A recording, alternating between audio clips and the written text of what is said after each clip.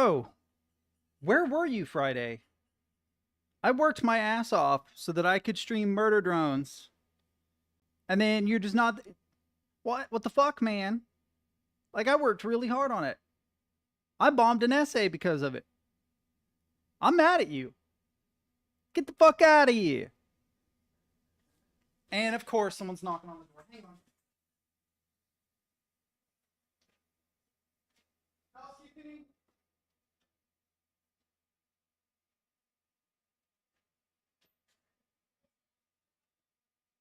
Uh,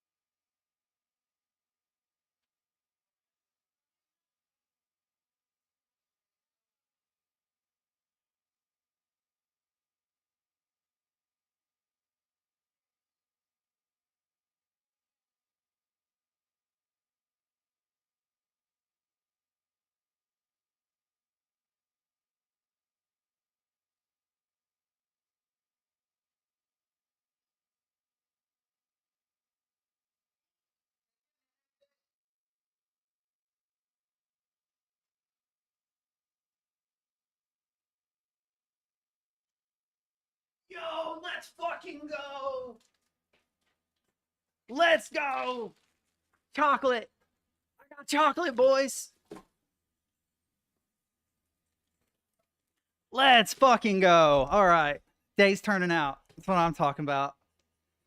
Like, man, I got a migraine. I bombed an essay, and they're like, hey, man, you want to buy some chocolate? And I'm like, bro, what's the best kind? And they're like, well, the caramel, but it's almost gone. So I got myself 3 caramel because it's the best. I know I probably wigged them out. I'm all jacked up on caffeine right now, but good kids. And then I got some of this what the fuck crisp. I think that just means crispy wafer, but I like to think that it says what the fuck crisp because that's funny. 3 of these, 4 of these. Yo, I got some almond because I fucking love almonds. Who doesn't like almonds? And they said that everybody hates dark chocolate, but I'm a fucking baller. Okay, so the dark chocolate's getting eaten first. I also have a pizza in the kitchen I need to slice up, but that's a task for another day.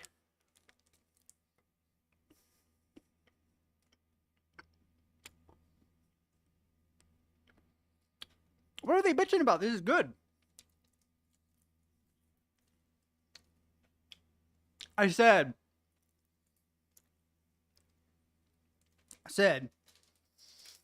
that I was going to try and wrap up homework so that if nothing else, we could catch the premiere of Murder Drones. And that if I wasn't able to wrap up by 6 o'clock, then it would be Monday. So I gave a conditional statement about if finish homework, Murder Drones. If no finish homework, no Murder Drones, right? Well, I finished homework mostly. And I was like, heck to the yes, I'm a little bit late, but we're going to watch some Murder Drones. It was like 6:13 or something when I streamed. And yeah, you never showed up, so no Murder Drones. We'll watch it today, but a little sad about it because I should have spent that time working on an essay I bombed this weekend. That's true. I wasn't lying about that. That's actually, I'm gonna fucking murder you, Nat. That Nat looks gigantic, by the way, but it's like the size of a pencil lead.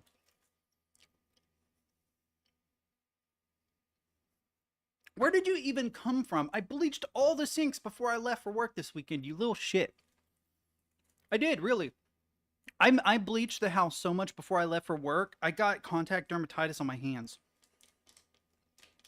Like legit. Fuck my hands up, chat. Cuz I'm sensitive to bleach. I can't have like prolonged exposure to it. It messes me up. But I noticed when I was clearing out my sink, like I had to do dishes, obviously, before I go to work, right? So I go to do dishes before work. And I saw some creepy crawlies down in, not in the sink, but in the drain. And there were a bunch of like flies and gnats and shit. And I'm like, oh, I wonder if this is where it comes from. Now that makes me seem like I'm a gross person, but you have to understand it wasn't like a full gross sink. I'm the kind of guy that reuses the same fucking plate and the same cup all day long. I know a lot of people reach for like a new piece of dinnerware every time they go to eat or something. I'm not that way. But every now and then I will have something that ends up in the sink and it stays there for like days sometimes because I'm just reusing the same plates. I never run out of anything because of that. So I bleached the shit out of everything. I mean, fucking everything. I fucking went scorched earth. Nope. No, I'm not having that. Not in my house. And I thought, all right, this is gonna be good. Then maybe that's where some of the like flies and gnats and shit are coming from. Well, fucking apparently not, because they're still here.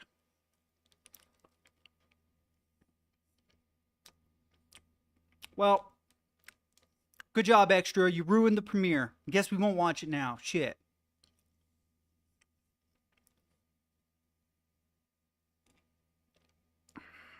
Oh, shit. Dark chocolate and coffee goes hella good together. Wow. I'm kidding. We'll still watch it.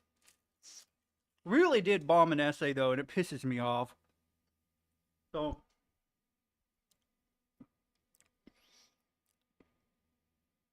I'm sorry if you have misophonia. I do. I cannot stand to hear people eat. And when I hear myself eat, I get grossed out even. I can't do it. I'm not that guy.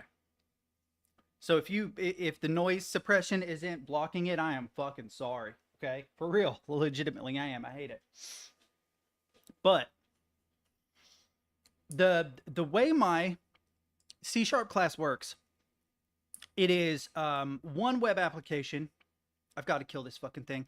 One web application to view like an overview of the course, right? I'm gonna fucking murder you. I hope you know. And another web app to, well, it's two fucking web apps. Everything is a web app now. Right, I have Blackboard to handle my courses, but I have MindTap to handle the specific C# course, and I didn't know that. So I didn't mean to like procrastinate. What ended up happening was it appeared on the surface that I had fewer assignments than I really did. Like I can actually kind of demonstrate what I mean with two fucking notepads. Hang on. Right? You know what? Let's use Notepad++, because otherwise I'm going to flashbang you guys. Yeah. Can I open you again? Will it let me open two instances of you? It will not. Shit. All right. Well, then two command lines, I guess, if it will let me do that. I've been using Linux all weekend, and I keep hitting like keyboard shortcuts and shit that are unique to Linux, and of course it doesn't do anything because I'm not on Linux. All right, so right, like let's assume that the Windows PowerShell is Blackboard. That's where I see all of my appointments, and the command prompt is MindTap or whatever other bullshit the college uses, right?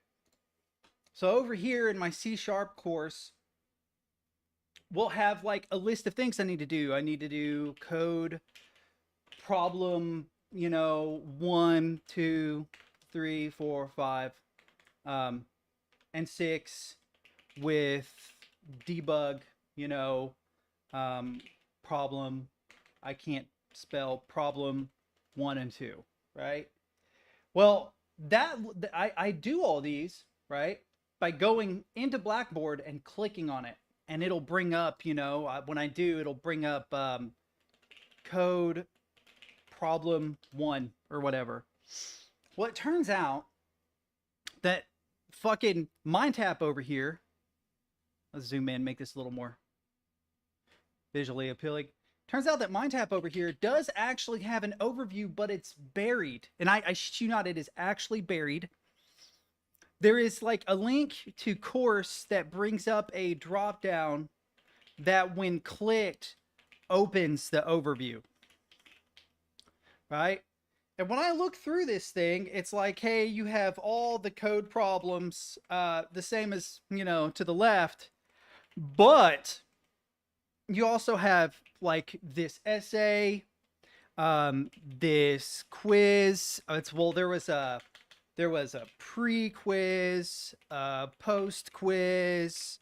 Well, I zoomed in so much, and just a whole bunch of other shit. So I didn't see any of this. I actually didn't, because I'd never used MindTap before. I've never used MindTap before, so I didn't understand how it worked. I didn't figure it out until Friday that, oh shit, there's like a whole bunch of extra stuff I haven't done because I've been working through Blackboard, which I had done with my previous coding course. And so I tried to play catch up, and I actually did manage to catch up everything except one essay for my C# course, which it's weird that we have a C#, an essay in a C# course in the first week, but okay, whatever. So they're like, look through these RSS feeds from Digital Trends, right? And write an essay about the article. That's what it says. I shit you not. That's exactly what it's, yeah, it loves this lamp. Hang on. I wonder if I can oh, I know what I can do. Hang on.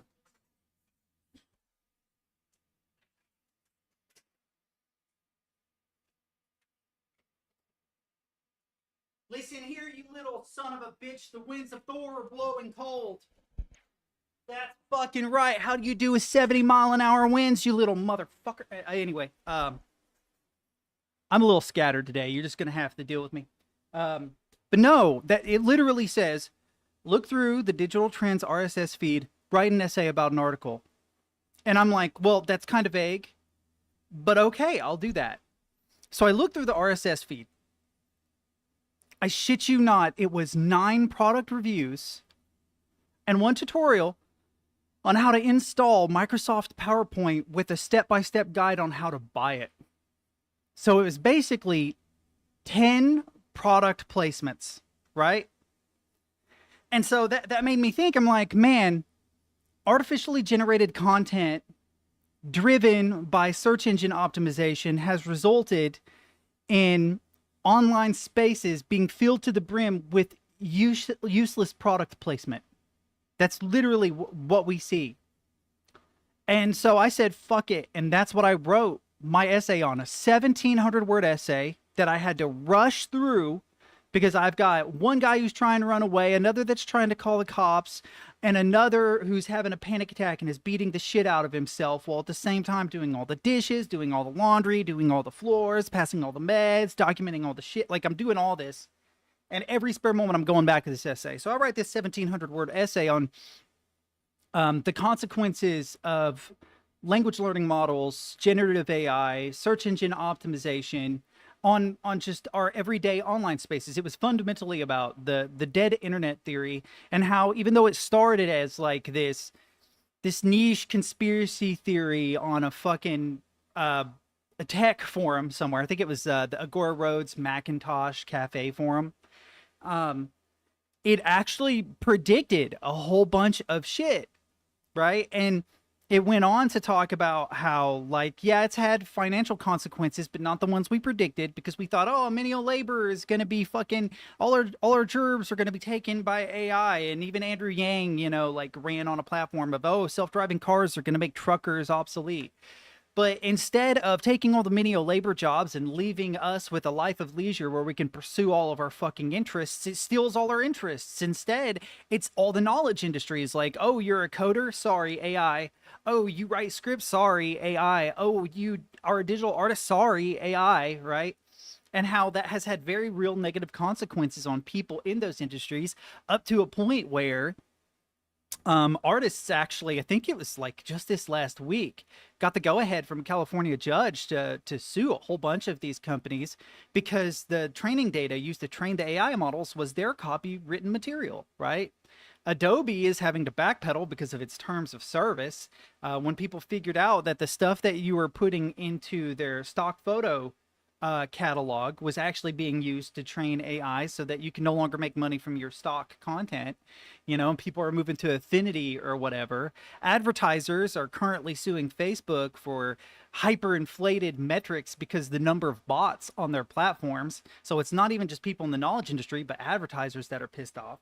But that the bigger problem with this like SEO driven generated AI bullshit is the absolute immense scale of disinformation that is capable with it, and that it doesn't even matter whether the disinformation exists. The existence of the LLMs and the generative AI models are enough.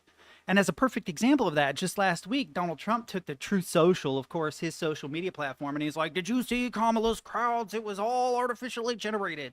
Even though experts at the University of Berkeley were like, no, actually, these are authentic. It's just weird lighting because it was a picture taken in a hangar. Distances aren't what they appear to be, so reflections on the plane aren't what are expected.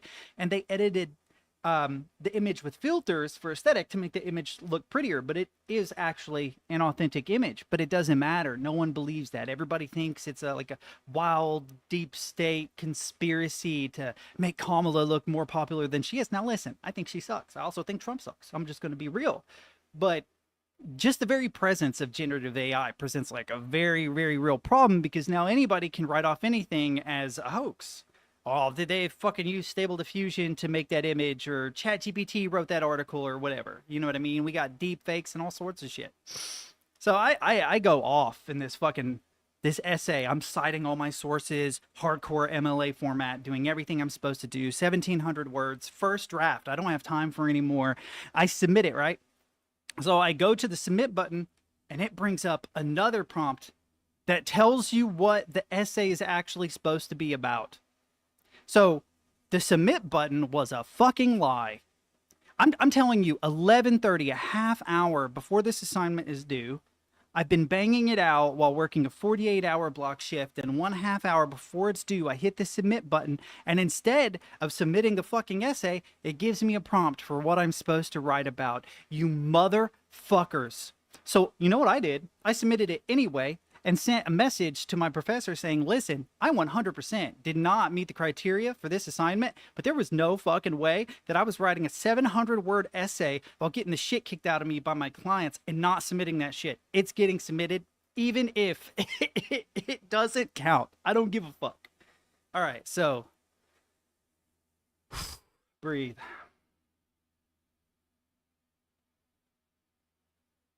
My grandma sold her house. She wants me to drive halfway across the country to drive her back here, even though she has nowhere to stay. And she wildly overestimates how far money goes because she was born in like 1924. Sorry, 1934, 1933. The wind.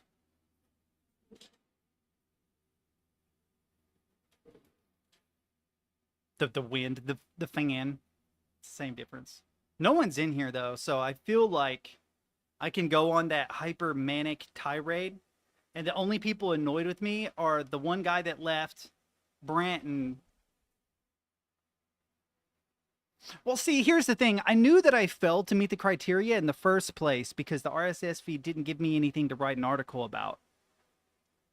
But it's doubly annoying when the actual prompt is something that maybe would have worked given what was in the RSS feed, but I didn't know because of how MindTap works. Now my professor probably thinks I'm a fucking I'm just insane. He thinks I'm insane because I always communicate with my professors. I always do.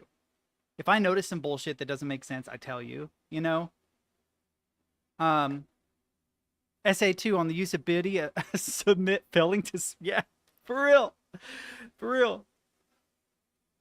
It would be so funny if the opening of an essay was, it's very obvious that whoever designed the web application on which I'm submitting this essay did not actually study in this course. For if they had, the submit button would mean to fucking submit, not to open another fucking iframe or whatever that has further information that should have been made up front in the first fucking place.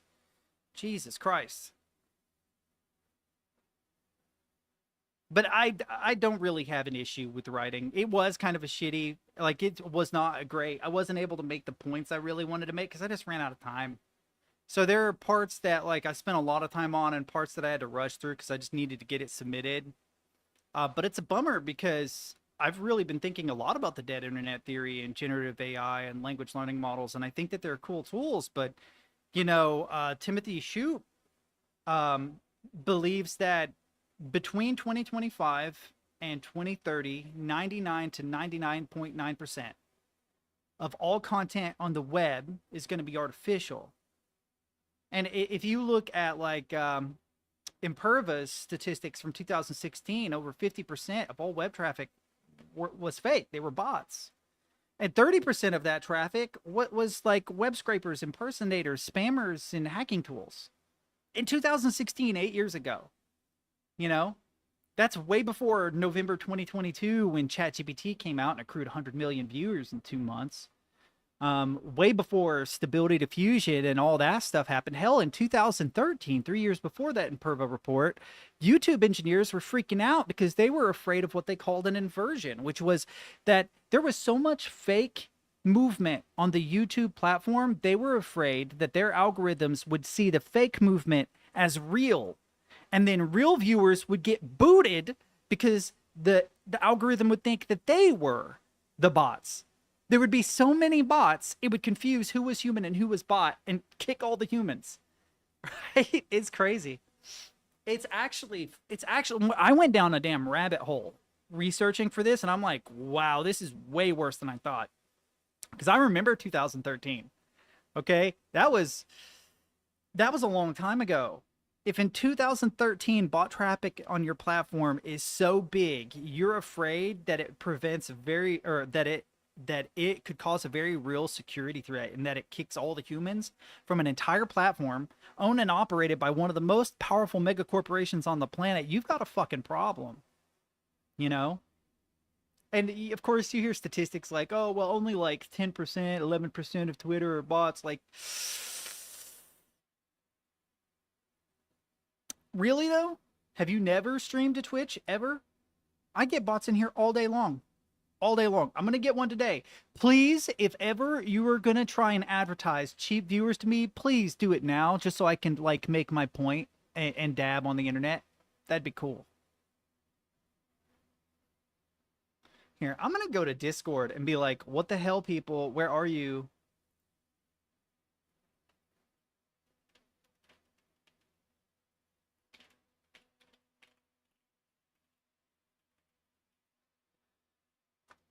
I have taken a lot of them, dude. I have taken a lot of computer courses, right? I got like my network certification, A+ certification and shit. Like I got all that stuff.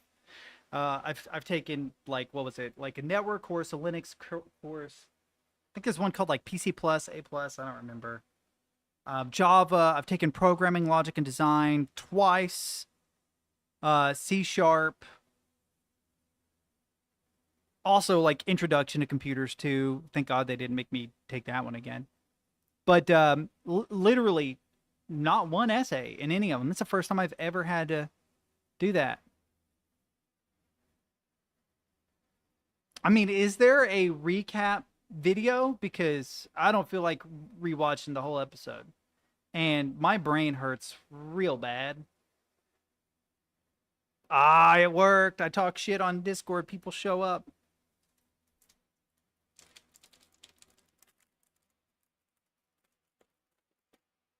I gave little kids money today.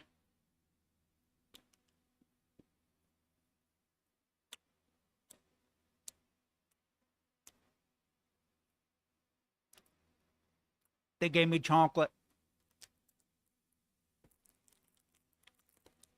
Ah.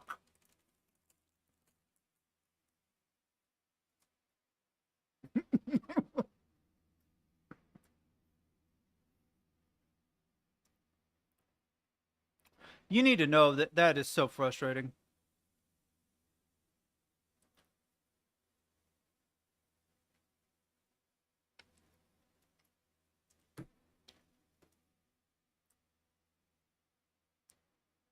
All right. Well, now that we're here, I just had chocolate, so I'm gonna go get a slice of pizza that I started cooking before the kids sold me chocolate. I'm gonna come back. I'm gonna try and unravel what happened in the last episode of Murder Drones, but it was so long ago, I don't remember. I mean, I kind of remember some things, but honestly, the time between each episode has made the vast majority of it a blur. It's yeah. Yeah, around here there's a lot of like not raffles, but like fundraising things where kids are like, we sell cookies or ice cream or whatever. And last year I gave them like $20 for chocolate. They knew, man. They came straight to me. They were like, "Hey, bro, you need any chocolate?" Hell yeah, I need some chocolate. What do you mean?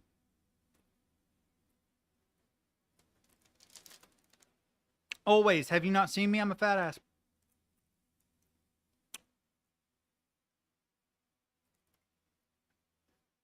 This is the what the fuck crisp kind.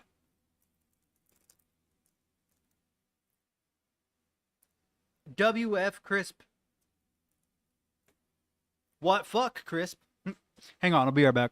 Sashimi. Ooh, I could get more coffee.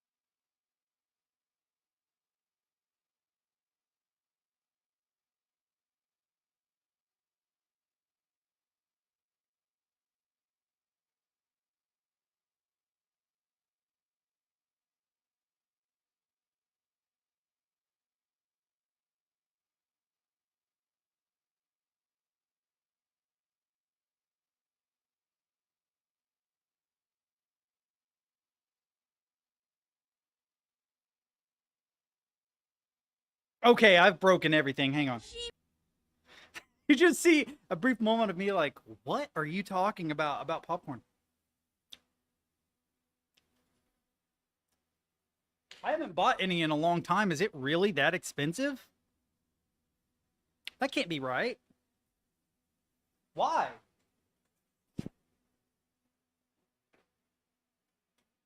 I mean, it's dried corn kernels that you heat up with like bits of butter and salt.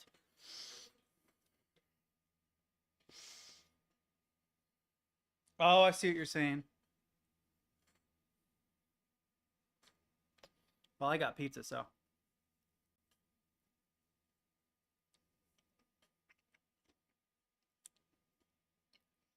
To be fair, this chocolate bar, $2. Is that expensive for a chocolate bar? Yes. The joy on the kids' eyes when I hand them a crisp 20, though, that shit's fucking priceless. That's not even a joke. It's true.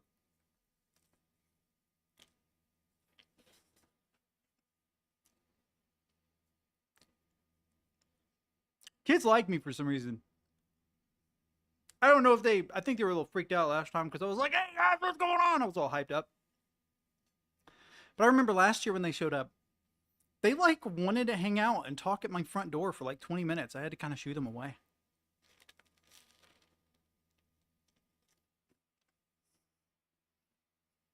All right.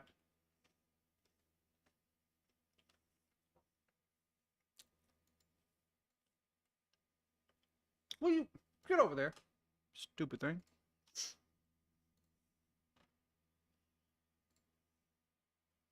Something is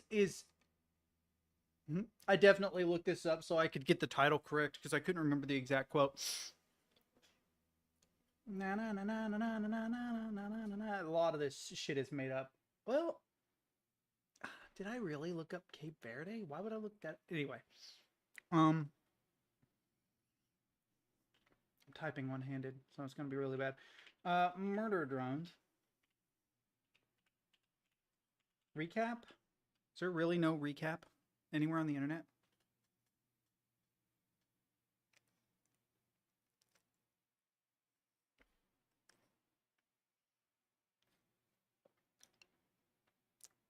Yeah, and what a lot of people don't know is that dark chocolate is probably the most expensive because chocolate itself takes so much to produce.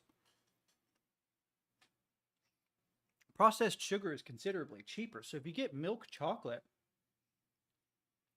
yeah, it tastes better, but it's technically less expensive. All right, what's my audio thing set to? The only thing it can be set to, I guess. Shit. All right, so what episode are we on exactly? 9?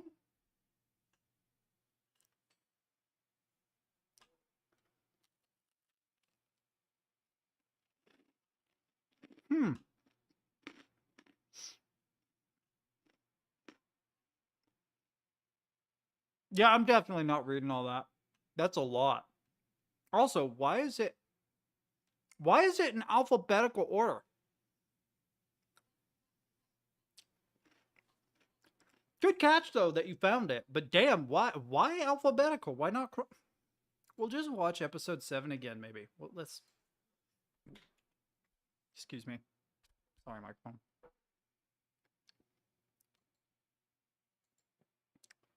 Oh yeah. Katie Hopkins, that crazy British lady. God. YouTube. You recommend shit that I actually would love to watch, and then a whole bunch of shit that I absolutely have no intention on ever watching ever. Like it. Gen Z has fucked up my YouTube recommendations. Okay, so hang on. So yeah, we haven't seen 8. All right, we're just gonna watch episode 7 again, and then 8, and then we'll move on to gaming or whatever. We can watch it at 2x speed. It'll be fine. Oh, is there not? Hang on.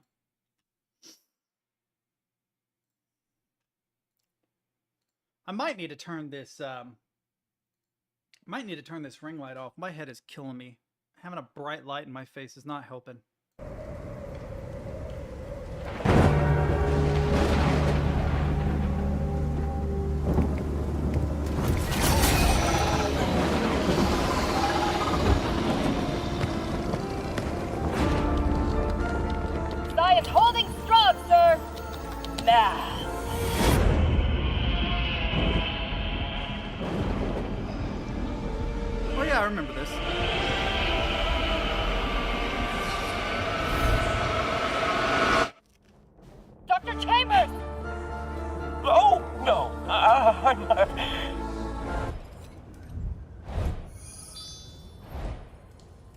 Is this guy important?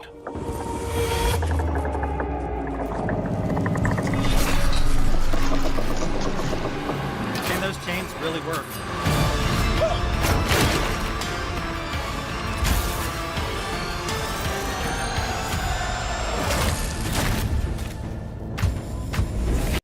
I didn't notice that the magnet they used to suck her down is a giant pentagram, like alluding to this being like a ritual. Like, ooh, we summon you, the devil, blah blah blah. Oh no, the devil's too powerful. Draw a line and salt, you know, kind of shit.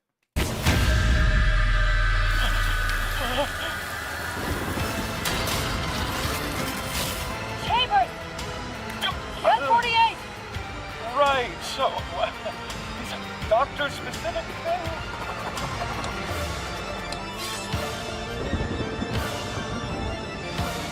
Because I'm on it!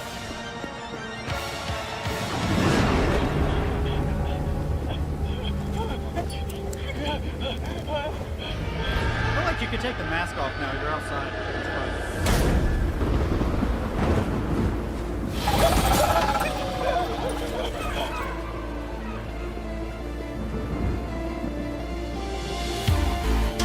The Robo-Raptors are cute.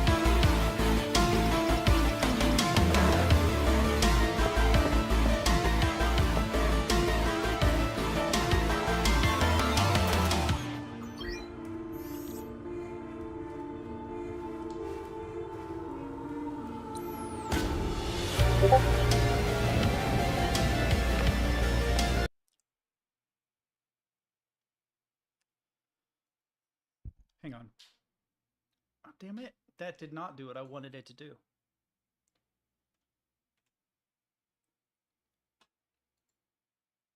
Oh, it did.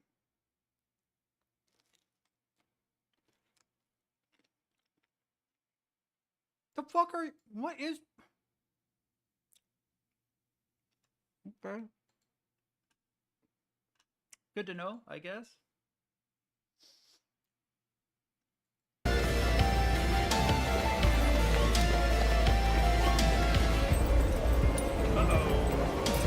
Three.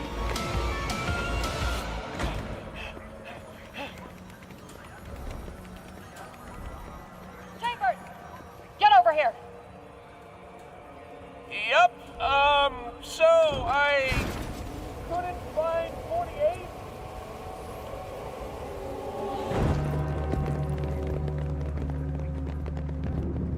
Whatever! Right. You're right. Come.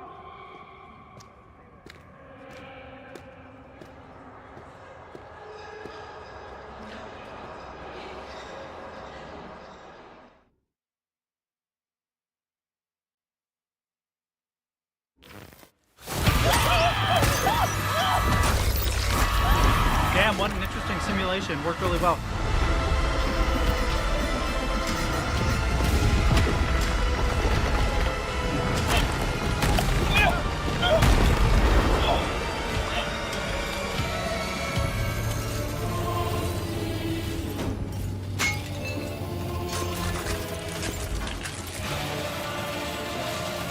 Thanks for the new host, intern.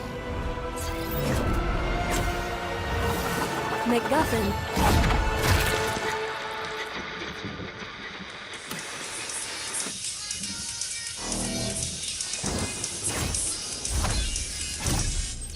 I hate pop punk. I'm just gonna say it. Pop punk is fucking banal.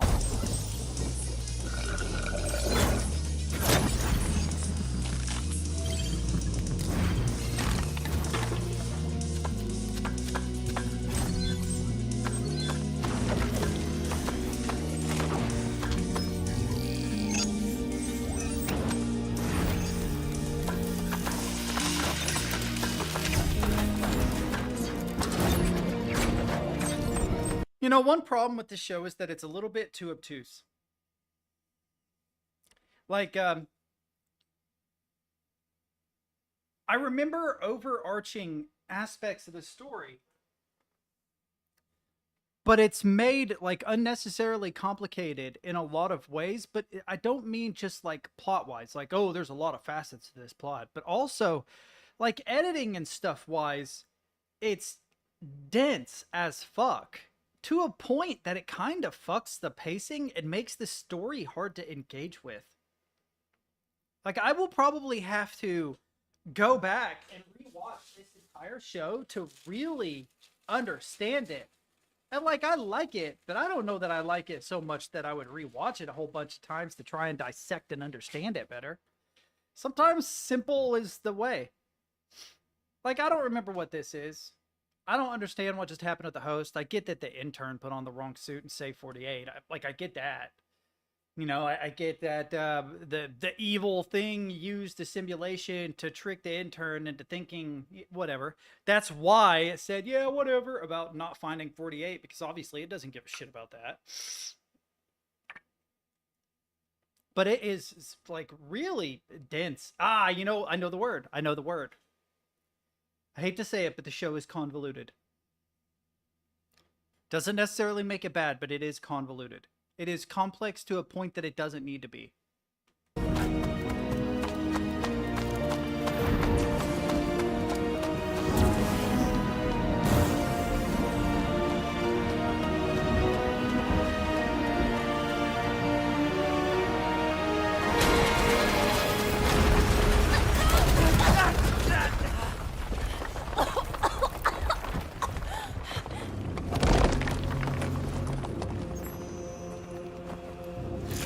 Also, am I going to get in trouble for watching this on Twitch? I just thought of that. Should I be on Discord doing this? My head hurts too much for me to really think too deeply about it. There's only 3 people here anyway. There's like no one in here. Same thing happened Friday night. Fuck it. I'm not monetizing any of this, so... Lucy! Use your solver! Ed! Watch it! I don't think I should. I'm sorry, Ed. Oh, no, it's okay, Uzi. I am so sorry. Enough, N. We'll say V after we finish here. Uzi, let's have you sit this one out, eh? Box over there. That looks like foxes, right? What? No, N. Uzi, there, might be some stuff down here that you don't want to see. Oh, what the hell is going on? Nothing! We don't know everything yet, but... we're not gonna hurt you, okay? Hurt me? Good choice of words, bro.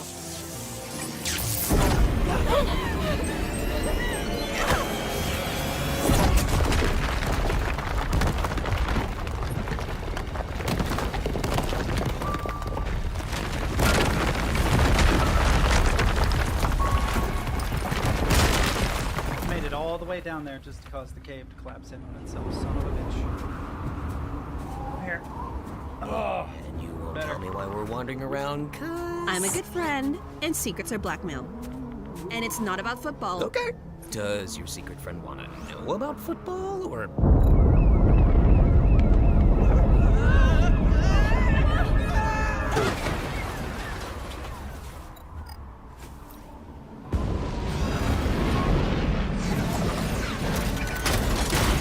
For the record, that like thing with your hand, that's like an old So is that surfer thing. related to the thing you're looking for? No. yeah, no it is. Tubular? I think is what that is. Tubular. It's like a surfer thing. Uzi! Uzi!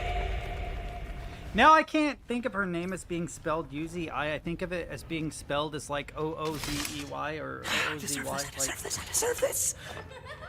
Like woozy, but oozy.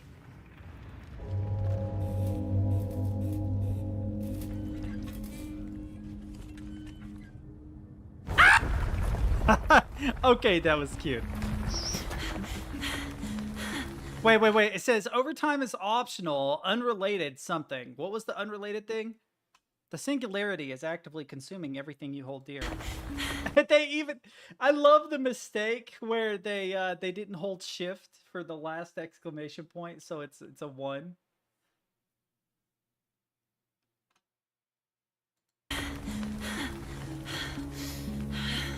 Due to a lack of progress in units. We read this last time, I remember.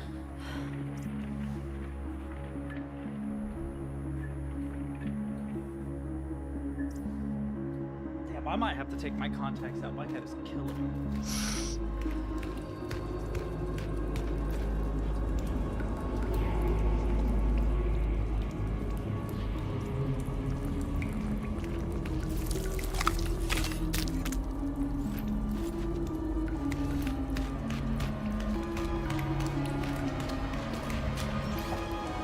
I missed you, Em.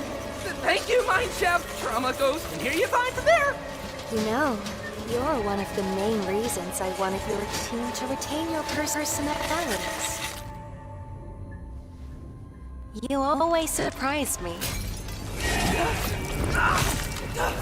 Loved doing anything.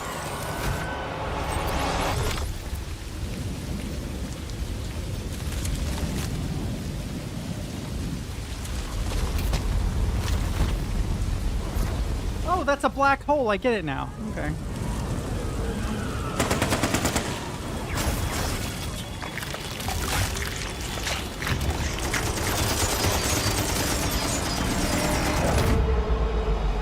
Oh yeah, that was very smart.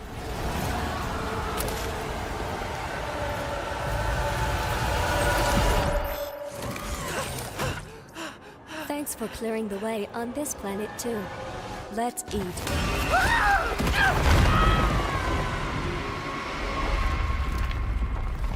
I've been watching murder drones for God, like months, man. Did you not know that?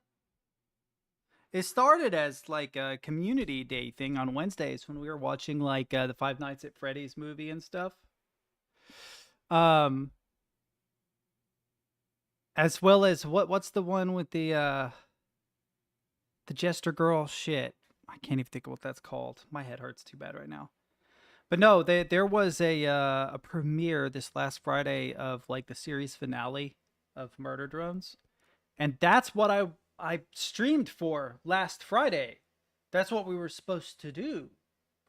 Digital Circus, thank you. Yes, I knew it was Circus something, but a certain someone in chat didn't fucking show up, so we ended up just chatting for a little bit, and I wrapped up the stream. Remember?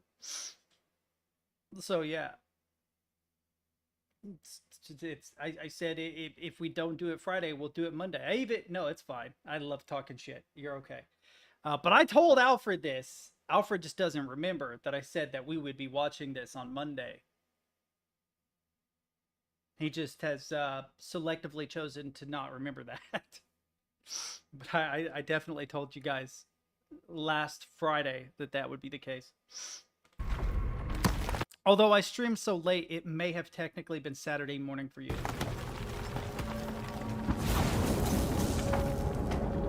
So we're going back. We're watching the previous episode. That's fair. If I watched me, I'd have it muted a lot more than that. But yeah, we're watching the episode before the last episode to contextualize what happens in the finale, because for one thing, the show is way complicated. Like, I don't think we can fairly call this a kid show. I have to be real. Like, I don't think we can. Like, sure, the art style, right? The art style is very kid show, and it doesn't sling the word fuck around a whole lot, which fair. But there's two reasons why I wouldn't just straight up call it a kid show, right? I'm not like trying to defend it either. I'm just thinking objectively here. One, there is a lot of fucking murder, like an obscene amount of dismemberment and murder. We kind of let it slide because robots or whatever. I don't know what the style's called. But the other thing is that, and I don't think that this is a good thing. I actually think this is a detractor of the show. It is complicated as fuck. It is actually too complicated. Like it's so multifaceted and convoluted and so full of Easter eggs that it's difficult to glean the overarching plot. Like, it really is hard. You'd have to like go back and rewatch all these episodes probably like 5 or 6 times and take notes to understand. There is no way that like a child like if you were like 7 or 8 and you watch this show, you'd be like, ooh, cool visuals, oh, so and so got murdered, but that would be about it. You're not gonna understand a lot of like, because there's like shit tons of metaphors and little Easter eggs, and the plot isn't even like, it doesn't even feel like a single plot. Like, it is, but it feels like 30 subplots that together make a plot. So the plot is a fucking rope instead of a thread. It's wild. It actually is almost too much. And normally I wouldn't complain about that, but my head hurts and like my brain is trying really hard to piece together all the pieces I remember, and I am struggling, boys. I'm putting the square block in the circle hole and the circle block in the square hole. It's just not. It was a good idea to go back and rewatch the previous episode because it is so complicated. I have no idea what the art style is called, but it's the same artist as Digital Circus, right? They're doing Digital Circus too. I like Digital Circus better. I'm gonna be real. I think Digital Circus is a more fun show. Also, a lot more straightforward plot. It's basically an isekai or whatever style plot. Like, take a regular person, put them in extraordinary circumstances, and watch. I don't care enough to watch theory videos. I know that probably hurts to say, but I don't care enough. This is not a show I like so much that I want to go like really, really deep into the lore and stuff. It's a good show, but it's not like my favorite or anything. You know? I have definitely watched theory videos on certain shows, especially if they have like a really big, like a long time frame of lore. For example, Halo, right?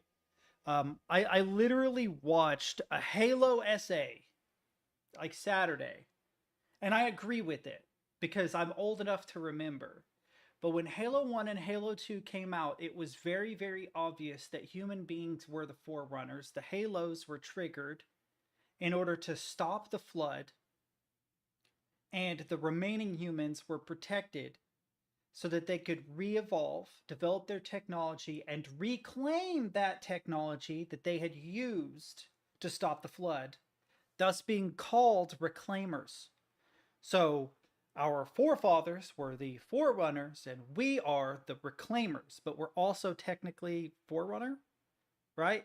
Not all forerunners are reclaimers, but all reclaimers are forerunners. And they retconned all that in Halo 4, and like forerunners became a separate race, and there was a whole backstory where like the what were they called? The predecessors, the elders, the forebears, or whatever, before even the forerunners, were like, yeah, the forerunners are kind of dicks. We're gonna give humans like the mantle, and we're just gonna bounce out of this reality. And the forerunners were like, oh, I'm so jealous. Oh, I'm so we're gonna trigger the Halos, you know, and kill humanity and blah blah blah. When the reason why they hated humanity was because humanity was supposedly like killing a whole bunch of forerunners, but the truth was we were being chased by the flood, and every time we came across a planet that was infected, we glassed the whole planet, not because we were evil dicks, but because we were actually trying to save those species. Most of them were interstellar species, right? Which is still a cool story. Not as cool as us being the reclaimers and the forerunners. They fucking totally retconned all that shit. And I completely understand that if you're like a new Halo fan, you might hate that. Like, no, 343 is right. It's all the fucking guilty spark was you know, he was just a mistake and he had rampancy or what else. Like, no, motherfucker, he was right about everything except the one thing you want to argue against. We were the they changed the plot later, is what they did. They retconned it. But I care about that because when I played the first Halo, I was like 12 or 13. Like, I was a kid, right? So I've lived with that for 24 years or something. Yeah, 24, 25 years. So if I were like 12 or 13 and I were watching Murder Drones, and then later on I was like 30 and I was going back through it and we're on like season 18 or whatever, I would start watching theory videos, but it's not, you know, it's not that, I'm not that passionate about the show. The keyboard hobby has come a long way for us to get to where Wait, we are. what Always is this? Keychron and I'm not QWERTY gonna watch this whole thing. We're gonna go back to the show, but I is am holding curious down the what's going fort. on. But I guess you already knew that, huh? In the early 2010s, a time when Cherry still held the MX switch pattern, a number of individuals over in South Korea had already started exploring custom keyboards, CNC'd aluminium chassis and custom keycaps, while the rest of us were still typing away on our Razer keyboards. So today, I'd like to take you all back to school, help you get that doctorate degree by looking at how this god-forbidden hobby really started, and how the Eastern keyboard scene led us to where we are today. Doing so Okay. Here's what I gotta say. Alfred has no right to passively aggressively judge Murder Drones for being a kid's show when he unironically watches 11-minute long lore videos on keyboard hobbies. Like, there's only 2 people, according to Restream, in the chat right now, and you're both fucking nerds. Totally different kinds of nerds. I would argue that technically Stid is a geek and Extra is a nerd, because Extra is more like pop culture and Stid is more like technology. I know stuff, but still, you should both be ashamed. You should both just be terribly, terribly ashamed. Go touch grass.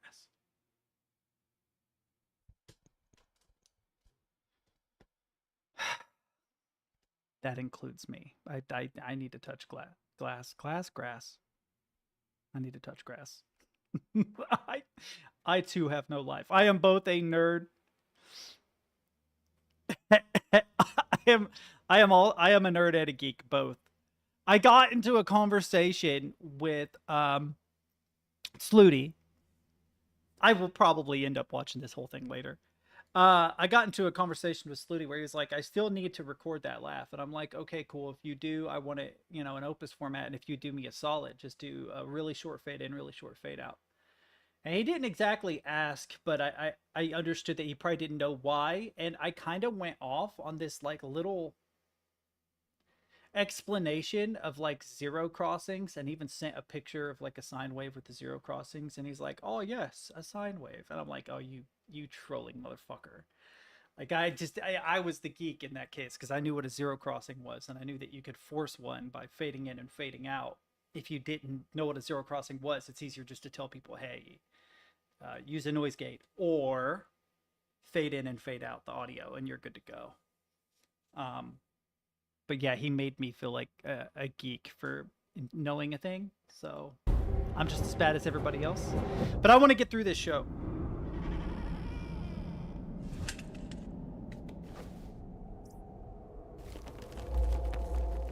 To be fair, like,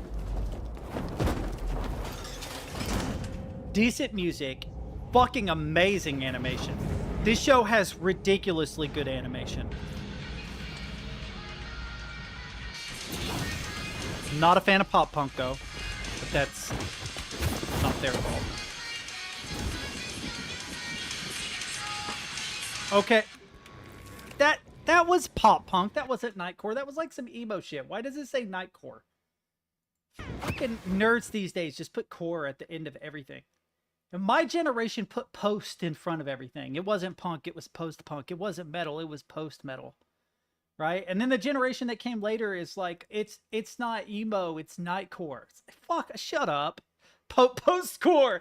Dude, we got a new genre, let's go. Yeah, bro, I make post-core music, man.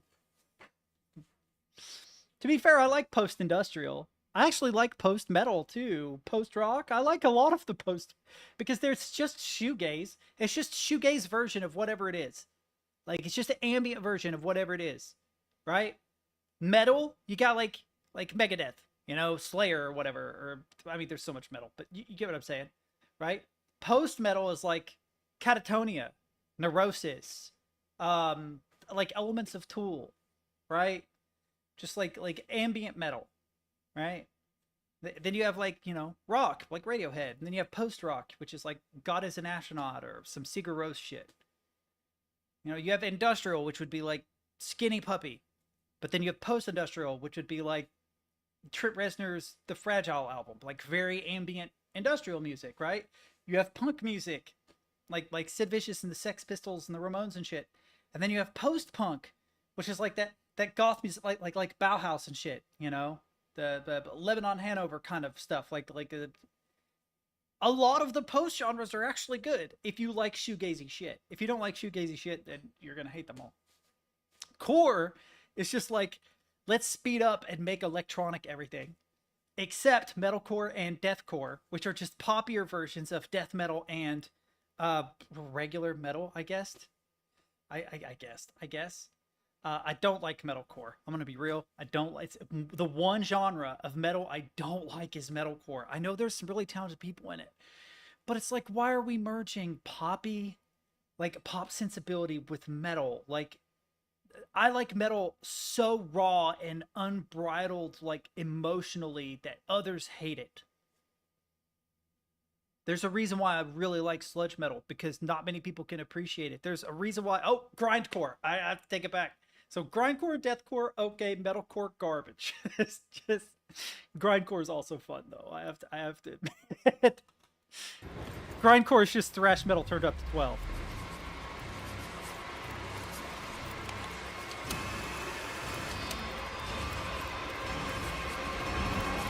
I make post music.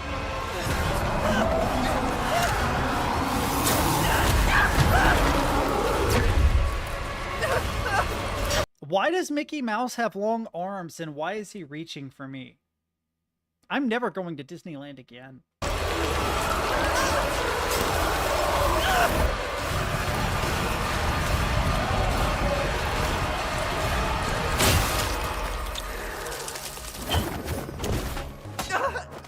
Why sin after her own murder pet?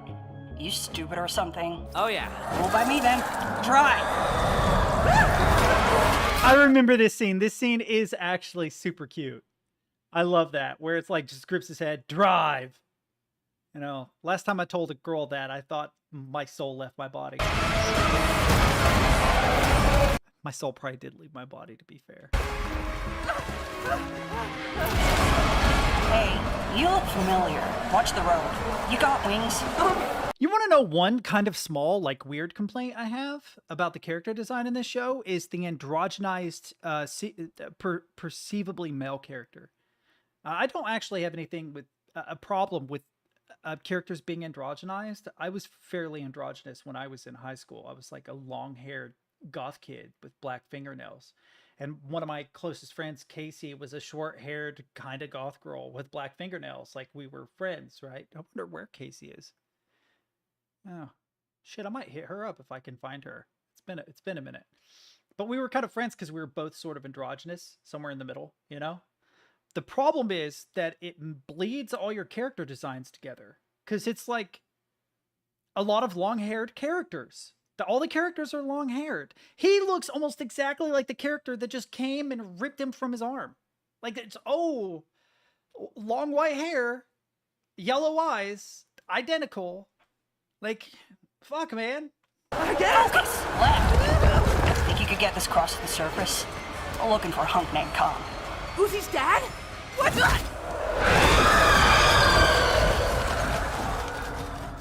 I still haven't played Deep Rock Galactic, and I missed the boat on Helldivers. So, how do we... Can't her hands be guns? Kick also. Yeah. Nailed it. Nailed it.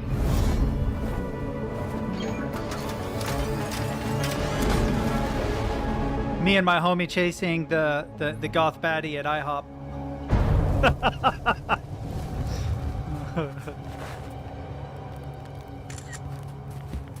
Part two-way. Check the perimeter.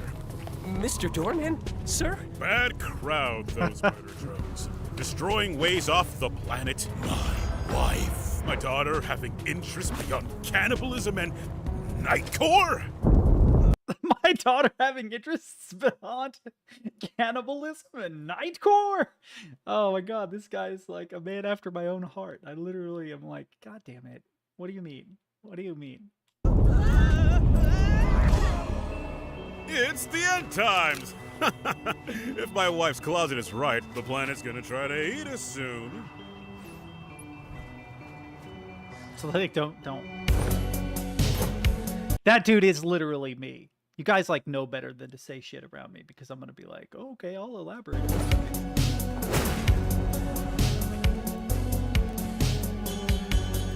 Like the Nightcore stuff is kind of annoying in the show, but this part of the soundtrack is solid. It's not bad at all.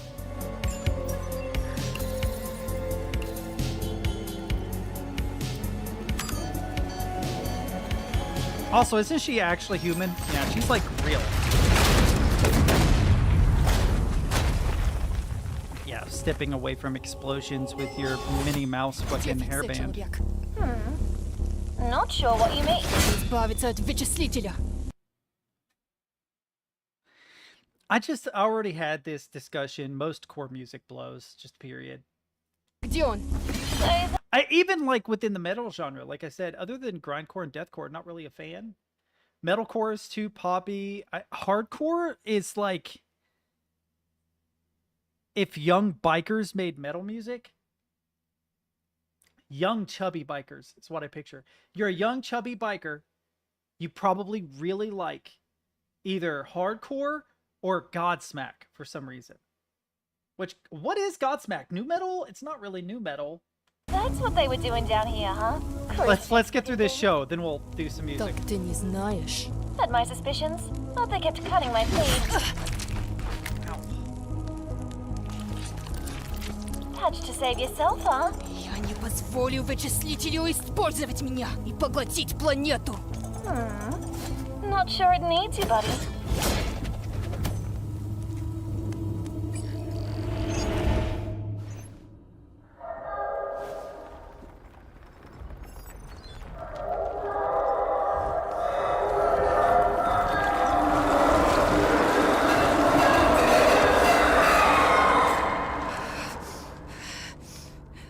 Almost exactly how it went down at IHOP.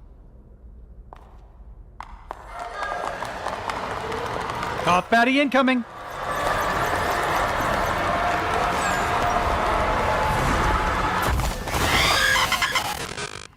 Yep. Thanks for the new host, intern. Wait. Double down on what recall?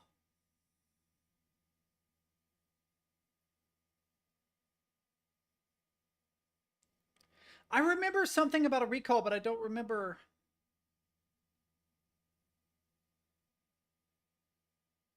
My head hurts.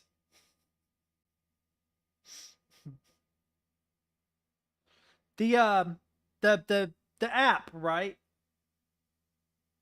There was something about. Okay, so hang on.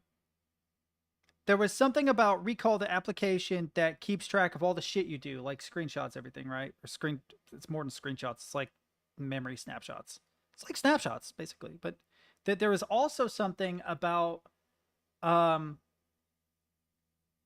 pulling Windows 10 stuff off the market, like completely. I don't remember what that was. So I wasn't sure what you were talking about. Recall's that stupid app in Windows 11, though, that takes snapshots, right? That's what you're talking about. You're not talking about them pulling Windows 10 stuff off the market. Because there was also something about that. Oh, I remember what it was. They're making it harder. They're making it harder for you to install Windows 11 on hardware that doesn't have the hardware specifications they want. That's what it was. They've literally made changes to Windows 11 to make it harder to install on machines without TPM. But worse than that, they're phasing out the control panel. That's what I was thinking of. That is bullshit. I'm a control panel purist. I fucking hate settings. Settings is garbage. You had better give me the ability to do all my shit in settings. I swear to God, if you get rid of control panel just to have fucking settings with the way it is now, I really will have to go to Linux permanently, man. I can't. I'm sorry, but it's garbage. Settings is garbage, Microsoft. Why are your products so fucking dumb? Yeah, here's the thing, though. I'm kind of glad that Microsoft is fucking up so bad. Dude, I'm kind of glad that Microsoft is fucking up so bad. Because what's going to happen is the same thing that happened like with Unity, right? People who know anything about computers, yeah, they're getting rid of it extra. Not past tense, not they have gotten rid of it, but they will, which is future tense. In the future, they plan on getting rid of it. Yeah. So yeah, congratulations, you have control panel now, but for how long? That's the problem, right? But they're making so much crazy shit like recall that tracks everything you fucking do, advertisements built into the operating system everywhere, which is exactly what the fucking essay I wrote was about. That kind of shit. Sponsored content everywhere. Just gotta squeeze information. You want to know something interesting? Have you ever been into a grocery store and noticed that they have those like those video advertisements on like the freezers and shit? You ever notice that? You want to know something weird? You know they have webcams in them? Did you know that they use machine learning, right? They take a snapshot of your face and they look at how your face reacts to the content in the video in order to better cater advertising to people. Did you know that? They're effectively collecting biometric data on you without your permission in order to better sell you shit you don't need. Right? No, there's no doubt to it. That's what they're doing. That is what they're doing. There are patents and stuff that you could read that will show you, yes, in fact, that is what they're doing. So what basically, Jude, yes, we do. They're getting more and more prevalent in the United States. It took them longer to get into rural America than urban areas. I saw them in urban areas like in Dallas, Lexington, Atlanta, and places like that, probably like a decade ago. But here recently, ads on freezers are a fucking thing. You'll walk into like a Kroger or a Walmart and there will be a video like, hey, would you like to buy blah, blah, blah, blah, blah.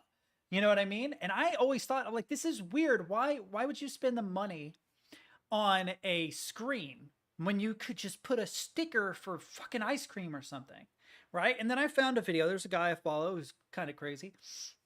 He was like, hey, did you know that they had webcams and they use machine learning to evaluate your face whenever you look at the ad to determine how effective the ad is and then use that to generate better ads in the future? So they're using us as generative AI, right? What they're doing is they're collecting a massive amount of data on us, and the success of particular pieces of data tells them how to better cater the ads towards us. And they can literally have generative AI do that in mass. Like they can create a bajillion different versions of ads super easily with like almost no work. And then just eliminate all the versions of those ads that don't work really well.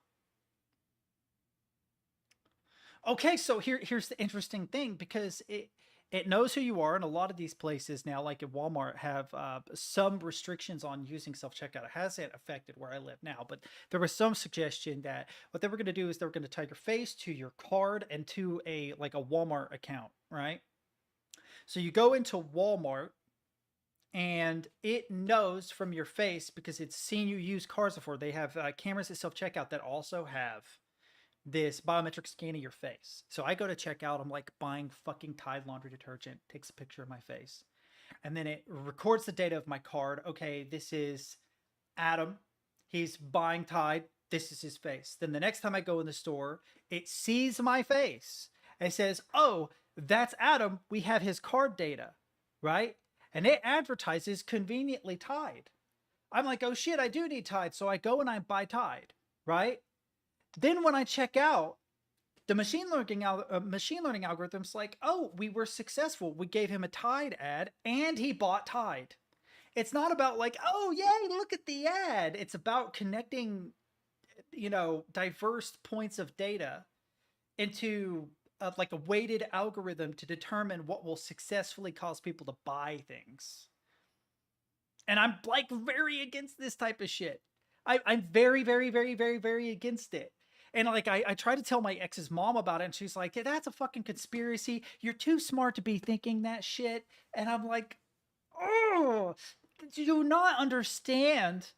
Do you not understand that what you just said contradicted yourself, right? You're too smart to believe that shit. So what you're saying is you recognize that I'm intelligent, that I have years of experience in the tech field, not necessarily working, but doing diverse things in the tech field, right? Like I'm not a master programmer or anything, but I did study information security. I have the fundamentals of programming. I obviously have a lot of tech literacy. I repair hardware, and you know what I mean? Like, and I'm also, right, fairly politically savvy, and yet for some reason you think that I'm wrong about this, even though there are articles about people getting locked out of their smart houses because of things they said on the internet.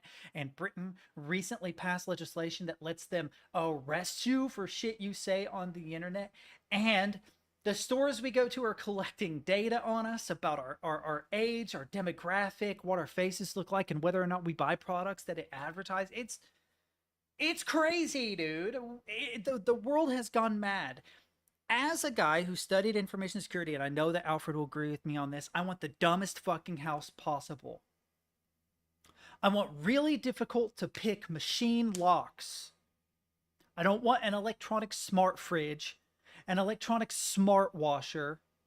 Fuck, I will just keep a notepad, thank you, for any information I want to write that I want to keep private. I will use pen and paper. No thanks. Right? Our fucking keyboards, Gboard, is stealing all of your fucking personal data. The internet is filled with nothing. It's all generative bullshit. I mean, you can literally picture the internet as an endless frozen tundra filled to the brim with lifeless corpses. And we're, the human population, the huddled masses, warming ourselves by the fire that is the mega corporations of fucking Meta and Google and Microsoft. Because where do we congregate? We congregate on Instagram and Facebook and YouTube. And thank God for Discord. Discord is one of the few kind of sort of decentralized ways that we actually interact with one another. Right? Like, I have ranted all day today. Today is a rant day, apparently. It's a rant day, apparently. But it's starting to bother me. Like, no, but here's what I mean, though, right? When you look at something like Facebook, you are publicly available to everyone else that is on Facebook. They can look you up, they can glean your information, right? On Discord, I suppose it's possible if they have your username, but generally it is isolated groups around related interests. No, yeah, the network itself isn't decentralized. And I'm glad that you said that, because literally as soon as it left my mouth, I'm like, oh, I shouldn't have used the word decentralized because that's not actually what I mean. So you making me clarify was smart, because yeah, that's not what I meant. I just meant that it's a lot less public. You can still glean a lot of the information, but yeah, I'm gonna kiss your ass really quick. But yeah, man, I don't know. I'm gonna start becoming pen pals with people and sending letters via carrier pigeon, a really smart pigeon that doesn't trust the government.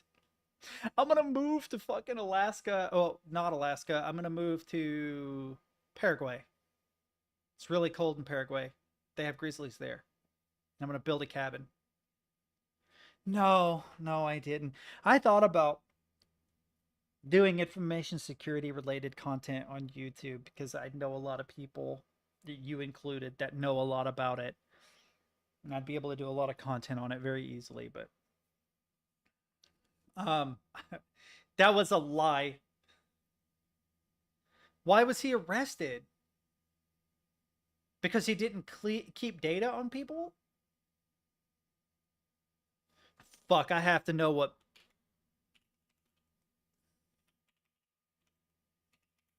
Oh, oops.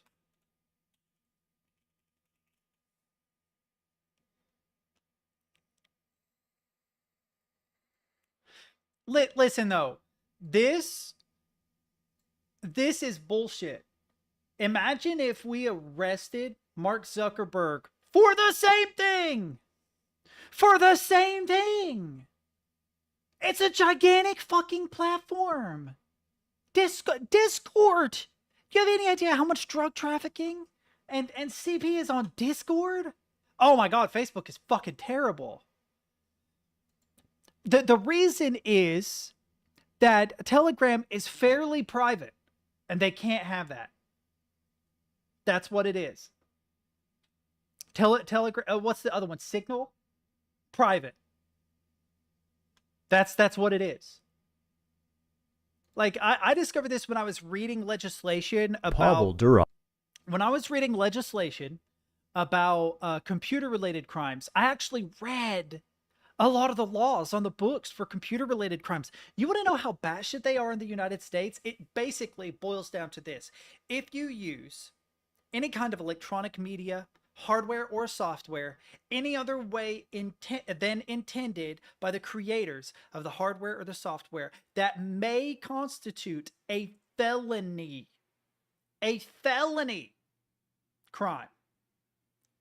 Now, why would they word it so vague? Why would they make it so vague like that? Well, it makes it super easy to target fucking anybody you want to target that does anything electronically, which, hello, since the mobile phone revolution is everyone. All of us. There isn't a single person in chat right now. There's not a single person that follows me on Twitch that isn't a felon. Oh, you pirated Photoshop? Believe it or not, straight to jail. Oh, you watched movies and television shows from streamers, watching them on Twitch? Guess what? Straight to jail. It's... Yeah, right? Like, that's the thing. We have all done shit that would get us into real trouble, even though realistically, it's all fucking harmless. It's all harmless. And you want to know why? Because technology moves so quickly. This is part of it. Technology moves so quickly, it's almost impossible to legislate, because by the time you go through all the trouble of legislating it, of coming to an agreement about what to do about a thing, everything has changed so much that it no longer applies. So instead, you make blanket laws. You're like, well, we have to cover all the fucking possibilities, you know? Man, that's here. Yeah, I am actually going to watch this. It's only 4 minutes is long. One of the most interesting men in the world. He has a net worth of $15 billion, yet owns no assets. He's fathered over 100 kids, yet never had relations with the mothers. He created VK in Russia and trolled government officials, and even his hairline unreceded out of respect. But his greatest achievement is the creation of Telegram, a social platform with over 1 billion users that doesn't run ads, has only 30 employees, and is engineered to be extremely annoying to anyone who glows in the dark. He once said, to be truly free, you should be ready to risk everything for freedom. Well, yesterday, that risk was realized when he was arrested in France and is now facing up to 20 years in prison, with potential charges for money laundering, fraud, sanctions evadement, for doing terrorisms, and the list goes on. But yeah, did you notice that it didn't mention the CP thing? Because that's probably the one thing that can't stick. There's a lot more to the story, so today we'll find out how Telegram actually works, compare it to other encrypted messaging apps like Signal to find out if Telegram is good or evil. What wasn't Signal? Like, I want to say the United States government had a warrant for Signal where they're like, you have to give us all the relevant data on this thing. And they're like, yeah, sure. And they sent them the relevant data and it was almost completely empty. It was like 2 lines. And the government was like, no, we need more information in this. And they're like, well, you're shit out of luck because we don't keep any more information than this. We don't spy on our users. It is August 25th, 2024, and you're watching The Code Report. Pavel Durov is Russian-born, but he's also a citizen of the UAE in France. I don't know what his play was with becoming a French citizen, but it gave France the justification to arrest, imprison, and potentially guillotine him. But what did he actually do that was so bad? Well, according to the French, they're mad because of a, quote, lack of moderation and cooperation with law enforcement. In addition, Telegram's use of disposable phone numbers facilitates cryptocurrency transfers that cannot be monitored by authorities. And Oh, I didn't know that. So new money laundering update, in case you didn't know. That's cool. Telegram even has its own token that's been tanking after the arrest. It sounds a lot like the Silk Road, What do you mean by post-quantum? Is that a new genre of music I don't know about? which got its founder Ross Ulbricht 2 life sentences without parole. But I've been a Telegram user Wait. and Telegram even has its own token that's been tanking after the arrest. It sounds a lot like the Silk Road. Yeah, I knew what you meant. But I don't know what you mean by post-quantum computers. Quantum computing is a really good way to ensure encryption, but there are ways of defeating it as well. I've read proof of concepts. Which got its founder Ross Ulbricht 2 life sentences without parole. But I've been a Telegram user for many years and have never personally seen any illegal activity take place there. It's just the only social platform you can get unfiltered, uncensored information, like the truth about wars and the shape of the planet, without the mainstream narrative and infantile warning labels. But Telegram is not totally uncensored. If you download it from the Apple or Google app stores, they're required to censor a large amount of content. That's why you should only ever download it from telegram.org, and many of their applications are open sourced as well. But how do the authorities even know about all this illegal stuff if everything on Telegram is encrypted? Well, actually... Wait. Can we talk about how stupid this stock footage is? So you have a giant fucking projector screen on the back. You have all these people working for you with dual screen setups, right? There's 1, 2, 3, 4, 5, 6, 7, 8 screens, excluding the phone, on the screen right now. Right? Let's assume that they spend $100 per screen. Very, very cheap, right? So that's 1, 2, 3, 4, 5, 6, 7, $800 worth of screens. Gigantic projector, probably like another $1,000, right? You've got this fucking professional setup right here holding this. Bro couldn't afford a fucking Sony Alpha? Excuse me? You can afford all this. But you can't afford a fucking camera, like an actual real camera. Not even like a Razer Kio Pro. It's just some cheap fucking goddamn. Well, actually, most things that happen on Telegram are not encrypted. Well, encrypted, just not end-to-end encrypted. The most secure way to pass messages privately is to use end-to-end encryption, where the encryption and decryption happens on the user's device, as opposed to a centralized server not owned by the user. Even if the messages are stored in a centralized database, only the person with the key can read those messages, not the company hosting the database and not the authorities. The only way to read someone's messages is to physically hold them at gunpoint and make them open up their phone. This is how apps like Signal work, which has its own open source protocol and itself was recently banned in Russia. Now, Telegram does do end-to-end encryption for private chats, but everything else is public and encrypted on the server. And Telegram's protocol has received a fair amount of criticism from security researchers in the past. The reason the feds hate Telegram, though, is because its infrastructure is intentionally distributed across multiple countries. That means if an agent wants your data, they'll need to coordinate with multiple different legal systems, and even if they bust down the door and take the hard drive in Iowa, the data will be encrypted with the key stored in some other random country like Turkmenistan. And that was big part of the reason why Tor was such a pain in the ass for them for so long, but I'm pretty sure it's like completely and totally compromised at this point. But imagine that, like, you are distributing data all over the world to multiple governments that don't necessarily work with one another before you even get to the endpoint, right? So you have to be able to exploit the entire system in order to ascertain who that individual is using that connection at that time. And the Turkmenistanis might not be too keen to help us out because I'm pretty sure it is now. I would not trust the onion routing network at all anymore for privacy. Like if well, A, if you're a criminal, just fucking don't. But B, if you're like a reporter or something, and you're reporting on a whistleblower, you need to find a better solution, I think, because if they present like let's say we found out that like Kamala Harris like is secretly a serial killer and we got a whistleblower, bro, I would not, nope, I would not use the onion routing network to do any kind of communications, because that shit is definitely 100% completely and totally exploited at this point. I would not trust it even a little bit. You know, so anything important, yeah, anything like really illegal too. So actually, I take that back. If you're doing like crazy illegal shit, go ahead and use that exploited network. It's fine. You'll be fine. We've been bombing their country for the last 30 years. The authorities hate encryption so much that in the EU, they're trying to make end-to-end encryption illegal. Ylva Johansson, aka Big Sister, is one of the figures behind this push, but so far it's been unsuccessful. Encryption is their kryptonite. Things like hate speech have already been criminalized in many parts of Europe and the UK, but if a big They've really expanded what constitutes hate speech in Britain. Britain's kind of lost its mind right now. platform like Telegram doesn't cooperate, it becomes nearly impossible to enforce those laws. Well, one idea is to cut the head off the snake by arresting the CEO when he lands in his private jet and make him an offer he can't refuse. Either spend the next 20 years locked in a cage, or let us in the back door, then get back on your private jet and continue living your life as a prolific sperm donator. I don't know how things work in France, but the reality is that once the United States government goes after you, the chance of winning in court is less than 1%. That's why almost everyone in federal court pleads guilty. Even if you do win a case against the Fed, except that's circular reasoning, right? So the consequences are so dire that they offer you a plead bargain, which means that you plead guilty to a lesser crime in order to get a reduced sentence. And oftentimes when a person has like a choice between 20 years or life in prison, they will choose the 20 years over life in prison, even if they're not guilty.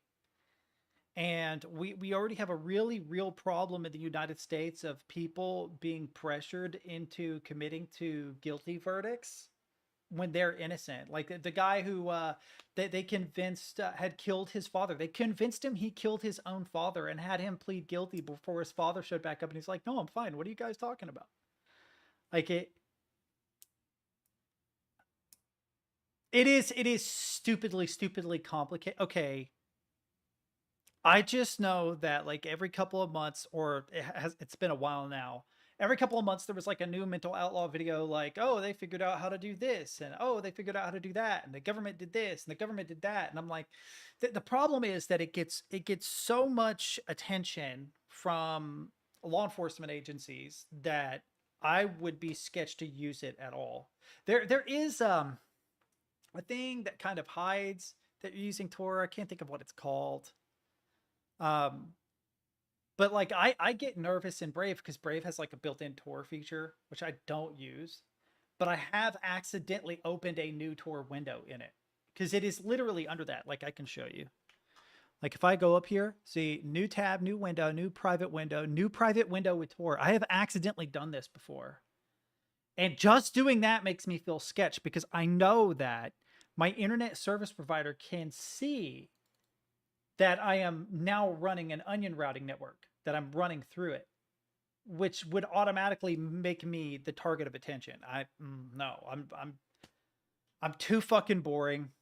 It just, yeah, I don't Feds, like billionaire Mike Lynch did a few weeks ago, they'll just Windows 11 turn on HARP to summon a freak Sharknado to take you out while you celebrate on your yacht. Either that, or it was just a crazy coincidence. At this point, nobody knows what's going to happen to Pavel Durov, but we'll soon find out if he's ready to risk everything. He's probably going to plead bargain, but then purposefully tank his own company. That's what I would do. Right? I would plead guilty to a lesser crime, give them access to that information, and then purposefully tank my own company. So even though they have access to that information, they have a very, very small time frame to do anything about it. Right? That's what I would do. So that alone would force them to focus on only the most important instance, like the most egregious shit would be what they'd have to focus on, because if they understood that he could just tank the whole thing, yeah, we wouldn't have Telegram anymore. Right? But the only people they'd go after are the people that probably need to actually be gone after, because there's not a big enough time window to catch every little petty criminal thing to become truly free. This has been the Code Report. Thanks for watching, and I will see you in the next. Dude, I'm gonna subscribe to this. That's actually useful as shit.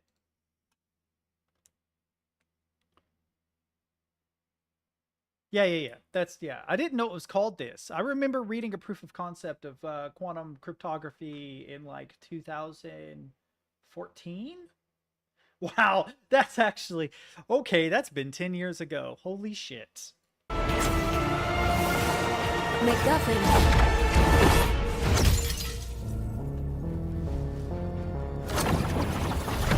Ow. What? In the silence.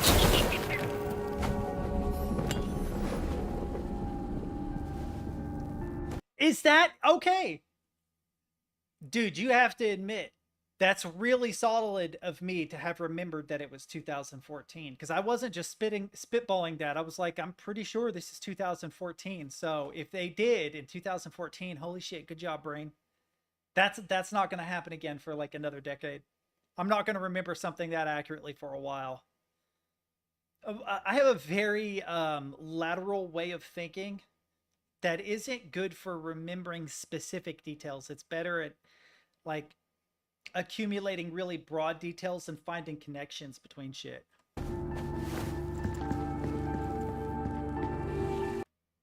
I mean, I'm going to be real. There is a reason.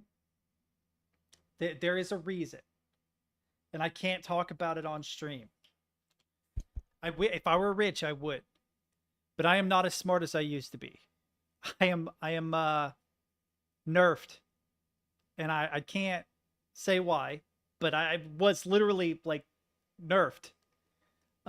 When I was a kid, the state that I was raised in, one of the largest states in the United States, did IQ testing. And I had the second highest IQ in the state of California for my age bracket at that time. There was only one other person in the state of California that received that test that had a higher IQ than me. And now that sounds like I'm blowing smoke up my own ass. I'm just saying, I used to be smart. I don't feel smart anymore at all. I feel very dumb compared to what I used to be. And it makes me sad to think about sometimes. I used to be kind of obscenely smart, and I'm not. I just remember some stuff. I run across people all the time that impress me with shit. Like, Brax's memory is insane. He could probably tell you verbatim what you said like 3 months ago. I mean, exactly the exact words you used and when you used it. His memory is nuts. And then when it comes to thinking outside of the box, like Stead has a way of conceptualizing things that annoys me a little bit because his brain doesn't really work the same way I do, but it impresses the shit out of me. I remember when we were trying to figure out the numbering system in that Riven game, and he fucking figured it out. And I had to like really sit through the steps to try and conceptualize what the fuck he was talking about. And then once I understood it, I'm like, oh my God, that makes so much sense. That makes so much sense. I can't believe I didn't think about it like that. Like, obviously it makes so much sense. And so like, I get really impressed with other people because I used to be that way. I don't feel that way anymore. I wish I could fix it. I used to have insanely fast reflexes, pick up on shit really quick, have an impeccable fucking memory, be able to make all sorts of really crazy connections most people can't make. And now I just have like a giant dictionary of useless info. That's not smart. I'm not actually smart. I just know a lot of stuff. There's a difference. Being smart is problem solving. Knowing a lot of stuff is mostly useless. Right? It does actually make me sad. Like, that is an authentic thing. I genuinely get like really depressed about it.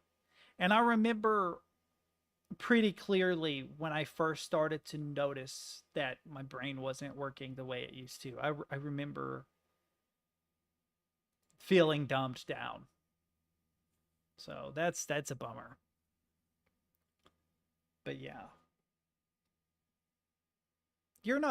You're also smart. You just haven't been around long enough to know what smart is. Really. You know what I mean? I think the problem solving apparatus is there. It's just not been solving problems long enough. I know that sounds weird, but it's true. Like, there is something to be said for experience. That's pretty much all I got now. It's just a lot of experience.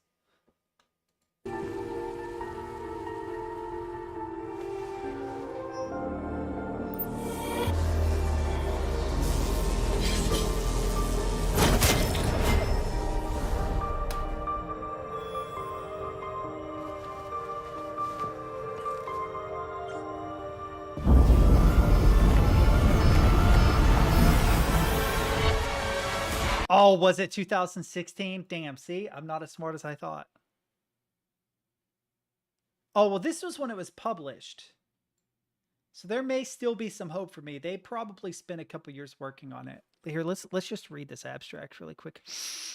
In recent years, there has been a substantial amount of research into quantum computers, machines to exploit quantum mechanical phenomena to solve mathematical problems that are difficult or intractable. I love that word, by the way. It's one of my favorites for conventional computers, which is actually legitimately accurate.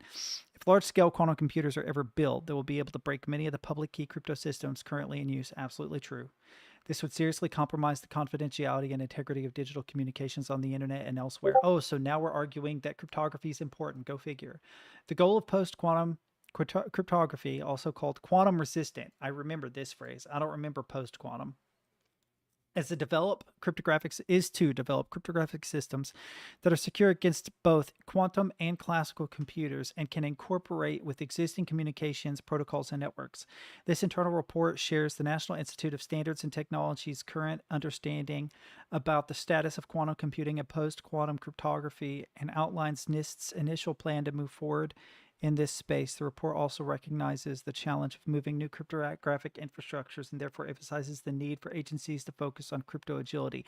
Yeah, it's actually, they were on top of it too. They probably should have started sooner than 2016, but this conclusion is absolutely right. They should have been working on improving their cryptographic systems and future-proofing themselves starting probably in like 2012.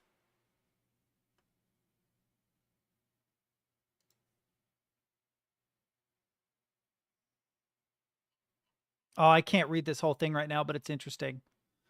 I'm going to keep these. So did you just go to the NIST website or did you Google this shit?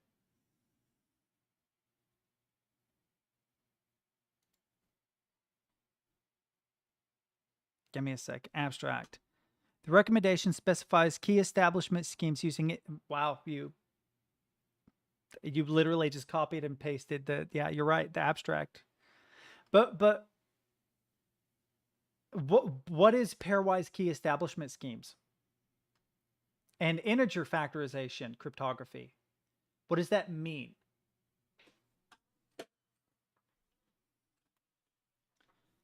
I know what they mean separately. I don't know what they mean all together. Actually, pairwise key establishment, I think I do know what that is. I don't know what they mean by integer factorization cryptography, though. Shared secrets, right. That's the pairwise part. But what's the integer factorization part? That's the part I don't understand. How do you...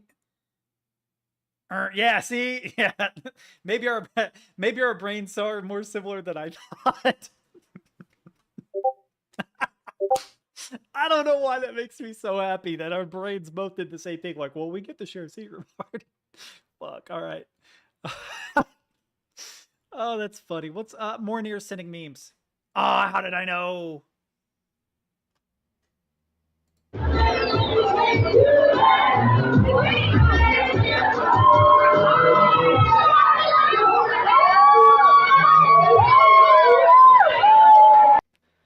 I have no idea what that's about, but okay. I sent this to Mornier. No way it's actually written like that in German. Ist es over for mich? And then the top comment really was just a dude saying yeah. Yes. So good. Oh. Then the planet kind of... No, I probably would actually read that, just not right now. My head is killing me. half imploded anyway. Humans all... Let's get through this show, okay? We've only got, like, 10 minutes. Then we gotta watch the next episode. Brain scrambled enough to have a kid, and the rest is dumb, stupid history. Stop that. Now the Solver's found its way back to finish the job. Who's its host? Like, who's he? And red-eyed... Yeah, this kid, I know, dummy. Which one was just trying to eat us?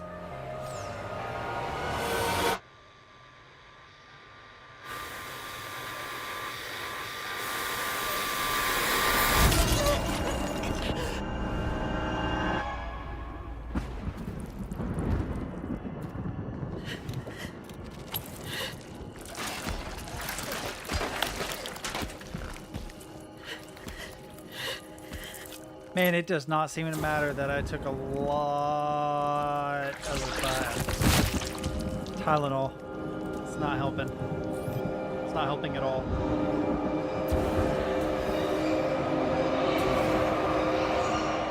Yikes. Someone's been busy. Just hurry, stupid.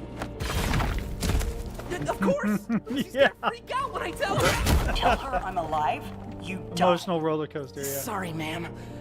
I won't keep secrets from Uzi anymore. Even if you say it might hurt her. Nuance alert, ma'am. I caused every horror in her life. Destroyed the planet, got you things sick here. Gave her ungodly ostrich genetics. No time. Promise.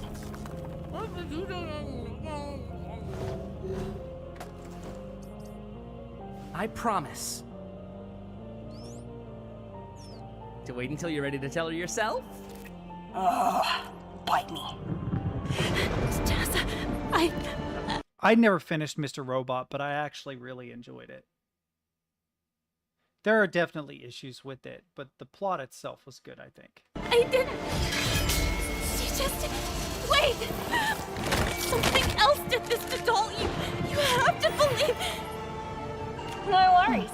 Makes my job easier. Thought there'd be more of you silver freaks anyway. Oh, yeah, it's a TV series. It's good though. Creepy. You knew about the patch, yes or no? One chance. Cute. You know why I keep you around here?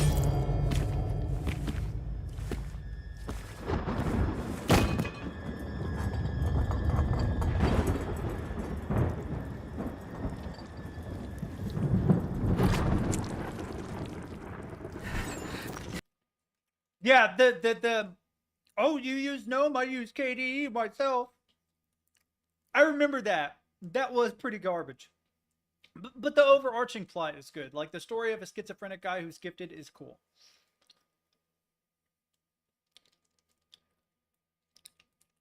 Mm-hmm. They did steal a lot of ideas. Just talk to Pirate Software. He talks about it. But the plot itself is fine. I actually like the characters and the plot a lot.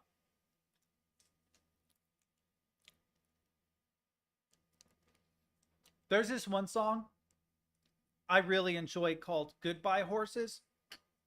I like to wear a wig and a bathrobe and tuck my shit in and sing it. Goodbye horses. There's literally no one in chat who gets the reference I'm making, and it's sad.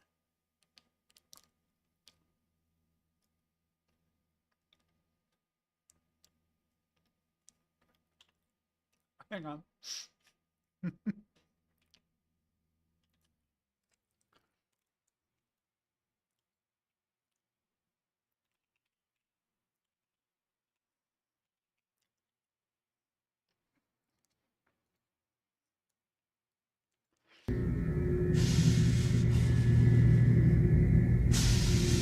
Thanks for the scraps, asshole. I got a better idea.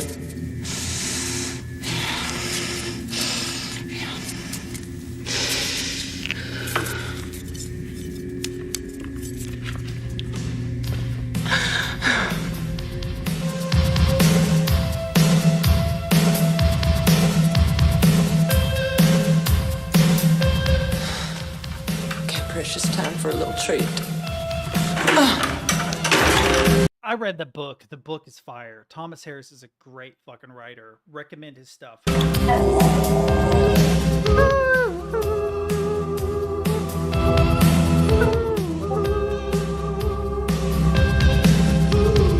Precious! Come No, on. I haven't. Come on, Precious. Come on, Precious.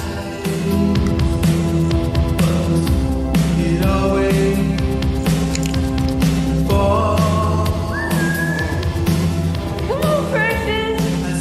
I got a yummy, yummy snack for you. Got a yummy, yummy snack for you. I probably can't actually watch this whole scene. I probably can't watch this whole scene on here because there is kind of nudity. At least there's pubes. Because he's like wearing the silk bathrobe with his stuff tucked in because he wants to be a woman. The nipple doesn't count. It's a guy nipple. It's fine. But yeah, him putting lipstick on and saying, "Would you fuck me? I'd fuck me." So... He's a serial killer, dude. Have you never seen this? Buffalo Bill is a serial killer. He doesn't actually want to be a woman. He's just fucked up in the head. And he kind of stole the idea from the people around him. And so he came up with this idea that I'm going to kill overweight women, skin them, wear their skin, and transform myself into a woman. That's what he thinks his goal is. Right? That's his thing. It's not very politically correct by today's standard, but it's fucking creepy as shit. That's why he's got a woman in a pit. It puts the lotion on its skin or else it gets the hose again. It's because he's trying to smooth their skin out so that as they lose weight, he's able to skin them and wear it.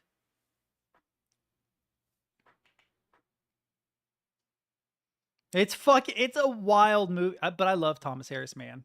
His serial killer stories are all so good. Red Dragon, Silence of the Lambs. Oh, there's a third one I'm forgetting about. Hey, buddy. Yeah, that should help. All I know is I need you to figure things out. Together? Weird cross thing on her face. She murders it. I'm sorry. We haven't even got to the new episode. That's really sweet, big brother. Too bad you've served your purpose. Don't worry, your backups will forgive me.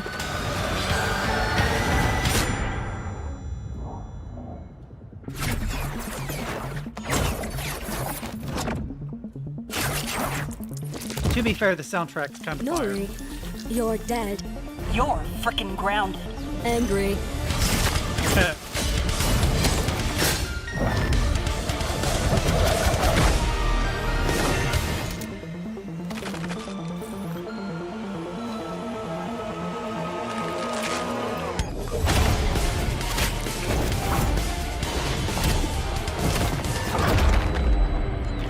Right! That's what I said. Like, the Nightcore shit in it isn't so good, but the OST is actually fire. Bro, don't ask me. It's a really, really, really, really, really complicated story.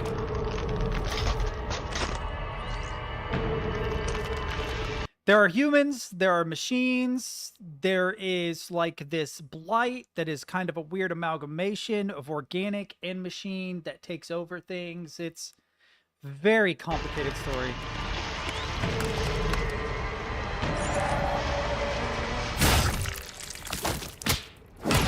Yeah. But it's like a weird organic AI, right? Like it's not... There are robots, but they're also like this organic AI thing.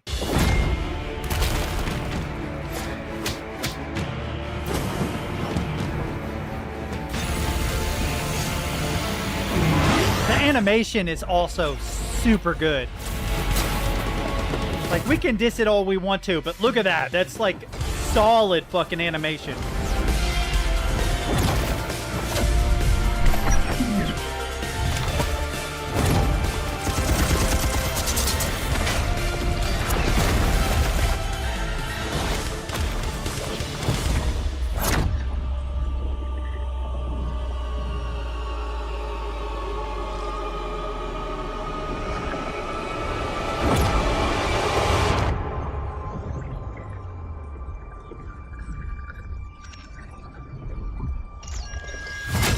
I think it's just modeled after that. It's not actually. It's on another world. If I remember right, AI kind of took over the machine, sort of, or half the machines sort of went rampant and the human race left. Right? But they also have like these killing machines that they sent there to try and wipe out the rest of the machines before returning or something like that. Extra correct.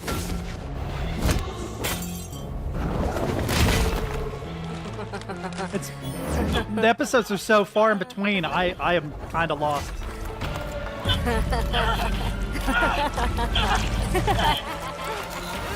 Nori! I should mention Uzi and I...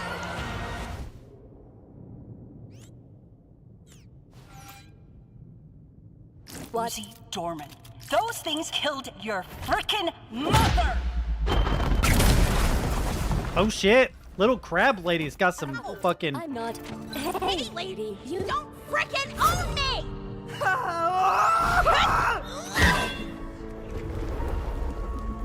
Uzi! What? We did not discuss being gross and... That was your mom! What? Wait, no! Okay, that was your mom. What? It's pretty good. Shit, man, that's actually pretty fucking funny. Oh no, no, no, no, no, no, no! I remember this. The human head rolls into the pit, right? Oh, they stop it up. Wait, no, they put it back.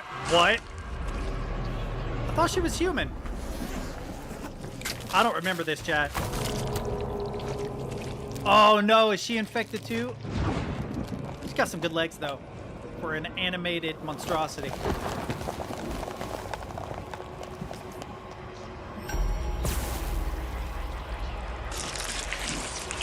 Ooh, real hair.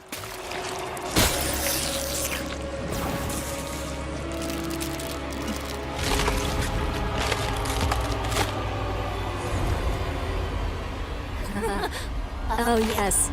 Get snack upon. Neck bite. Dude, the animation is fire. Stab. The animation is so solid. Also, that's sarcasm. Honestly, I'm starving.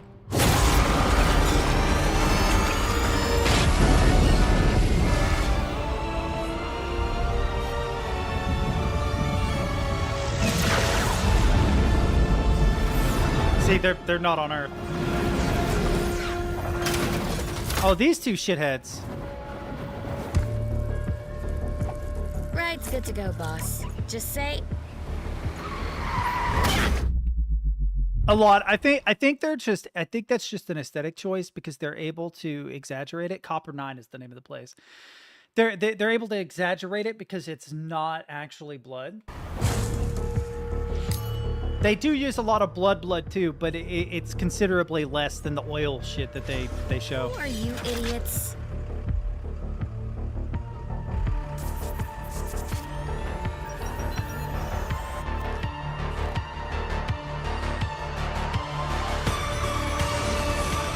Man, the music is fire. No, no, no, I'm the same way. As long as you can also recognize the good, it's fine. Because, like, the animation is fire, the music is fire. Hey. So, being nitpicky about other stuff's fine. Yeah, I know, right? The animation is actually stupidly good. Everything. Uzi, don't you dare!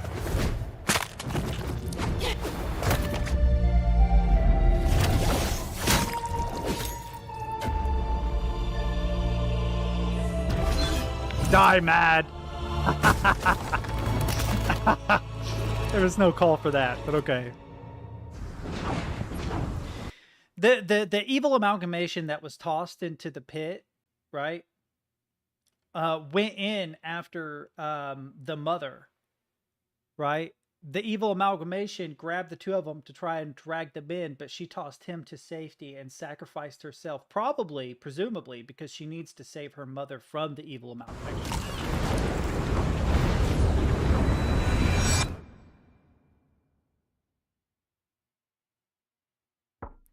But yeah, this show, like I said, you guys have no idea. It's so complicated. Honestly, from like a plot writing perspective, I could not imagine what the outline even looks like. It would be like a gigantic tree of off-branching subplots. This is the core. The core is collapsing.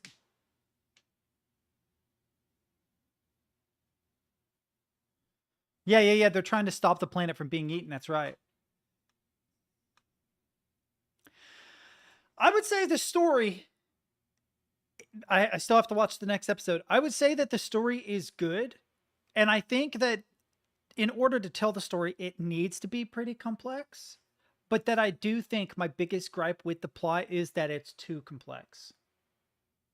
So, like, often when you're telling a really, really, really complicated, multifaceted story, no, I will listen to your music. I'm just saying, be prepared. There's another 20-minute video after this. After listening to your music. But I will say that often when you have a really complicated plot, the best way to portray the plot is to pick a static point of view and avoid breaking from that point of view. Like I already said, I went down this giant rabbit hole about Halo lore and how originally the humans were the Reclaimers and therefore the Forerunner. So all the technology that the Covenant had uncovered led them to believe that an ancient form of humanity known as the Forerunners had developed the technology, but that the Flood had presented such a great risk they had triggered the Halos in order to wipe out the Flood, right? But the Covenant was like a conglomerate of a bunch of different alien species that all worshipped the prophets, believing that the prophets would lead them to godhood, that they would lead them to some kind of proverbial heaven, and that the Halos were like these religious artifacts that were going to allow them to do that. So when the prophets discovered, oh shit, humans are still around, right? We need to wipe them the fuck out. We have to wipe them out, because if we don't wipe them out, they will reclaim the mantle as our gods. And now us, the prophets, we don't have any fucking power anymore. We can't let people find out that the humans are the Forerunners, right? And it directly says multiple times, you are a Forerunner, you are a Reclaimer, right? All Reclaimers are Forerunners. Not all Forerunners are Reclaimers. Most of the Forerunners died.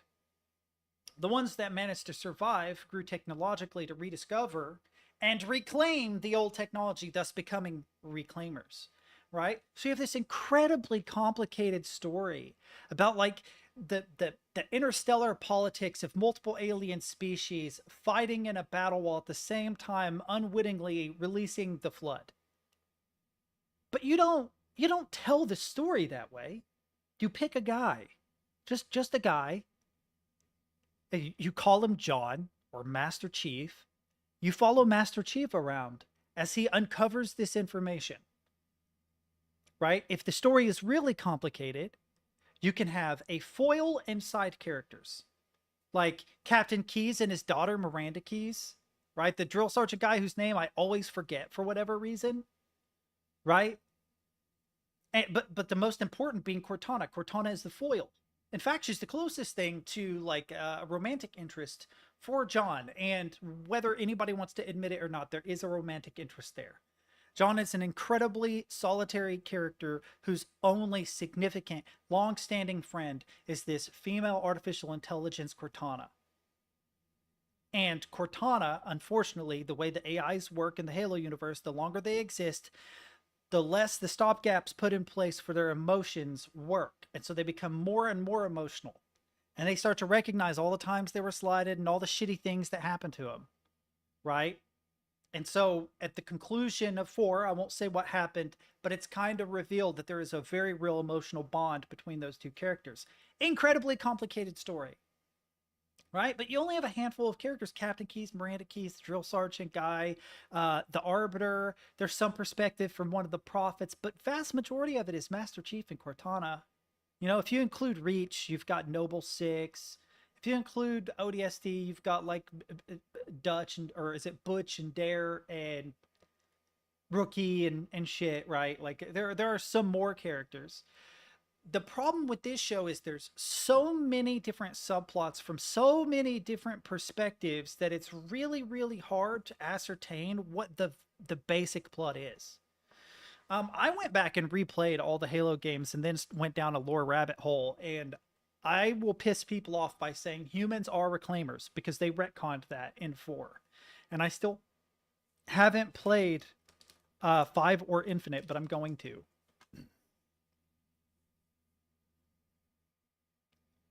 But I do really like this story.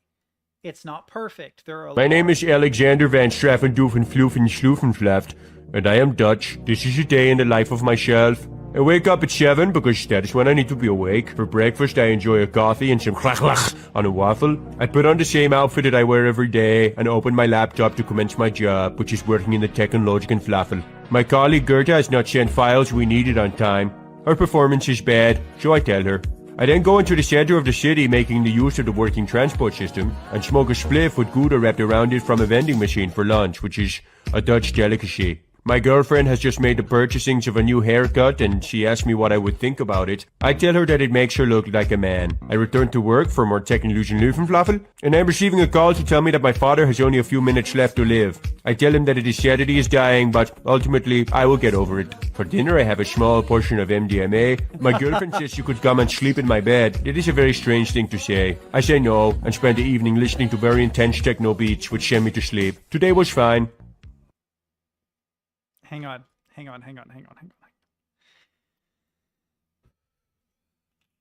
me your Discord. Boop. Awesome. Direct messages. 8-bit, 8-bit, 8-bit, 8-bit, 8-bit.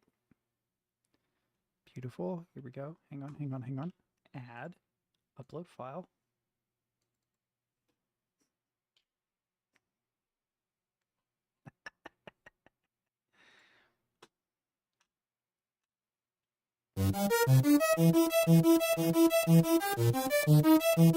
Okay. Have to turn it down a little bit because I do have a headache right now, and for some reason that higher pitched hurts.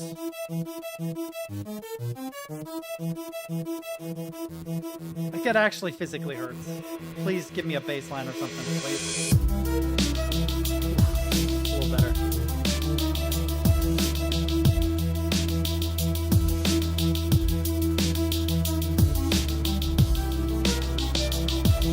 What are you guys talking about?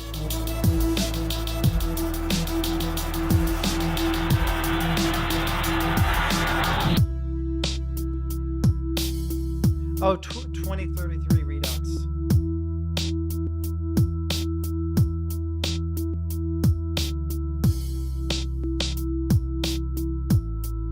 Yeah.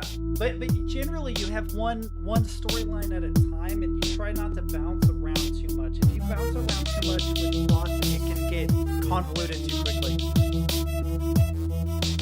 Oh, the Metro? Yeah, Halloween coming up.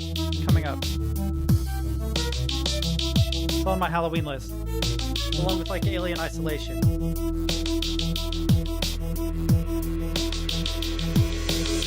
Here's the thing, I have so many horror games and so many people recommend so many horror games that I have like a non-stop list of horror games. So many of them, it's nuts.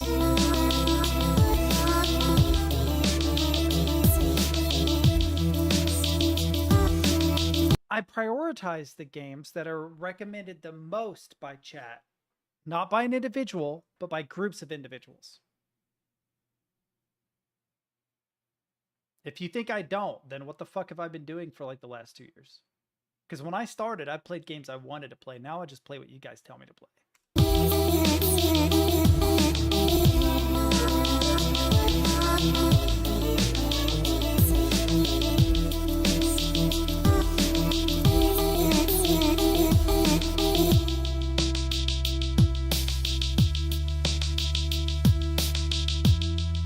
Man, this knockoff of Fedra does not work worth a shit.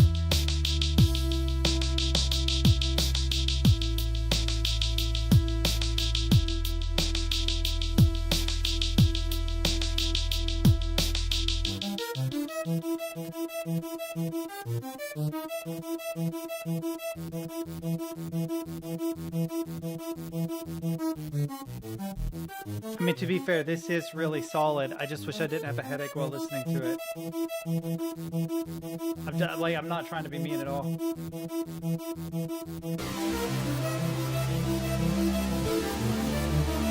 I actually do really like the music aesthetically, but if you guys knew how bad my head hurt, you'd be like, yeah, I could see how that's a problem. It's getting worse. I'm gonna get off stream and probably about 7 my time, which is about 45 minutes from now. Because it hurts too bad.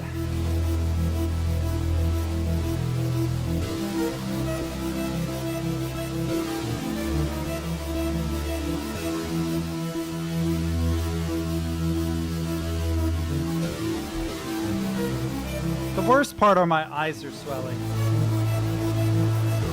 It's because my eyes are swelling. You guys, I don't know if you can tell by looking at me. Hang on.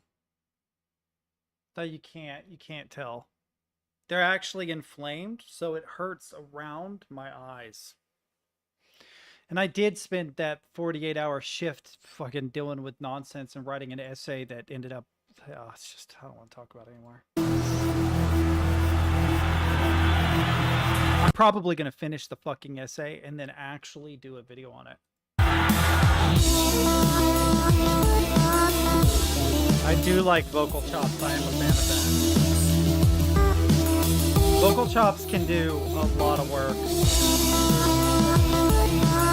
Like, I'm not a big fan of the Glitch Mob, but every now and then they have a song that has like really good vocal chops.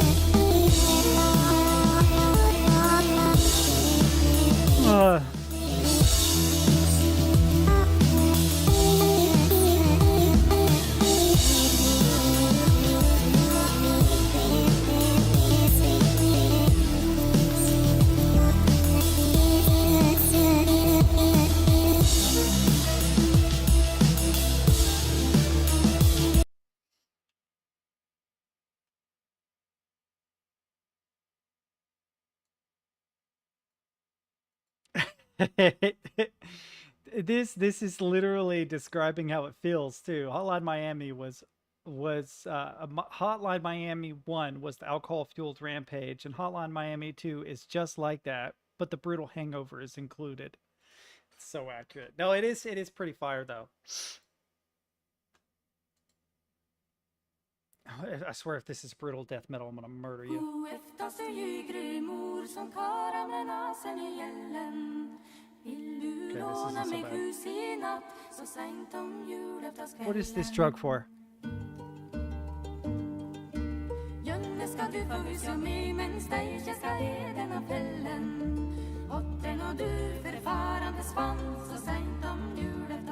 I'm trying to see what that drug is for. If it was for migraines, I was gonna murder the internet.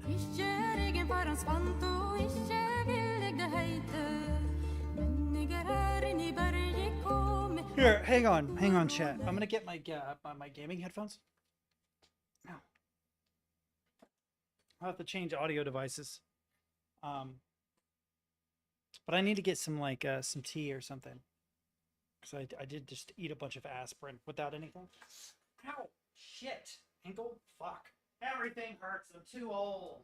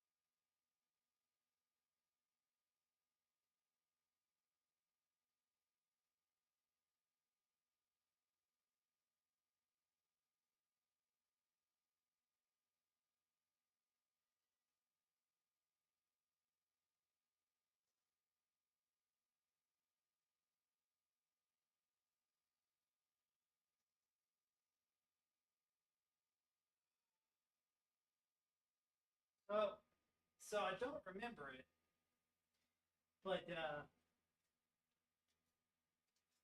at some point in time,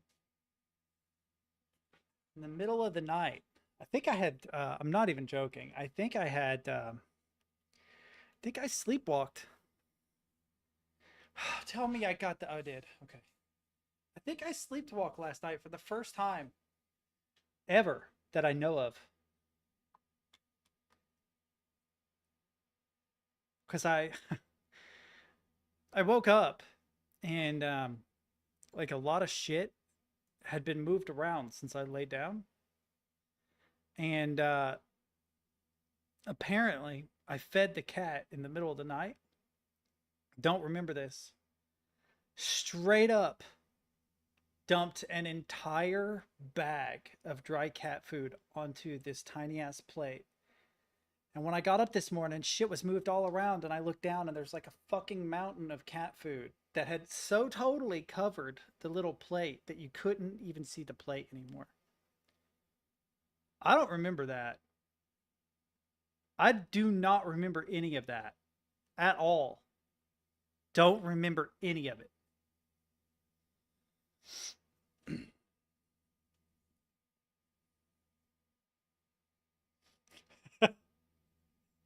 that is actually pretty funny. just fucking locking eyes. Click, click, click, click, click, click, click, click, click, click.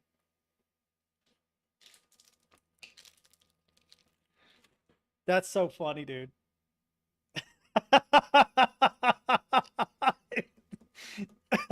So here's the thing. I do have a sleep disorder. Right? But it's sleep paralysis. I'm the opposite. My body paralyzes even though I'm not asleep. Which is different than going to sleep and not being paralyzed, which lets you sleepwalk and shit. My sister sleepwalks though. So like the sleep problems like that are a problem. But it's possible I just got up and did that stuff and was just sleepy and don't remember it. But it's like blackout. I kind of remember like letting the cat out maybe in the middle of the night. Like there's a part of me that's like, oh yeah, I let the cat out. But I don't remember. That also doesn't make sense because I didn't let him out. He was here when I got up this morning. He went out when I got up this morning and then he came back later.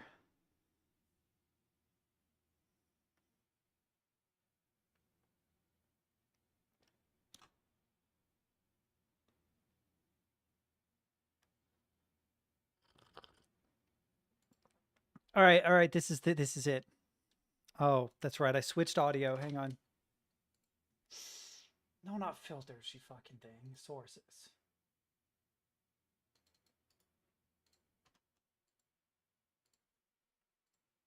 God is great. God is good. God is great. God. You know I have a migraine and you thought, you know what, I'm going to share. God is good.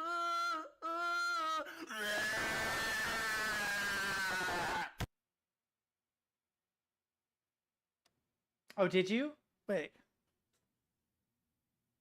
How's your crotch taste, buddy? It's good? Salty? Well, you've been out chasing bitches all night. I'm not surprised. Yo, glass beams. Welcome to Live on KEXP. We're broadcasting from Seattle Center on 90.3 FM. I like glass beams, dude, but their guitars are so stupidly expensive. These old vintage guitars are stupidly expensive, and I don't understand the get up, the weird mass. I don't.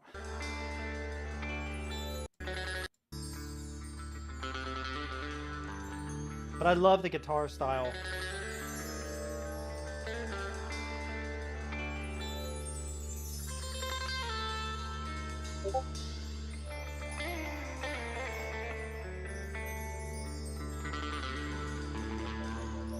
Not even.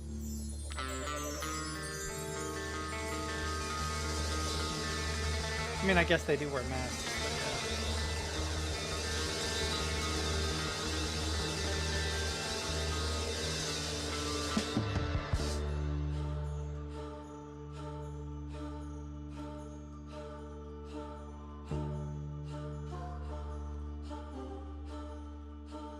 I do like the vintage guitars a lot. But it's more like I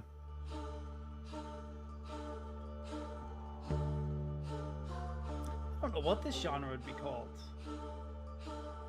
It's got like rock influences, folk influences, very ambient, like shoegaze elements. It's got a Bixby on, no, not this one. The other one has a Bixby on it, which is cool.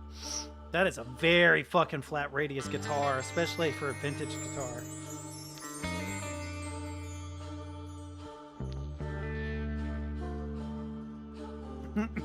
Slipknot, but Glass Beams live on KEXP.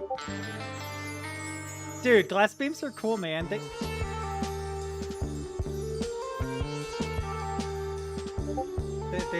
got a vibe, man.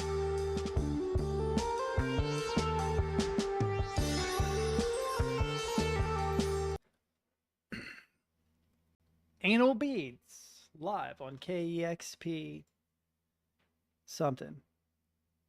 Extra already sent that. Alfred tagged me in your Discord. Wait, we all shared it at the same time? Yo, let's fucking go. That's so good. Thank you, guys. My name is Alexander Van Straffen. It makes it so much better that we all just fucked with them at the same time. Oh, it's so good. Where's this tag at? Where is it? Where'd you put this? Artwork. That'd be funny. What is this for? What's the time? 60 seconds? Yeah, it's not bad. That's pretty good. Oh, but that's 30 seconds. That's still not bad. Mostly because of how even it is. I did. I missed it in meme. Ah.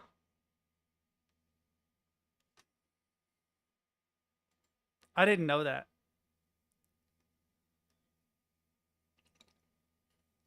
I'll tell you right now that don't be tricked by that shit. Guys. Okay, Moraneer. Okay, I'm saving that one. I'll just save it here for now. I think I've seen this. I do not fear you, mother. I've seen this before. This device is nothing more than an empty threat. You do not have a heart to dampen me. I probably did, yeah. Son. The problem is that I'm saving them to a bunch of different places because there's a bunch on my phone. Like, I got a bunch of new ones. Give me a second and I'll share a whole bunch of new ones with you guys in Discord. In fact, I challenge you. I beg of you to prove your worth. I don't believe...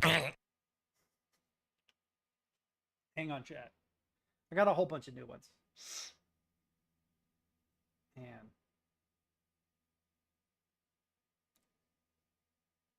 go here. Come on. Seriously, Discord, thank you. Memes, add. And then of the files I need to upload. Okay, what we got?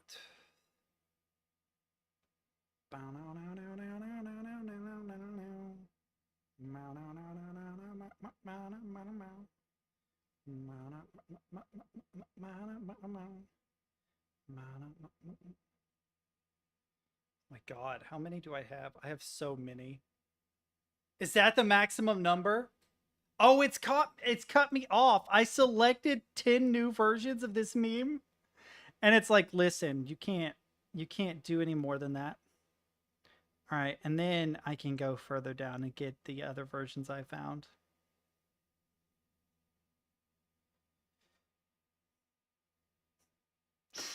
How do I have so many of these? These aren't even ones that you guys have shared with me, chat.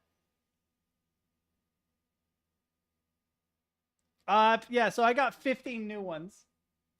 Not including the ones you guys sent me. Pretty accurate, actually. I've done that before, but hang on.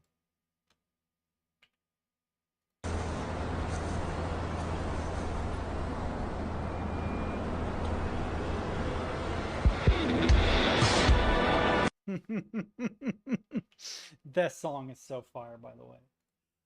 Hang on.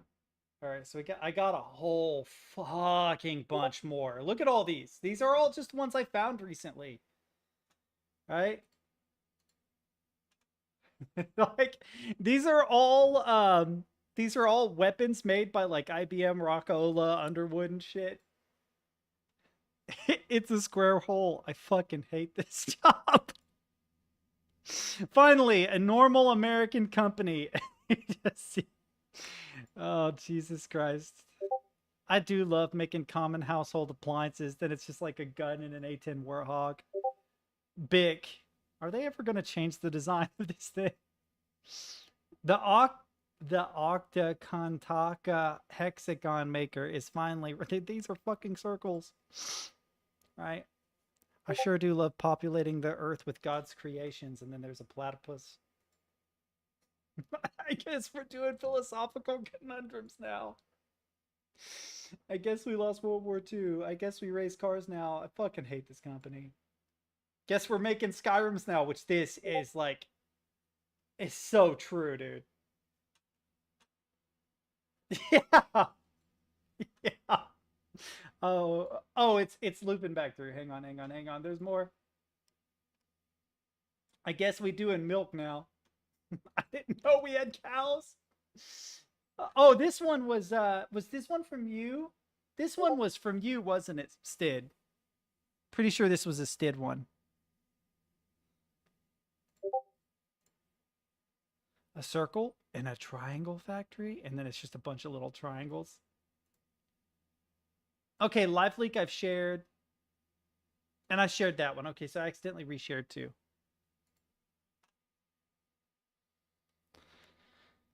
Like right in the middle.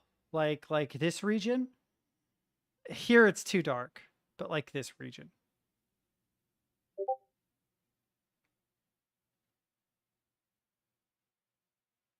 Pretty good, yeah. The D5's okay. I would say anywhere between like C4 and F6, but not any darker.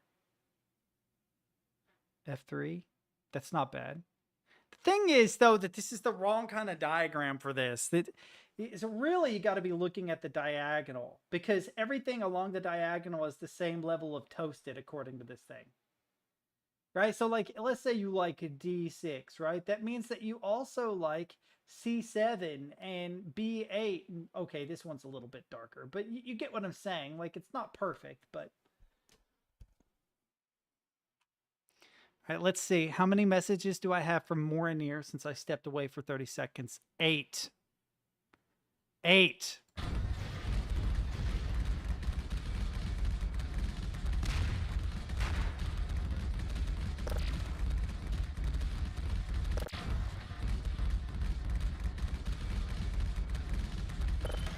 When it comes to military memes, yeah.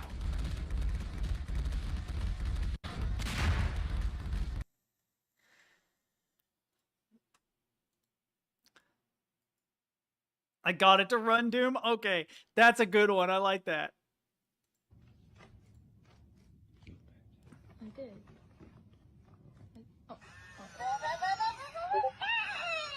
Holy shit.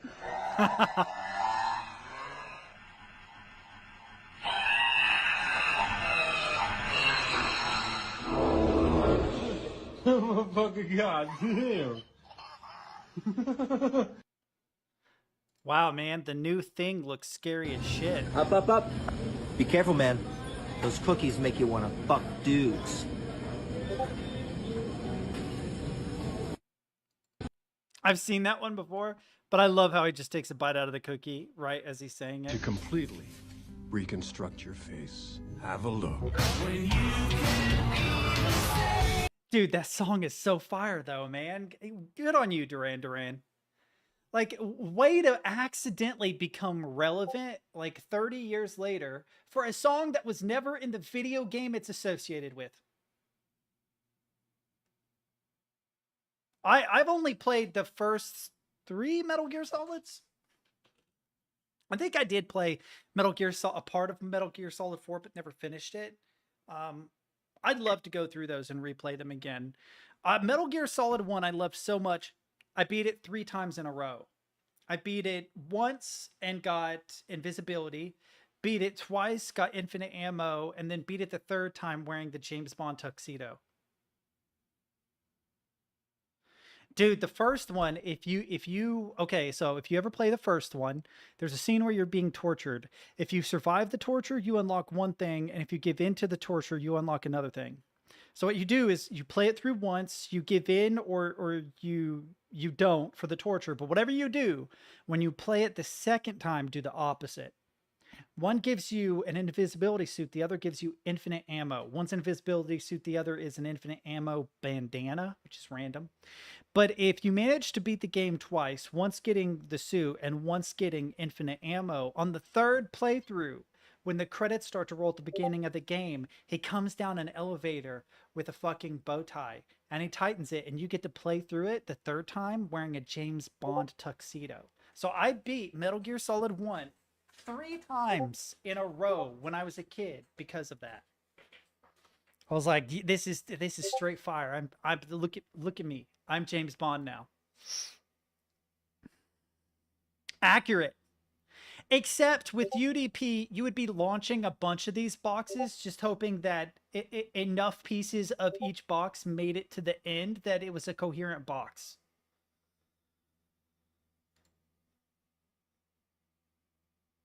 See, I literally wrote an essay on generative AI and bot farms, and what do we got? Martin Girl LML. That's what I just said. That's what I just said. That's literally what I just said. So both me and Stid have the exact same understanding. Like right now, you're watching this video. Guess what the packet type is for this video? It's not TCP, because it needs to verify every single packet, right? If a packet is dropped, the video ends up ruined. Instead, it's UDP, baby. That's right. It's UDP. I'm just launching a shit ton of packages at you, and your machine is trying to make it a coherent thing, and that coherent thing happens to be the video you're watching right now.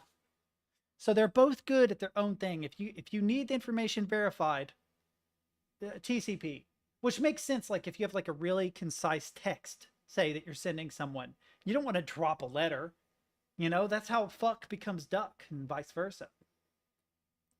But with UDP, you have an acceptable loss ratio, like an acceptable number of packets can be lost and the information will still be coherent. My God, fucking 15 messages, Alfred. 15, dude. Really? What is this? Oh, it's because it's a WEP. Jesus Christ. It's enough, man. Hey, shit ass.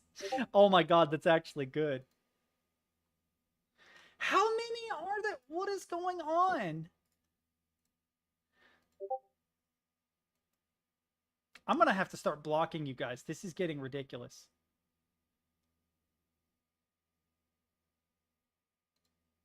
I don't get this. I don't know what either of these are. I mean, I know what Lord of the Rings Gollum is.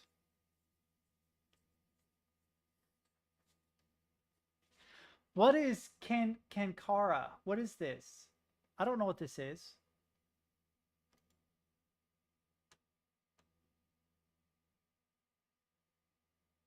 Oh my God, wow. Today I learned because of a mistranslation, Jimmy Carter told the Polish people, oh, I remember this, he desired them carnally and that he had left the United States and never will return. Imagine being a Polish citizen and you hear the American president say he's here to fuck and he's not leaving.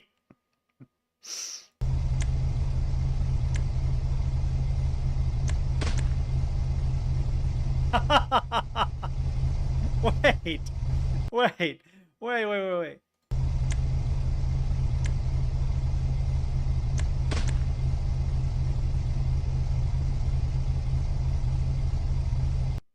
Just killed a guy.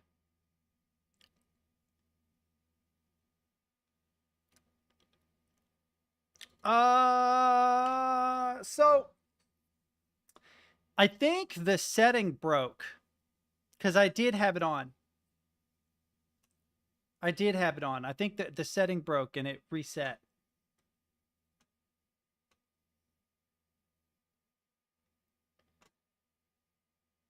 Or there was a case where someone sent me something and I didn't even know who it was because it was like the letter S and a display picture someone had updated, and I was like, no, I need to know who the fuck I'm having a conversation with. I feel like that might have been I think it was Stemkey too. Pretty sure it was Stemkey because he had like updated his profile picture. And I'm like, well, S really doesn't fucking narrow it down because of all the people in my chat that have an S at the beginning of their name, so. But I mean, who cares?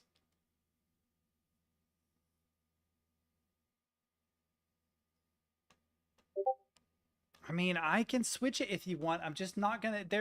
Everybody is gonna change their profile picture and their name just to fucking troll me now while on stream. I won't have any idea who anybody is. Steed, I'm looking at you, dude. I guess I could give them nicknames, but my god, the number of people that operate in my Discord, I would have to spend like a day making nicknames. It would, I would probably just be like shit ass 1, shit ass 2, shit ass 3. There's not a lot of people in here right now, but you have to admit, I mean, I've got like Brant Sigorn, Jack, Stemkey, Stid, Morinir, 8-Bit, Extra. I already said Brant, didn't I? I did say Brant. Saluti, Crimson, Stomper. I have a headache. I'm pretty sure I said Morinir already, so I can't use that one again. Also, Stid has like 3 accounts. Hang on. I'm trying to find streamer mode. I think it's like activity, privacy. Share your detected activities with others. No. Streamer mode. Enable streamer mode. Automatically enable. Okay. Yeah, automatically enable streamer mode if OBS or XSplit are running on the computer. There you go. Does it work though? It does not work. It does not know for some reason. So I need to go back to streamer mode and just straight up turn it on. Okay. Okay, well, it still doesn't work. So I need to close Discord and reopen Discord.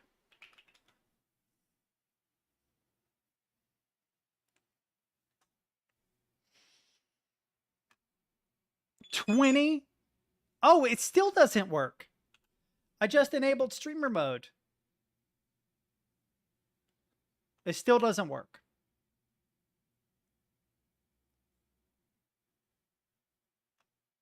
Yeah, I know. It's probably my professor saying you're a fucking idiot. No, this is Discord. How did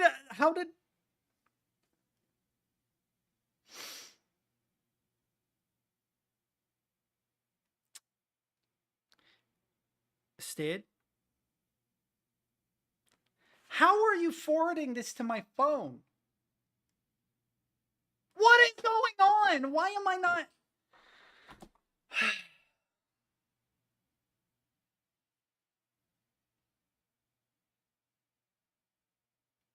So I thought streamer mode shortened people's names.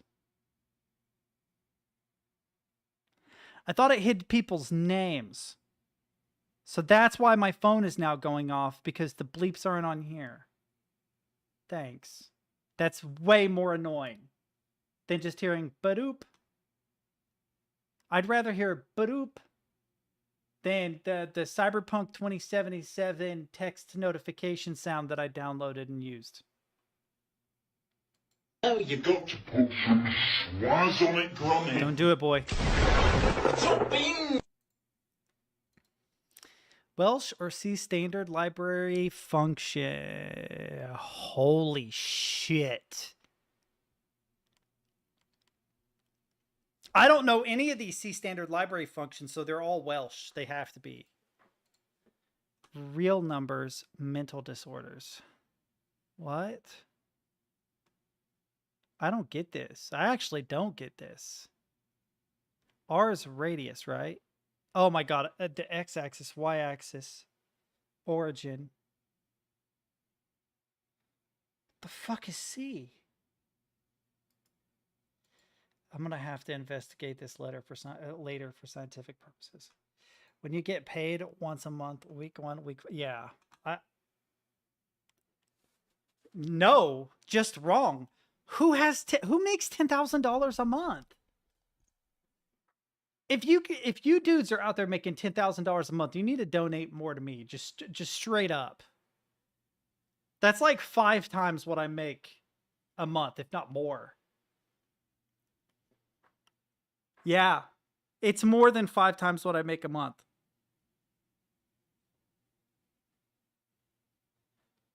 That's insane.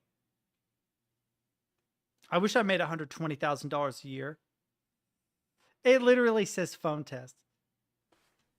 Yeah. We're gonna watch it. They just won't stop sending me shit because they know it's annoying.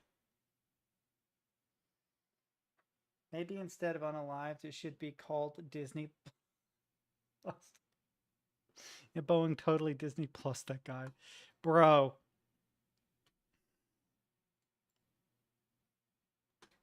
Okay. All right. My head is killing me, so we need to get through this show so I can wrap up stream. Will you please close things? Okay, I want to keep these 2 open. I'm gonna read more about them. We'll keep that open. Keep that open. Close. Okay, here we go. All right. Episode 8, the grand finale. No, Stid, no. We're gonna finish this episode. It's only 20 minutes long, and then I can go like sleep or something, do something about this headache because it's killing me, man. God.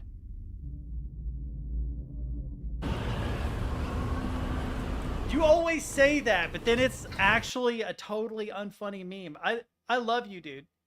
But every time you know that I'm like pressed for time on something, and you know that I'm like ADHD and I have to click the link, that is not when you share a funny meme. That is always when you share like bottom of the barrel unfunny memes. It's what you do. You only tend to really share the funny memes toward the beginning of my stream. Toward the end, they're all garbage.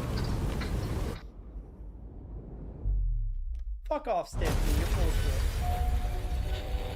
It's probably like a skinified version of heavy that just says light.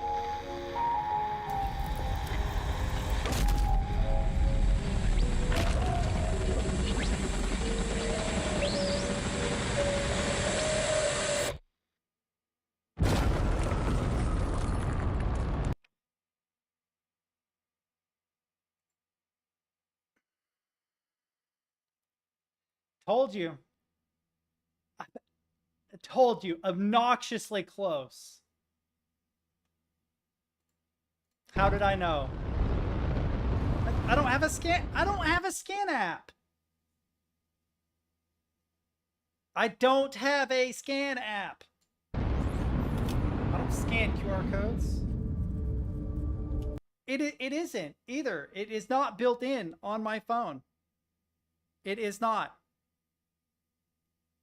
100%. It actually isn't.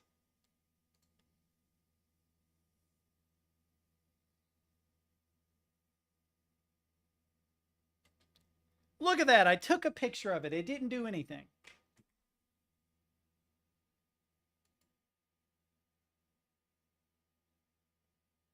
No. No.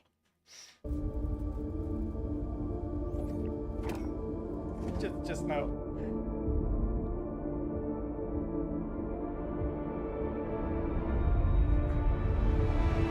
Yeah, that's absolutely true. Yeah, their meme game does suffer the longer the stream goes. Every time.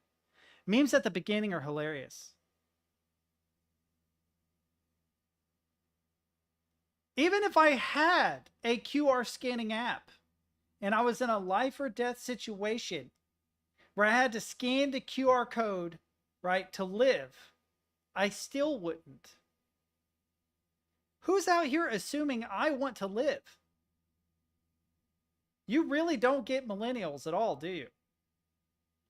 Do you think we're out here just like, yay, we get to live another day? Woohoo. The only way I'm scanning a QR code is if if I'm being threatened with life. Like, listen, motherfucker, if you scan this QR code, you're gonna die. I'd be like, oh shit, Google Play Store. Scan app.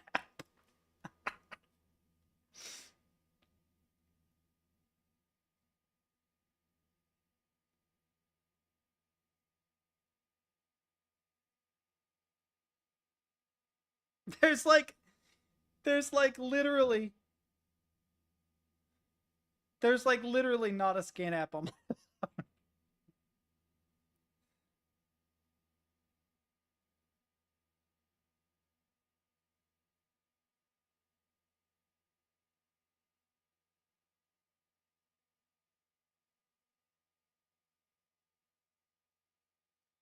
I'm not turning on online backup. Scan something.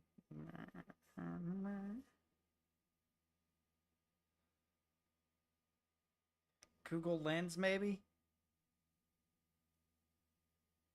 This?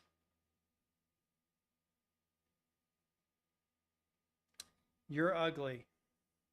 Is that... No.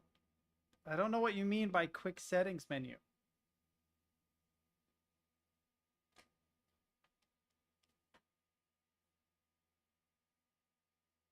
I didn't scan it. I opened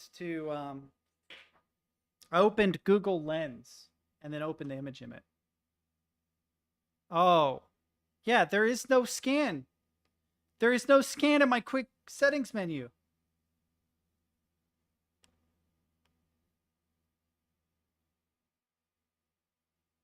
Ha! Literally is not. No. I don't care. I hate phones. Why would I want to update it just so that you could send me a meme that says you're ugly? It's not funny. I'm sorry. I do not care. I actually don't. That's not even like me being a troll. I just don't give a shit.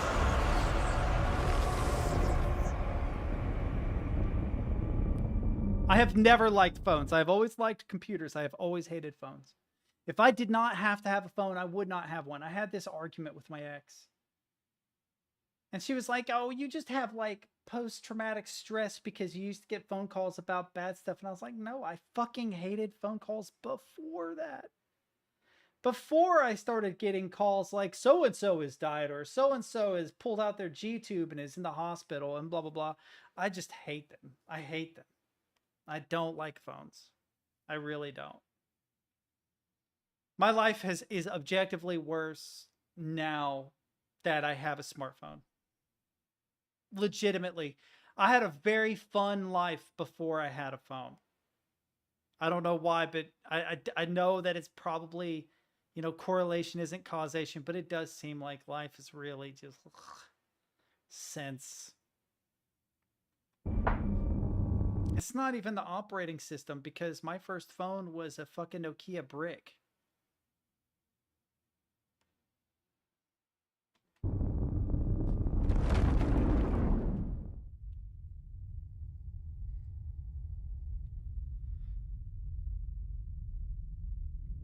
But yeah, I don't scan QR codes enough to care. That's the only phone I really enjoyed was my old Nokia. I think it might have been a... Hang on. No, Control T, new. Is it the blue one? Oh, no, it isn't. No, no. Oh, wait, maybe. Blue brick.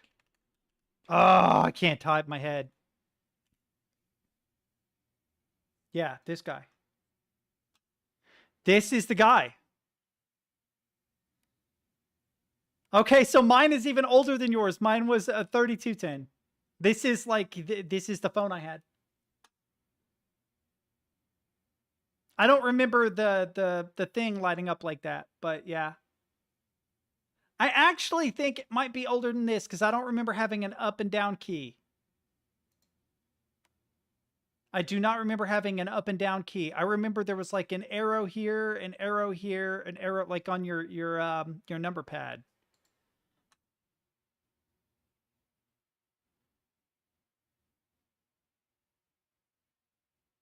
I'm looking for a potentially even older one. Wait.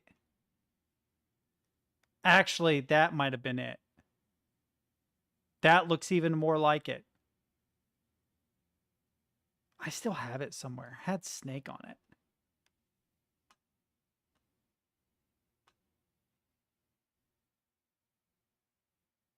Why are you taking me to Etsy? Vintage Nokia phone. Oh, hey, baby boy. Hey, handsome. Come here. No, the chat wants to see the void. Chat wants to see the void. Come here. Wow.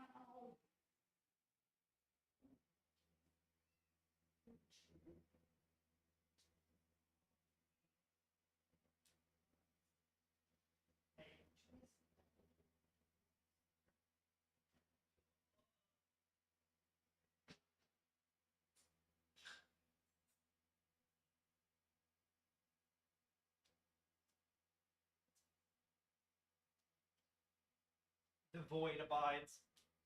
I was hoping it would tell me what year, or not what year, but what it was called. Mine didn't say singular. Mine was a track phone. But it looked like this. This is actually it. This is the phone. I don't know what year this was though.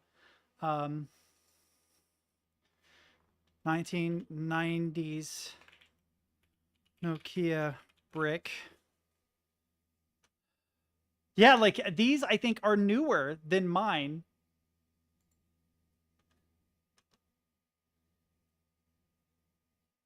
God, that's interesting. My phone is so old that I can't even find the one I had except on Etsy. This is the closest I have found, and it doesn't say what the kind is. Wait, does this have USB? Okay, it doesn't. I was going to say, if it has USB, then it's not mine. Mine did not have that. Oh, it had a flashlight on the top of it, chat. I remember that. I remember how huge it was that I had a phone that was also a flashlight.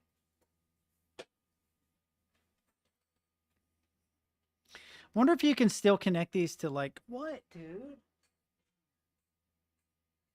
Oh, yeah, let's get all grouchy. No. You get those ears. You stop turning those ears back right now. What are you doing? Oh, you are so angry. Fine. He wants out, I think. Shithead. Fuck. Alright, we're gonna watch this show. What? What, dude? What do you want? Why aren't you yelling? Come on, go. No. Come on. Get the fuck out of here.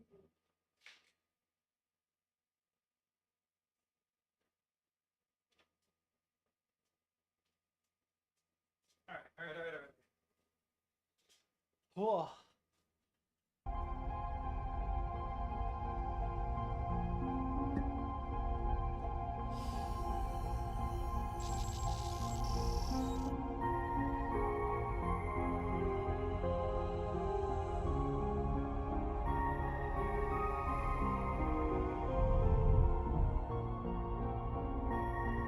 Oh, they can't talk because they're in space.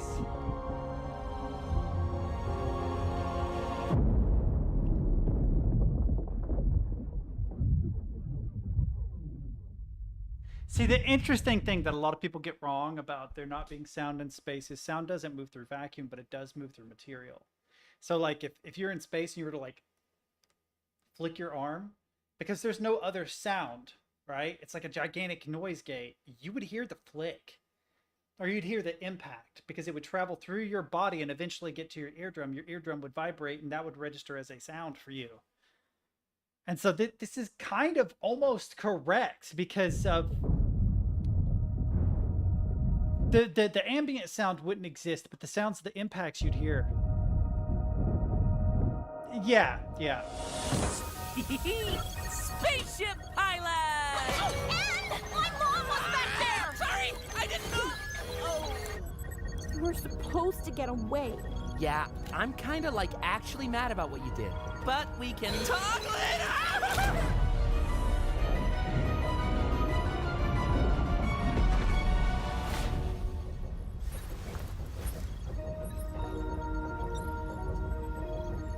There's not going to be robot tongue, is there? Please, no robot tongue. Then die now!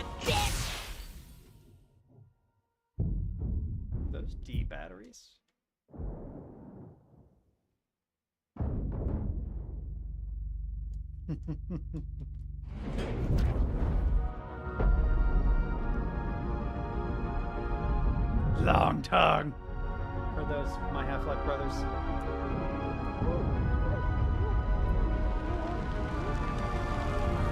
Oh, atmosphere. Yep, you'd have sound. Yeah. Well, that's a serious issue. Before that whole thing, we're, like, dating, right? Oh my god. Yeah, Just like because I that can't always, was the I plan. can't always Yeah, read. like, So cringy, Yeah. dude. Yay. So cringy. Unnecessary. Close, get away! Time to murder a planet! Okay, that part I'm down with.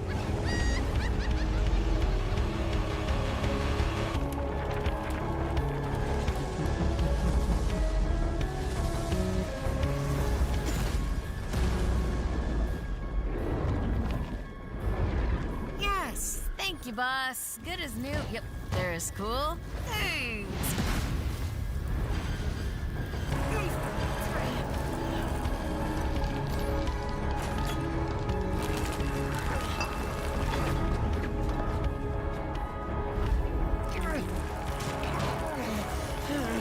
This would be a hell of a level in a game to have to fight across. Time to go in the scary planet hole thing.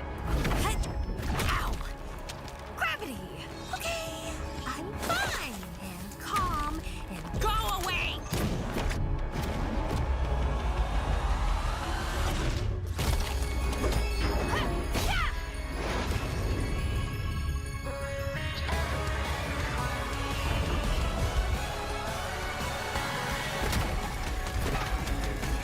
I mean, yeah, I can.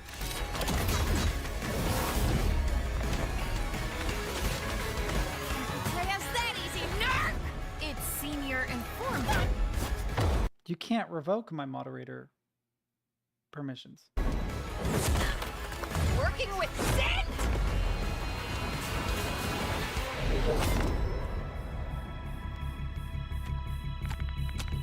Because I don't have moderator permissions. I have administrator permissions.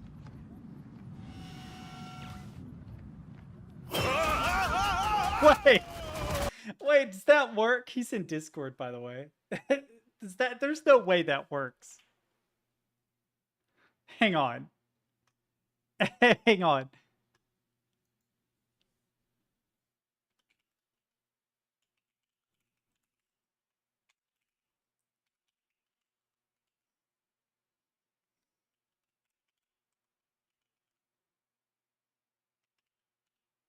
Oh, okay, let's just do stid. Oh, it's slash, my bad.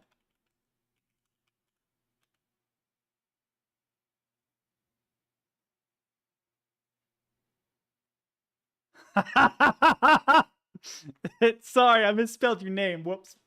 Still. How do you unban?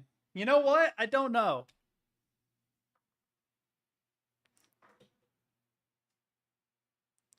Wait. Does that... Oh, my bad.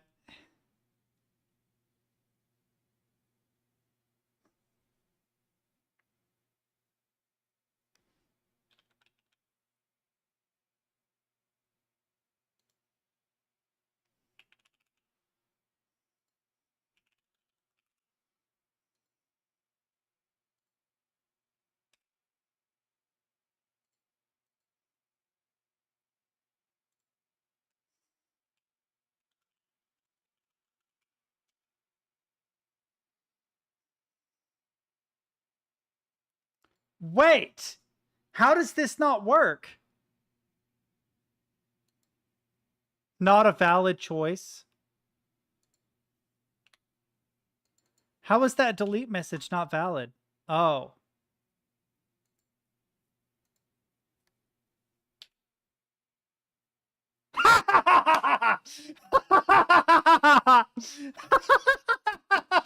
Yes!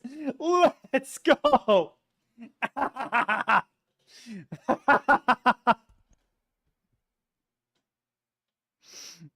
You shouldn't have told me to do it, dude. All right. How do I unban you?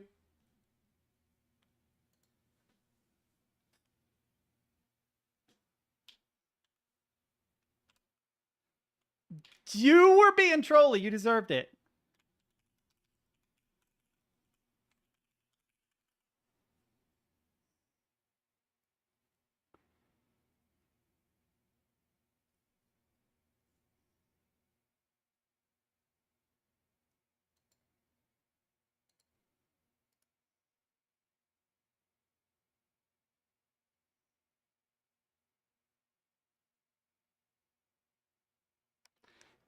Don't you fucking... If you want to get back into the server, don't guilt trip me.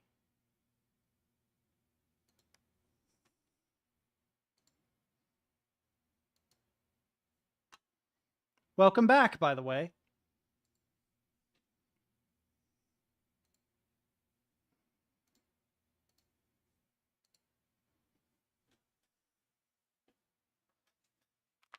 Yeah, that kind of does suck because if I had known that it was going to delete your entire history, I wouldn't have done that. You shared a lot of cool shit that I would have loved to have gone back through, but you tested the waters a little bit too much and I banned you. But you're back, I think. I don't know if you're technically a part of the server. You might have to yeah. But I revoked your ban. So just...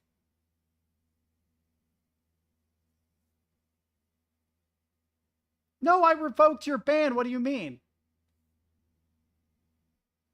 I literally went into bans and revoked it.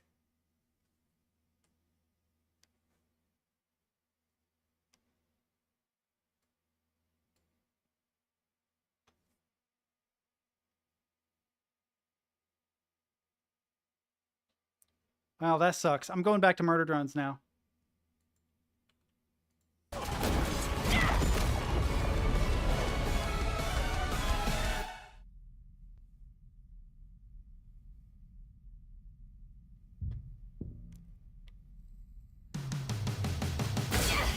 We were supposed to get away, Jay! You said we do our jobs on this planet, and it leaves us alone!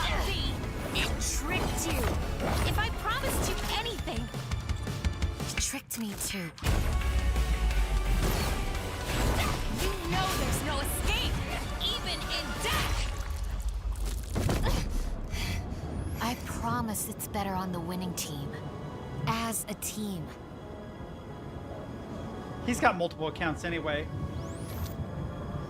For the record, like if you go in here, this is Stid. That is Stid right there. He's still in there. So he's okay. He'll be okay. Oh, how about you bite me? Hey, Sid! Suck on this! Wait, are you back in? Dude, you're ruining the show, by the way. Like, I might actually have to time you out from Twitch. Because it's going to take me 3 hours to get through this. I'm not going to know what the fuck happened. I'm ruining the experience for extra because you've made this entire, like, stream about you. Yeah. Jesus Christ, dude. I'll make you a mod later. I'm going to finish the show.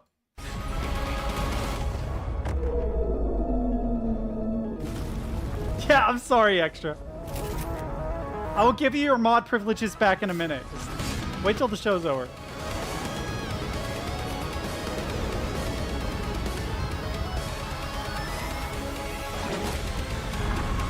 If it really did delete all your shit for 2 years, though, I wouldn't have done it if I had known that. You should have said that. I wouldn't have done that because you've shared a lot of interesting shit that I would love to be able to go back to, and now I can't if that's really true. Dropped this. Silly. Well, we know now, don't we? Damn. That sucks, dude. I would not have banned you for that reason alone. It doesn't to you, it does to me. Because there's a lot of cool shit you've shared over the years. I see. You will not talk to me because I have hurt your feelings. What's wrong with her legs?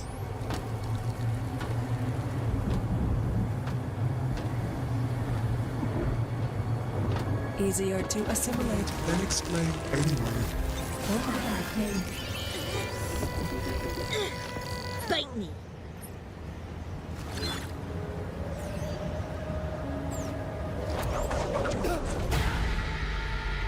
Okay.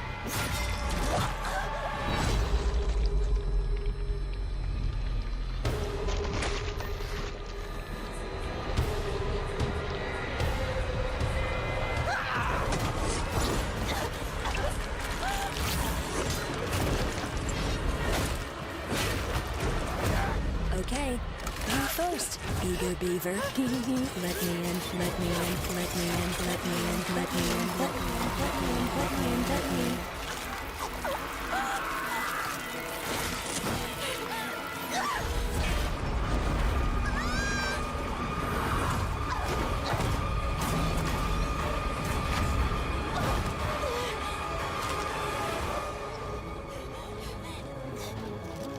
What about his head? You're just gonna drag his body? Here I thought you stepped it up after. I never needed either of you.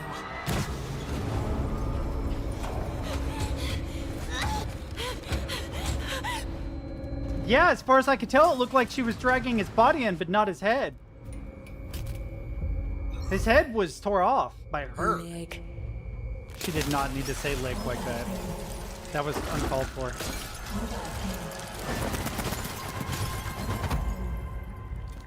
Is it just me, or is she saying Dovahkiin over and over? Leg. Oh, callback ping. I thought she was saying Dovahkiin. Dovahkiin. She is Dragonborn, chat. Oh, it is repairing back. Damn.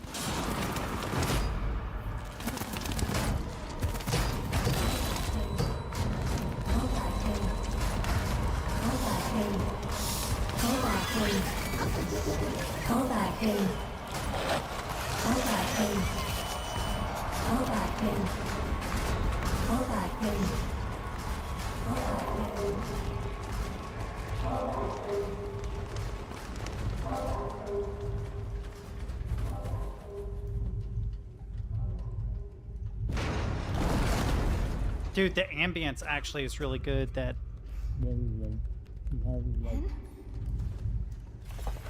En? You're okay? I wasn't. Tessa is Sin. She's here. And I don't know how much you remember, but Jay tricked us. Or it tricked Jay too. And I'm so sorry. I should have been honest, but I was just so scared for us. For you. Beat, stop!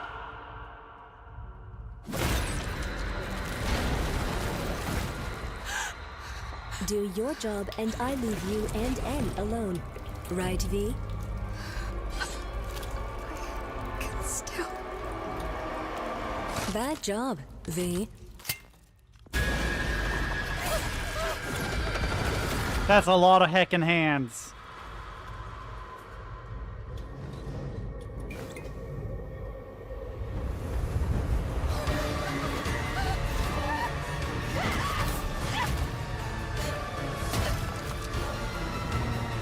Andy.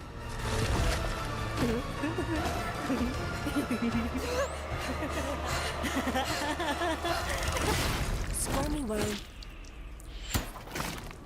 What are the chances of God that happening? Yeah. What are the chances? Go long, Uzi! I roll. Uzi's not here.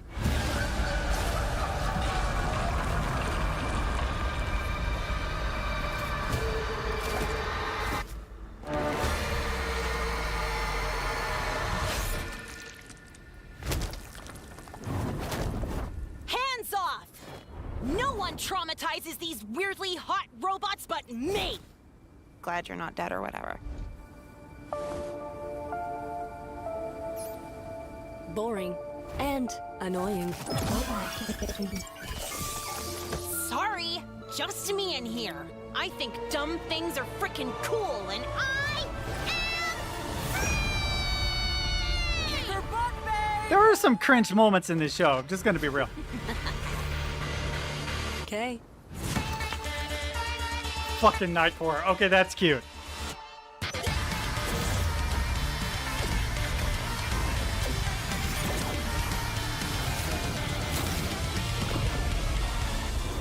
Man, the animation is fire as fuck though sometimes.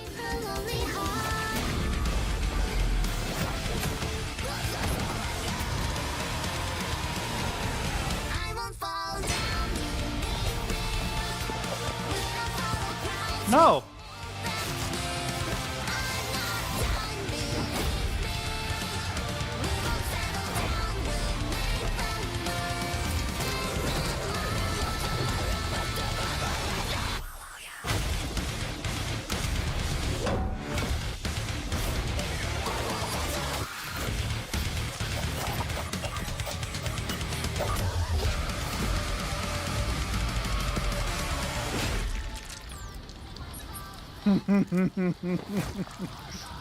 Not yet.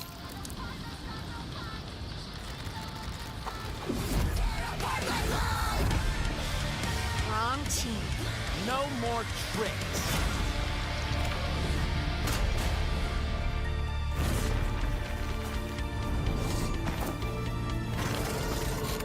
I don't know, I feel like we need a secret handshake or something, right?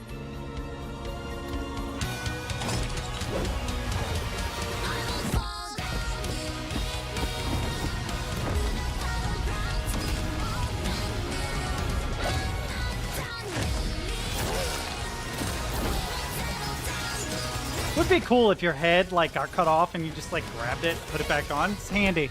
He's done that twice. The fucking golden retrievers. Okay, that's.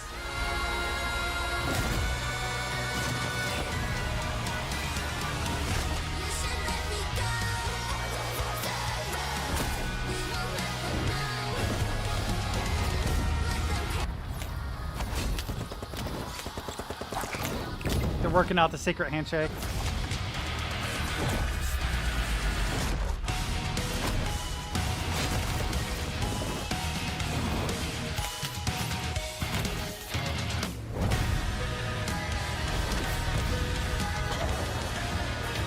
Have a good night, Alfred. Sorry about deleting 2 years of content, bro.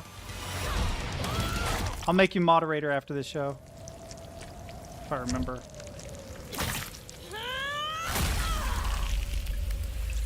It's okay. Yo, I'm telling you, the animation is seriously fire.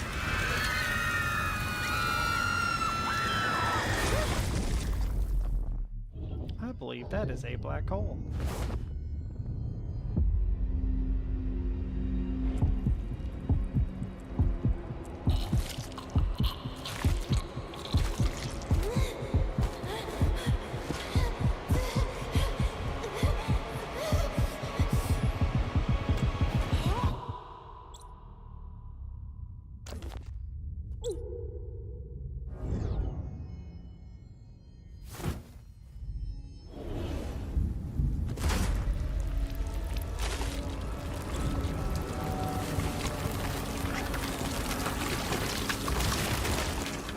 Gross.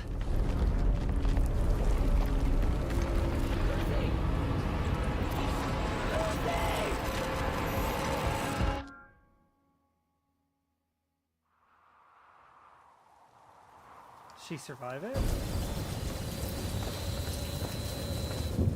Well, that's not good.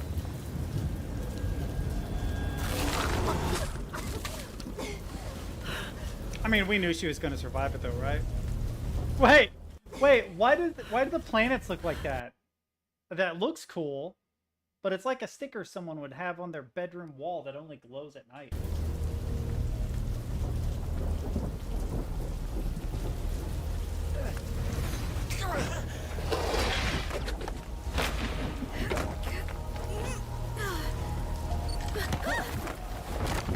Did she try to take a fucking selfie?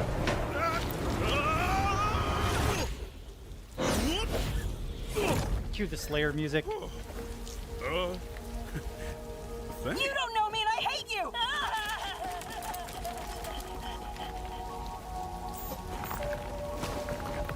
Kinda hot?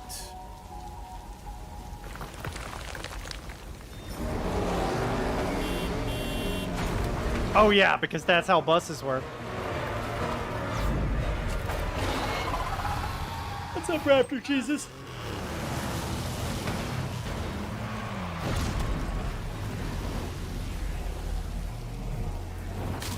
Lucy?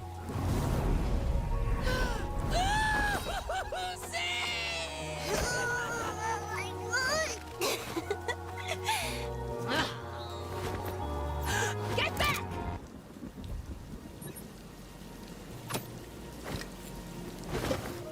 Lucy? Is... Oh, hell yeah! I'm a damaged OC. Ugh, it's her.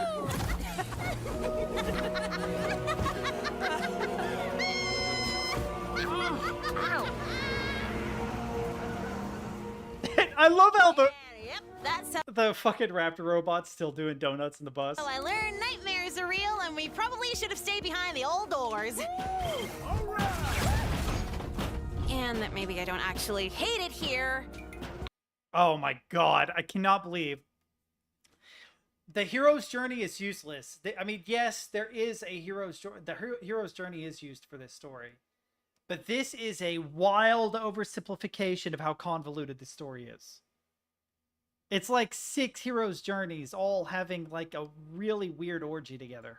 As much. That's my girlfriend!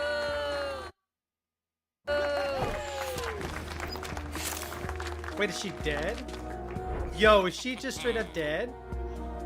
She's just dreaming all this shit, huh? Also, now I can do this! Doll died, okay. I thought that was a hint that maybe she was dead. That is the problem, yeah. I was complaining about that earlier. Yeah, that sucks. I like the Russian bot. I think it's a good show, but they did make it too convoluted. Here's the thing, though. Here's the thing. When you've got a show where it's like months between episodes because of how difficult it is to do the animation and how small the team is, it's sometimes hard to make a story uncomplicated because complicated is the only way it can be told in a reasonable amount of time. And so it's fuck. Like we have some let's do a little XY real quick, right? Like let's say we got like, you know, we got this, and then stop being an ass. We got this, right?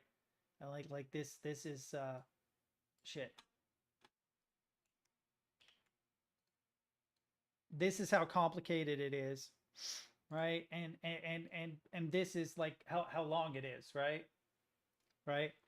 And if you were to graph it, it would look like this. So this is complexity, and this is length. The longer the story is, the less complex it is, right? The problem is it takes forever because you're making so much story. So imagine it was more than 8 episodes. Imagine it was 16. Imagine they made this story 16 episodes long, right? You could reduce the complexity of each individual episode by half. You could reduce the complexity by half. It would be twice as digestible, but it would take twice as long to come out. And so the goal is to like find some point, you know, along this line that you want to tell your story. And I feel like they told it just a little bit close to this end. Here, let's use let's use the pen, right? So this is oh god, here. So this is the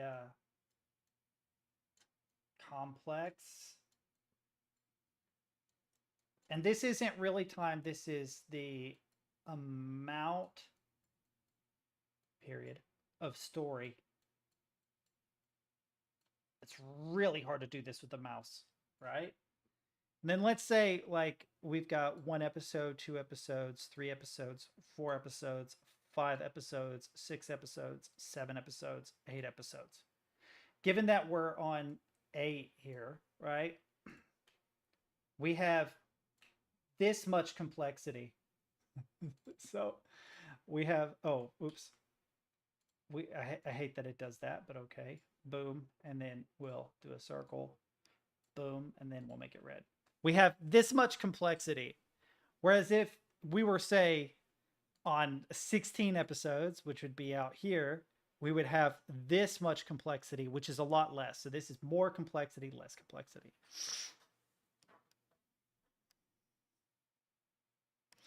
That's true, but there's a reason why. So I had the same problem when I wrote my essay this weekend. I fucked up my essay, right? The problem is that I had a really complex concept that I needed to convey to my audience, which was my professor. And the problem is, because I was constrained by time, I had to condense a lot of the more complicated ideas into smaller bite-sized chunks. Because I'm not able to elaborate more on those individual ideas, the greater overarching idea becomes more ambiguous, right? I'll check it, don't worry. So if you were to double the number of episodes, it doesn't need to be doubled equally. So like, let's say the first 4 episodes are reasonable. The last 4 episodes are really complicated. Well, that means the first 4 episodes can stay the way they are. But the last 4 episodes, right, can now become 12 episodes.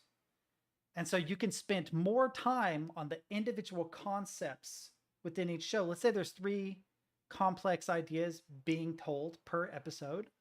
On the last 4 episodes, well, each one now gets a dedicated episode to elaborate. 20 minutes to explain each idea that was in the original show that previously only got like 6-7 minutes of description. Do you see what I'm saying? This happens a lot with story. You see it happen with movies a lot, more than shows. A great example is Battlefield Earth. Battlefield Earth, the show sucks, or the movie sucks. Why? Because it's like an hour and a half. The book, the version I had that I read was 2,056 pages. The average version of the novel, the way that it was printed, was 1,000 pages. The rule of thumb for converting a novel or story to a movie is that you need about 1 minute per page, which means that you would need 1,000 minutes, right? But the movie is 90 minutes long, 1/10 of that length. And so how are you supposed to convey all the intricate details in 90 minutes? You can't. Now, the problem with a show like this is the animation takes so long that, say you were to expand it like I suggested, right? The amount of money it would cost just to do the animations, the amount of time, we wouldn't finish this show for another 3 years, 4 years. And that creates a problem. And so they probably realized this too. Maybe not like worded the way that I worded it, but they realized that the longer the show was, the longer it would have to be before we got to any kind of a climax. But the shorter the show is, the harder it is to convey the ideas inside. And so they probably tried to find a sweet spot where, yes, it's complicated, but we get the idea, you know? And that's fair. We did. We got the idea, but it's one of those shows that is so densely packed, you'd have to watch it like 8 times.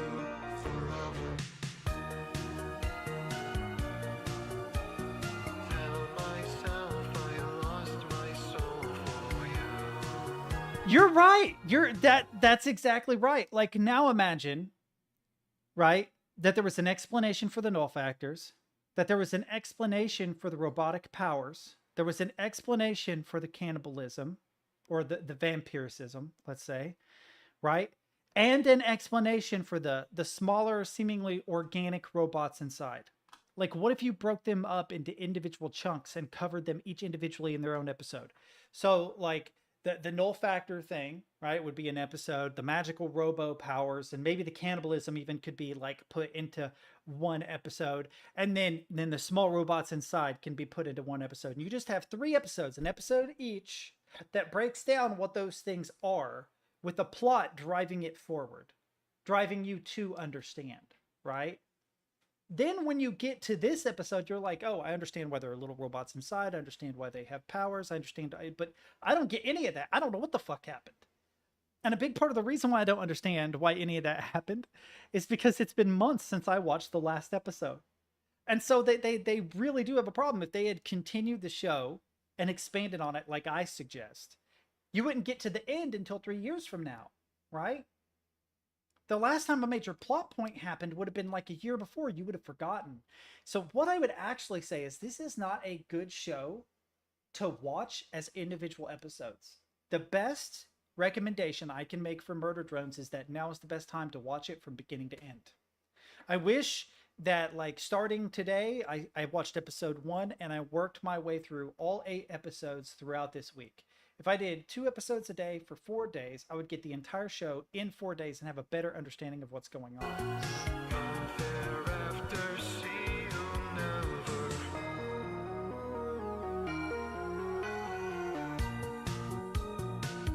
I do think the show is good, but the convolution is a thing.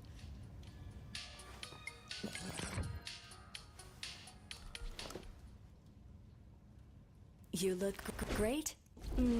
Have you considered a bow, though? That's what I thought. That's what I thought. Yeah. So, yeah, I agree. Digital Circus so far has been a lot more digestible, but the beginning of Murder Drones is really digestible too. It was really easy to parse. Does that make sense?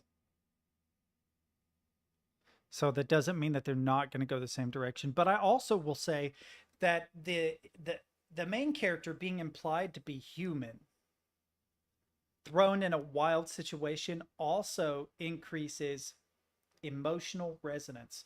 So being a nerd, I think about this stuff because I spent a lot of my childhood in the arts, whether it was drawing, writing stories, because I wanted to be a comic book author and artist. That's why I learned how to draw. I was obsessed with comics way before the movies and stuff became super popular. But I also like learned music and learned coding to a degree, although maybe a little bit less just because there's not any real emotional resonance in the work. It's more the outcome that has emotional resonance, if that makes any sense. And really, you would probably describe it as quality of life instead.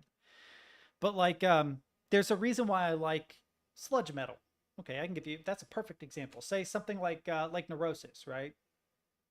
A sun that never sets burns on. You listen to the song. The vocals aren't particularly good. There's nothing particularly technical about like their guitars, their drums, or whatever. But it's emotionally resonant. There is a kind of built-in tragedy to it that is very hard not to empathize with. There is like a telepathy going on, right?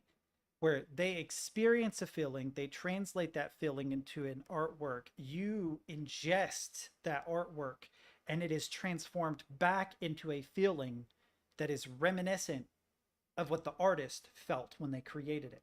It's not the same, but it's close, right? Stephen King talks about this in his book on writing. Like, if I tell you, in an empty room, there's a cage. In the cage is a rabbit. On the rabbit is the number 8, right? You pictured all those things. You pictured the room, you pictured the cage, you pictured the rabbit, you pictured the number. But what color was the room? What kind of cage was it? What color was the rabbit? What color was the number? So I picture like a white modernist room with a wire cage with a white rabbit with a red number 8, right? That's not going to match what you saw in your head, but what you saw in your head was an approximation of what I said, right? So when you become like a really, truly good author, it's not about the details of a scene, but about conveying the emotions you experience as you empathize with the characters. And so I give you a character, right? I make them likable, or at least empathizable. Like, you don't have to like the main character, but you have to be able to put yourself in their shoes. We present them with situations. Those situations have emotional and practical consequences. You experience those consequences because you're put in their shoes, and thereby experience similar emotions. Not the same, but similar. And so with Digital Circus, because the character is implied to be a human thrown in this crazy situation, it's a lot easier to be put in their shoes. It's easier to be put in the shoes of a person than it is a robot, right? So with this show, what they've had to do is they've had to create a lot of emotional turmoil so that we empathize with the protagonists. There's plural, right? And it works to a certain degree, but the problem is the complexity of the story muddles that. If it had been like a simple love story or a simple tragedy or whatever, it would have been easier to empathize, because the story gets so complicated, you don't even know who you're really empathizing with. Sin, the Russian doll, the mother, the dad. Right. See, here's the thing. I can give you, I watched this video on Mad Gods recently. Now, I haven't seen Rain World, or I haven't played Rain World, but I want to. And there's like this Mad God in Rain World. It's this artificial construct that was left behind by some hyper advanced civilization who's supposed to be left to take care of the world, right? Unfortunately, by following its instructions as close to the letter as possible, it's created this chaotic pseudo apocalyptic landscape in which many of the creatures that exist are in a state of suffering. And you encounter it, it's sort of like a boss, you sort of defeat it, if I remember correctly, but there's also like the scene where you're transported into the future. This lone creature in an empty post-apocalyptic world encountering an artificial mad god. And the mad god sets aside all of its programming, realizing that it has failed. And it basically just says, you know, if you want to sit with me for a while, you can. And as you do, snow begins to fall, the world begins to freeze over, and it's like this really sad, depressing ending, right? But that's literally all it takes to empathize with what traditionally is an antagonist, a bad guy. Like, you just take a bad guy, you have it realize that they're a bad guy, feel bad about being a bad guy, and then create a situation where they're not a bad guy, where you understand that what makes a bad guy is tragedy. You empathize with that tragedy, and then you share in it with them. Now you have like an incredibly simple but incredibly good story. And it really is the truth too. For the vast majority of stories, bad guys have to have tragic backstories. Because the way the hero's journey works is that you enter the unknown world. You have situations occur there that teach you, that mold you.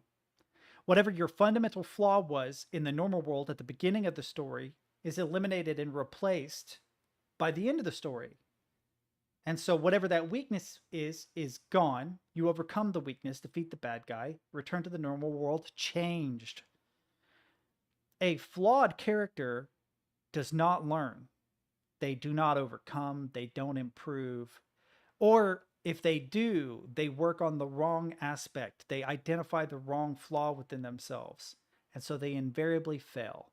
And so if there are 8 notches in a traditional hero's journey for a comedy or a good ending story, there's only 7 for a tragic story.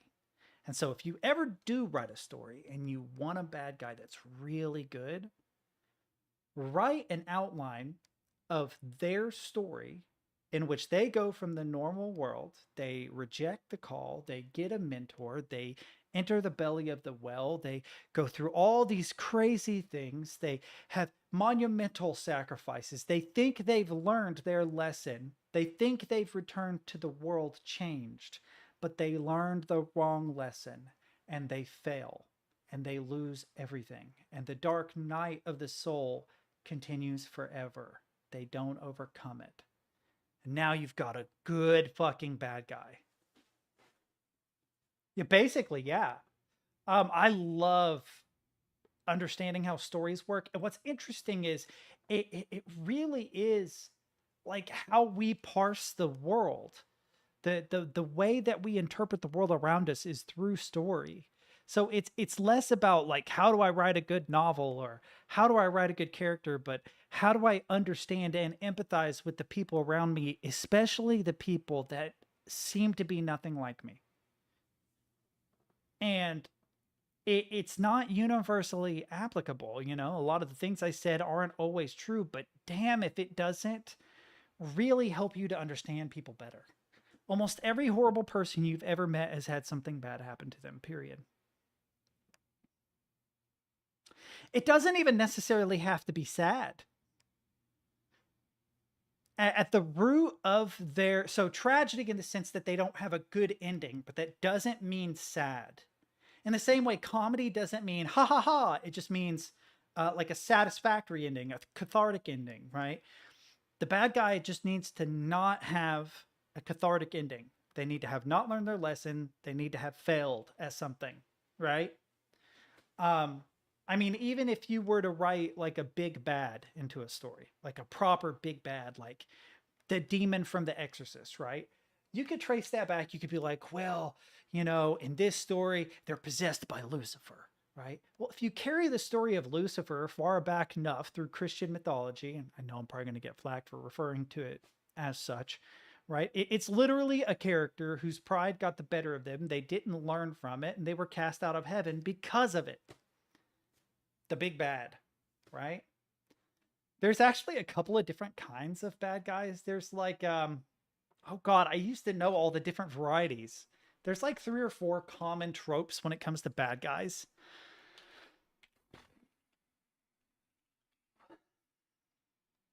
Yeah, I'm about to get off here. Yeah, there's, holy shit, there's a lot.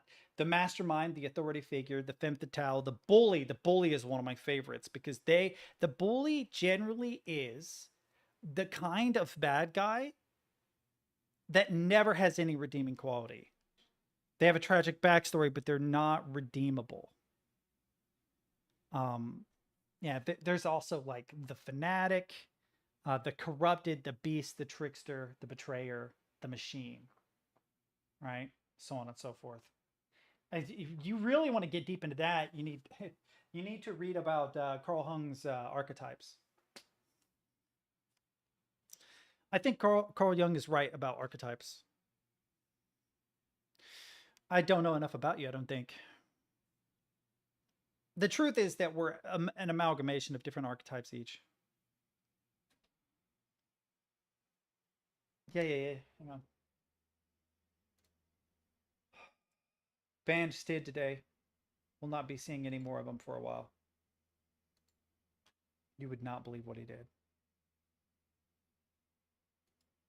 He said, "You can't ban me." So I did.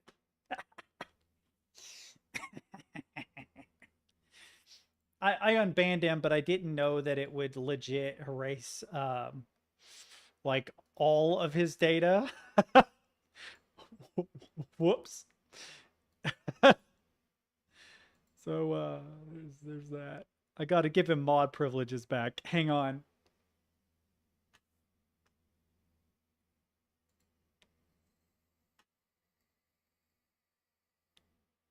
The Saddam Hussein memes are funny as shit. I got to go into my settings real quick, my server settings. Roles. Where are you, Roles? Oh, it's not my settings, it's the server settings. Hang on. Server settings, roles, moderator, manage members, search members. Oh no, Stid is still not in here. Oops. Oh, that sucks. He still hasn't been accepted into the oh, there it is. I got him. He's in here now. Whoops. No, he was already a mod. He was already a mod. I already made him a mod. Like he's trolly, but if there was anything like actually potentially dangerous because he's an information security professional or studying to be that, he would recognize it and eliminate it. So if like a bot were to come onto the server and potentially share information that would allow them to exploit people's machines or, you know, scam them or whatever, he would be really clever to it really quickly. So that's one of the reasons why he is one of my mods. There's actually thought behind that. Like, I'm going to accept a little bit of trolling so that I know my server is a little bit safer. It's the same reason that people like Brant are, Sigourn is, Captain is, really smart IT guys as my mods make sense. And then others are just people that have been around long enough and are cool-headed enough that I don't have to worry about too much tomfoolery. You know, tomfoolery's okay. Tomfuckery, that on the other hand is sketch. I almost got fired once for using the word tomfuckery when I messaged my employees. We got a problem. We got a problem, Captain. Doesn't run at all. Okay, hang on.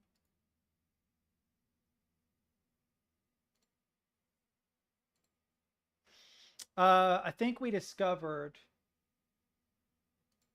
that this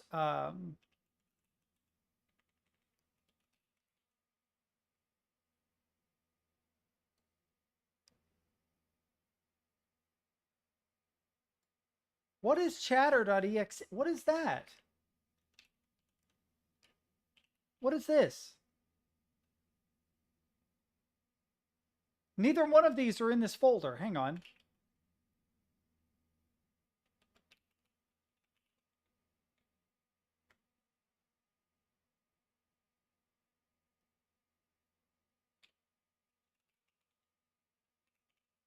Here, hang on.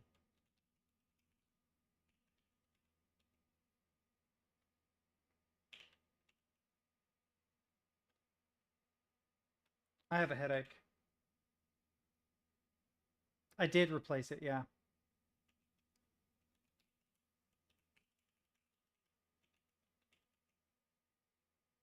Okay, that will run it, but it just dies. And there's no error code or anything, right? And then Windows PowerShell,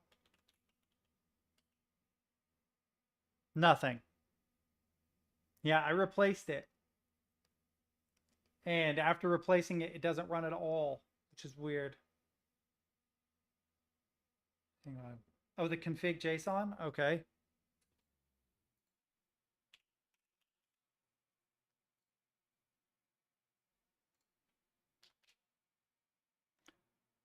Well, that fixed it. Okay, hang on though. Hang on. We'll run it this way because this seems to be a little more verbose. Okay. Oh, but it's because the config's dead. Hang on. It created a new one.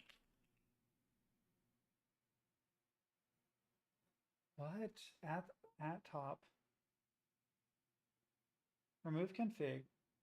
Okay, in each script you got to add import chat notifier at the top. What do you mean in the actual, like in Ding example and stuff? Hang on. What do you mean? Import chat notifier. Hang on. Like in this? Ah, okay. Yep. Okay. Control S, close.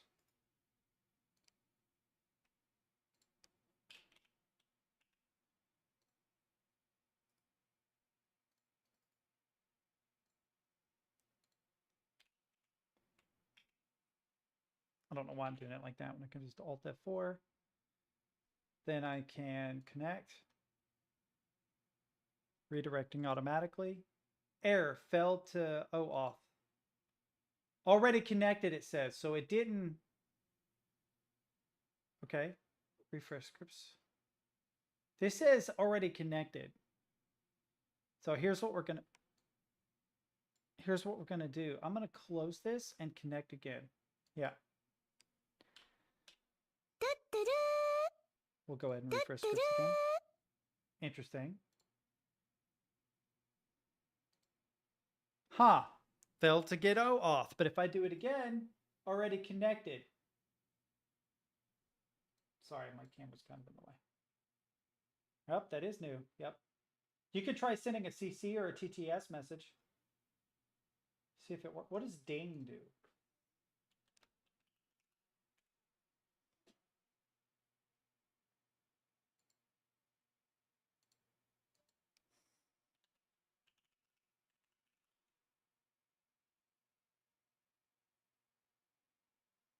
Okay, hang on.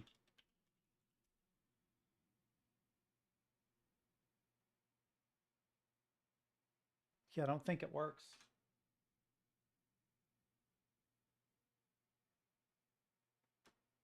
Yeah, for some reason it thinks it is, sure enough. I wish this was more verbose.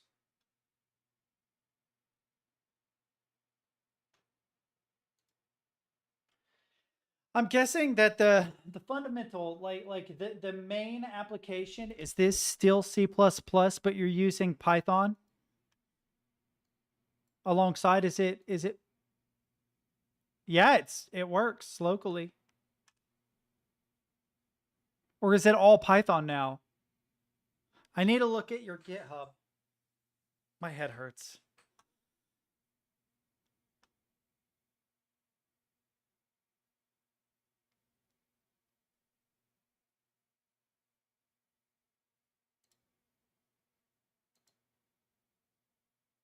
That's what I thought. Yep, that's what I thought. Okay. Ding.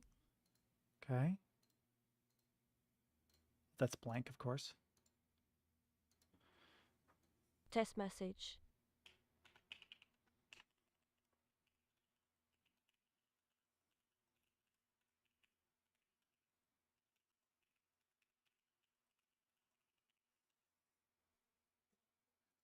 She showed me her boobies and I like them too. Not as good as Adam Sandler, but close.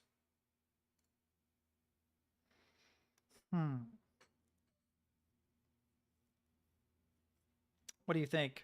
What do you think is causing this connect issue? Not to be confused with connective tissue.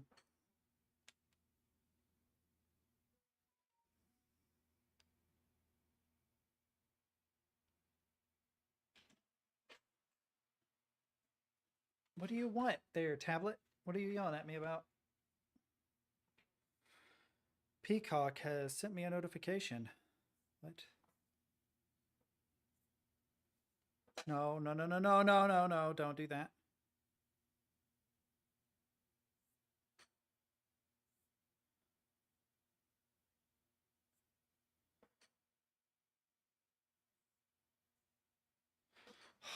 I need to do a Godot Jam, Game Jam.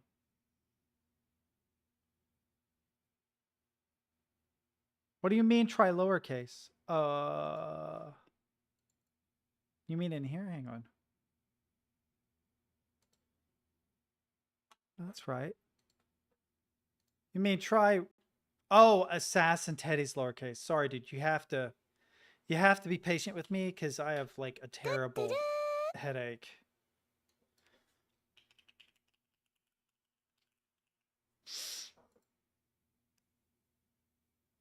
Okay. Already connected. It's the same.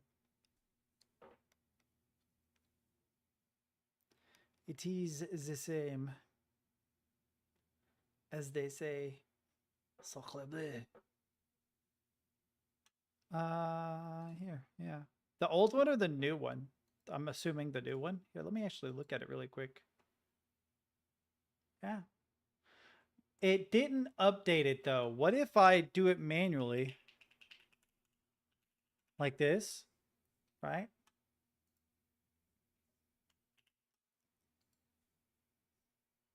Hang on.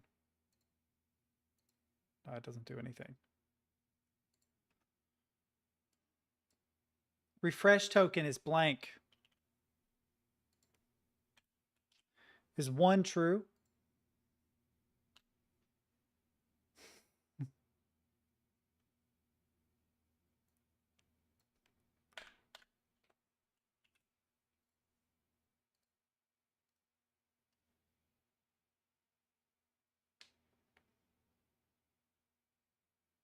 Okay, relaunch.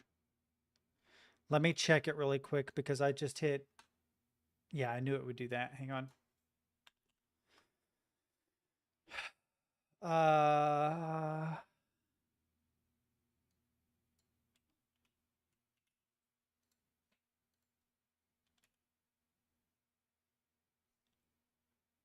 Oh, it doesn't run. Hang on. It doesn't run. Wait a minute. Let me look at the old config. Well, I got...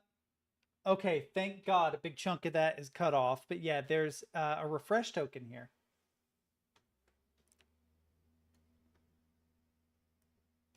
Okay. Hang on.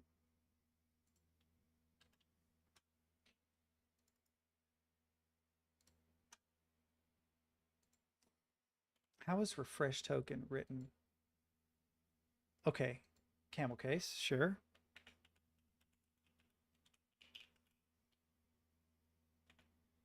Then colon. Right, is it? Yep, it is in parentheses with a comma at the end. Okay. Do that. Go Control S. Close.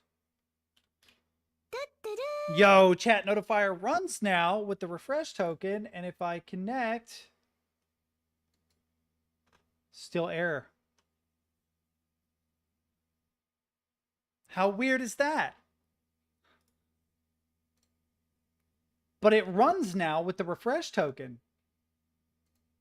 I'll try a lowercase Twitch channel name. Oh, no, not a Y.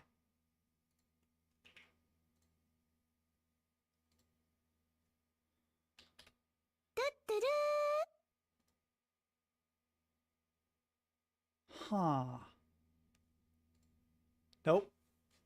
Yeah, I mean, that's how it goes, though. Like, don't ever be embarrassed about that. Like, I completely understand how that works, dude. My head is killing me. Oh.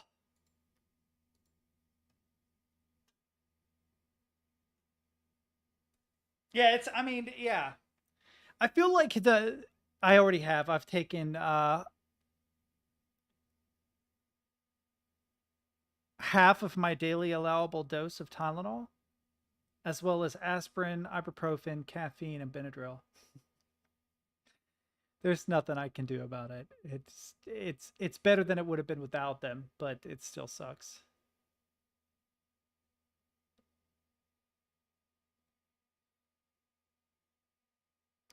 No, I don't remember you ever being rude. What are you talking about? Also, I know you. I don't... Yeah. What? I don't know what it is. But I can be straightforward enough. Might be able to go to audit logs and undo messages. Ooh, good call. I have a real bad habit of being a little too straightforward when I talk to people.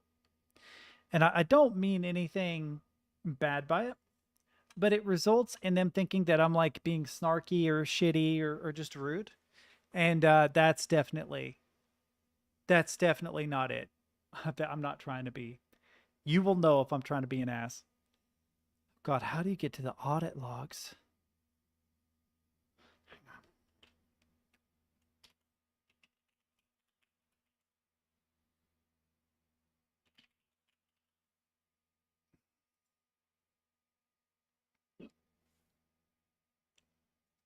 Oh, yeah. Yeah, I bought a whole bunch of chocolate from kids. Also ate pizza. Probably drank about a liter of water, a pot of coffee. Like, no, I had food too, but also chocolate. And also, chocolate is good for headaches usually. Go figure.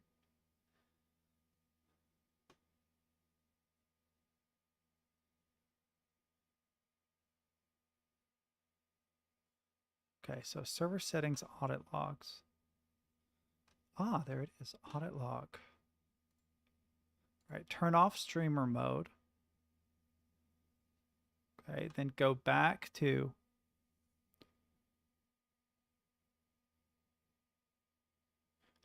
fucking thing. Hang on, chat. There we go. Audit log. There we go.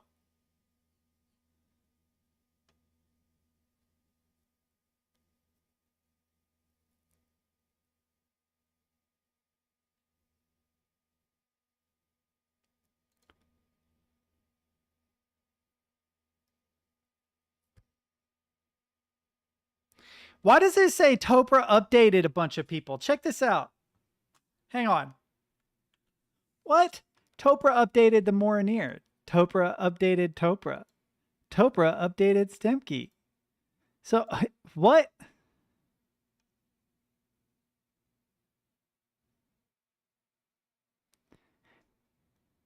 He was fucking around. Okay, that's fair. But he was fucking around a lot. Like, he was doing a bunch of random shit.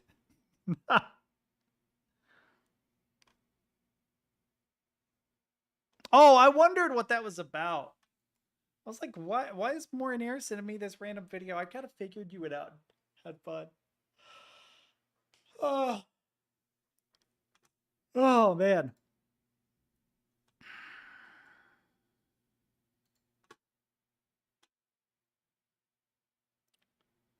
Guess what I'm gonna do?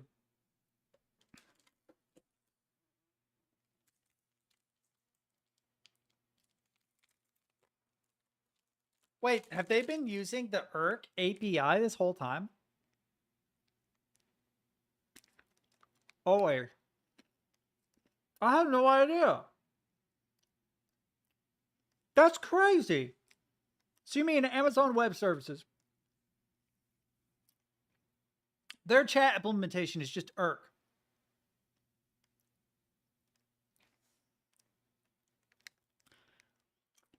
I know who you're talking about. Oh.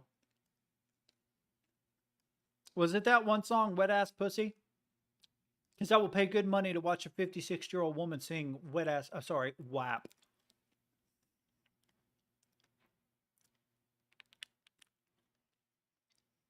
I'm kind of kidding, but also, honestly, I wouldn't mind seeing that.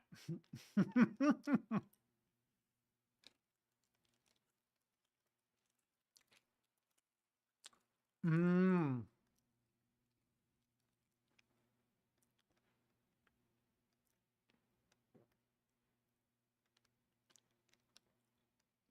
Oh! So Tessa wasn't Tessa. Tessa was Sin. For like that whole last episode.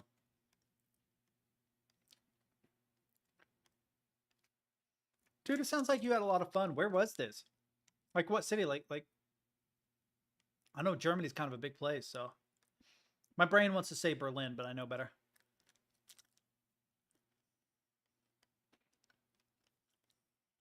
Oh, really? So that early on. So for almost all of that interaction, Tessa was Sin.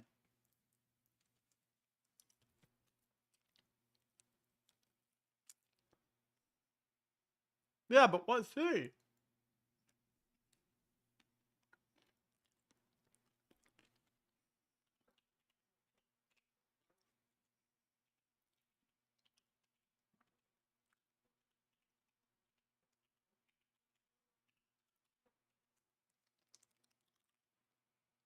Oh, yeah, I remember.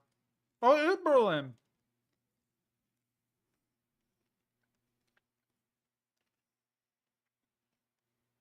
How does Extra know this?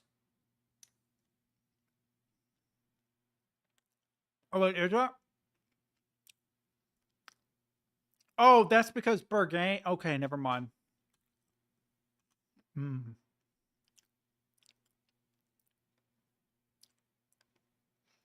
Give me a second.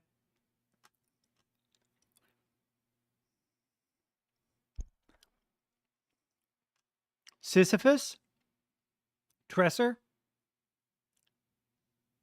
Munich? This nightclub in Munich looks a lot like the video you shared.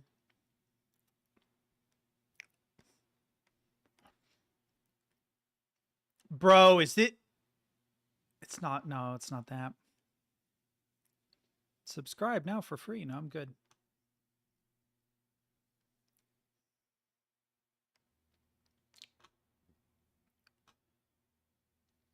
Dude, that's awesome. There are similar things here in the States. Usually bigger cities, but where I live, there's a thing called the Bourbon Trail. I shit you not. My state is so famous for its bourbon that you drive around all day drinking different types of bourbon, visiting different types of distilleries and stuff. And then, if I remember right, you go to the horse races drunk and bet on horses. It's like a weird thing you can do where I live.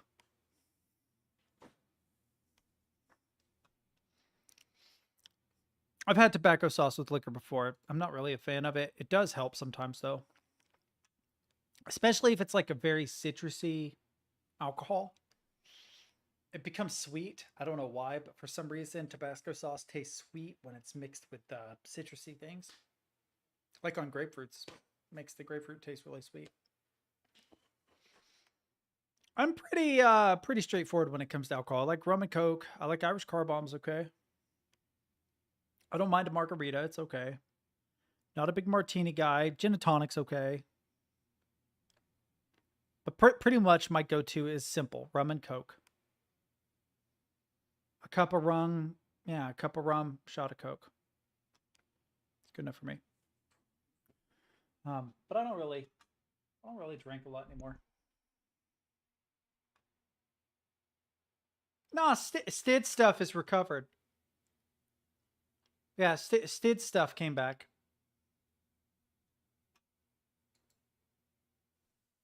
I don't know how they're going to do it, though. Like, where are they going to go from here?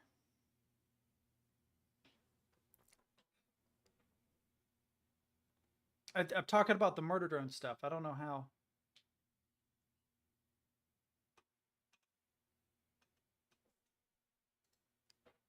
All right, listen, boys. It's 8:06. My head is killing me. I got some pizza I want to eat. I think I'm going to take some more pain meds. There may be a way to rip audio. Hang on.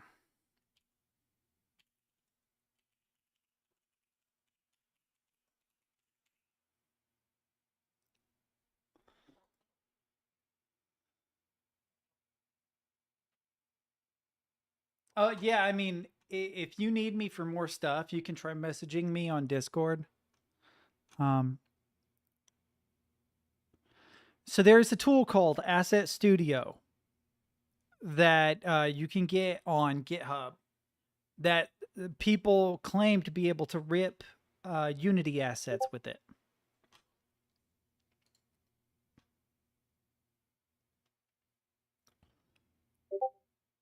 It's a public archive. It was last updated. It was released in June 16th, 2022. Yeah, the latest release is 2022. So that might not be good anymore. I don't know. Yeah, cool. All right, good deal. Yeah, we have to get the chat notifier working. But once we do, I'll definitely rig it up. Oh, yeah. Okay.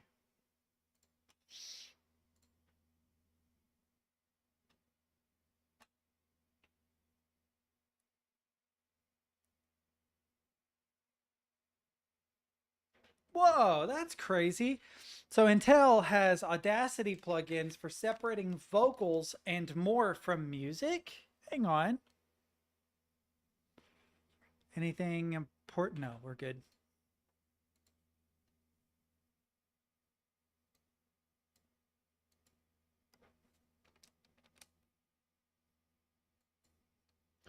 My headphones are annoying. Or these ones are.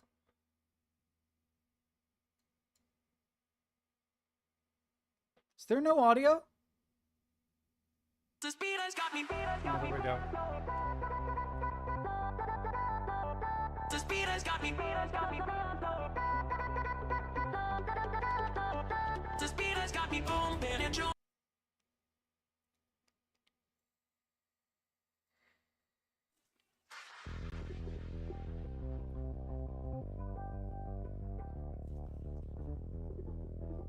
So I'm guessing that's, yeah, that's just the background music.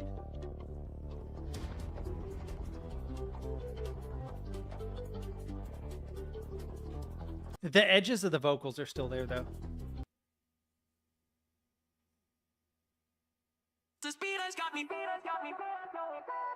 The fact that it got the delay and everything correct is really cool. See, what you do is once you can extract the audio from a file, if it's accurate enough, what you do is you invert the polarity of the audio file, transpose it over the original audio, and it will erase the vocals, assuming you've extracted them, right? So you extract them, you invert them, you lay it over top of the original audio file, and what's left over after the vocals are inverted is just the background music. And so now you've split your audio into vocals and background music. So it's cool. The hard part is extracting the vocals in the first place. So that's sick. The speed has got me bumping and jumping. It really feels like something. Can't deal with that feeling. Without my body wheeling, the bass makes me shake to the rhythm. It takes me. So this is OpenVino plugins AI Audacity. Yo, this actually, I'm bookmarking this. I'll use this. I don't use Audacity a lot, but to pull vocals out of a track would be so useful. One of the big ways that it would be useful.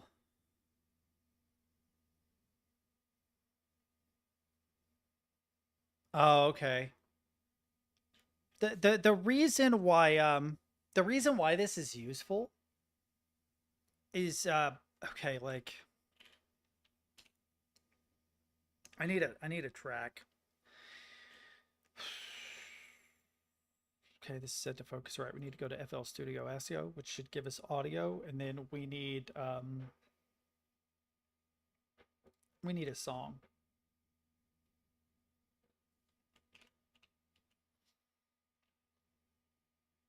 Have a good night, extra. Big Booty Hose. I don't remember the name of this song. It's from the Friday soundtrack. Hey, it's 2 Live Careers, right? This song. All right. Just because I think it's funny.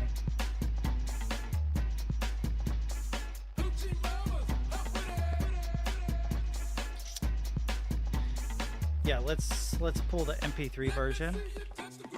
Oop.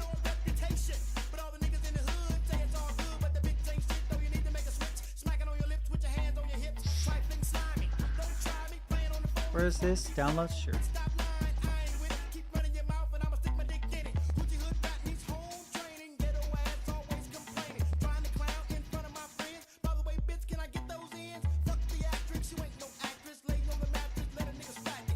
Okay, M4A. That should still work with FL Studio. So, hang on. My brain hurts, so I'm slow as shit.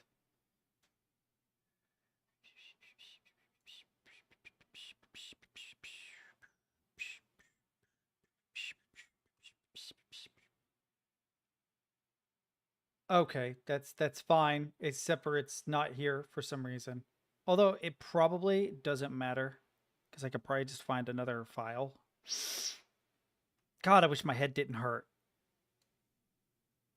It makes it so hard to concentrate. Yeah, example.mp3. Okay.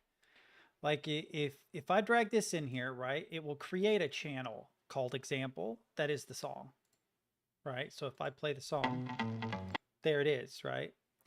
Let's say that I'm trying to do a rearrangement for a song. So a rearrangement is where, like, you maybe have the original vocals, but all the background music you want to change. You want to change up the drum beat or add new instruments or just change instrumentation so that, like, you know, something that was a piano is now a guitar, vice versa, right? So what you can do is you can break down the pitch regions. So we would edit this. It will load it up into Edison. Now, the really big file, it often crashes FL Studio if you try to get pitch regions for the entire thing. But often it's not necessary anyway, because what you're trying to do is just get the pitch regions for a verse, for chorus, etc., because those parts are repeated. So you could cut this down, then you can go in here to pitch regions, detect pitch regions. Look at that, we got pitch regions. Did I minimize that? I meant to maximize that, please. Maximize, thank you. So we see that this first note is B3, then A3, F sharp 3, right? The problem is there are so many sounds sitting on top of each other at the same time that while this will give you the feel of the root note or the key of a particular section of the music, right? It won't give you the exact pitches of individual instruments. So the ability to split the arrangement as much as possible means you can identify the pitch regions of individual instruments. So assuming I pulled the vocals from this and I want to do a rearrangement, but with the original vocals, I would be able to put the vocals into Edison and get the pitch regions of just the vocals. So say the vocals have like C, A, G, right? Well, we're in C major. So we can now write background music in C major, and it will fit with those vocals even if the background music is totally different from the bound and down and down, down and down and down. It will still work. In fact, it seems like this is some weird B major, I think. Pretty sure this is B major we're looking at. Although G is weird. But yeah, we have like B, A, I don't think is in B major. Hang on, let me find out. Just out of pure curiosity. Give me a major. Not major bebop. Major. Roger. B. Yeah, F sharp's in it. G sharp's in it. Yeah, I didn't think the A was. A sharp's in it. All right, so like you go back here, you look at this. Come back here. See, we've got our B, right? You can barely see it above my head. But we also have F sharp. It seems like B and F sharp are like the two big ones. Plus you've got G sharp. And those are all in B major. So this looks like some kind of key of B major. I just know how it works, that's all. But it's cool, because if I can pull vocals from something, like there's very real good uses for that. Shut up, shithead. Shut up, why I oughta. I've been on for 4 hours. Yeah, I'm out, boys. I'm gonna probably actually take sleep meds, watch a stupid movie, and go to bed. Do you have anything good on Jellyfin right now?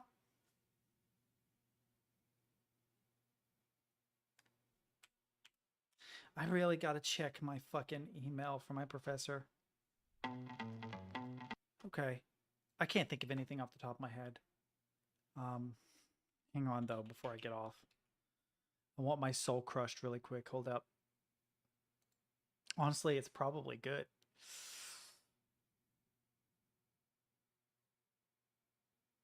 He didn't respond. Okay, that actually makes me feel better. That actually makes me feel better. But also bad. Shit. I emailed my professor because I fucking like bombed an essay. But I'm gonna go to bed now knowing that they haven't responded to it, which actually makes me feel better.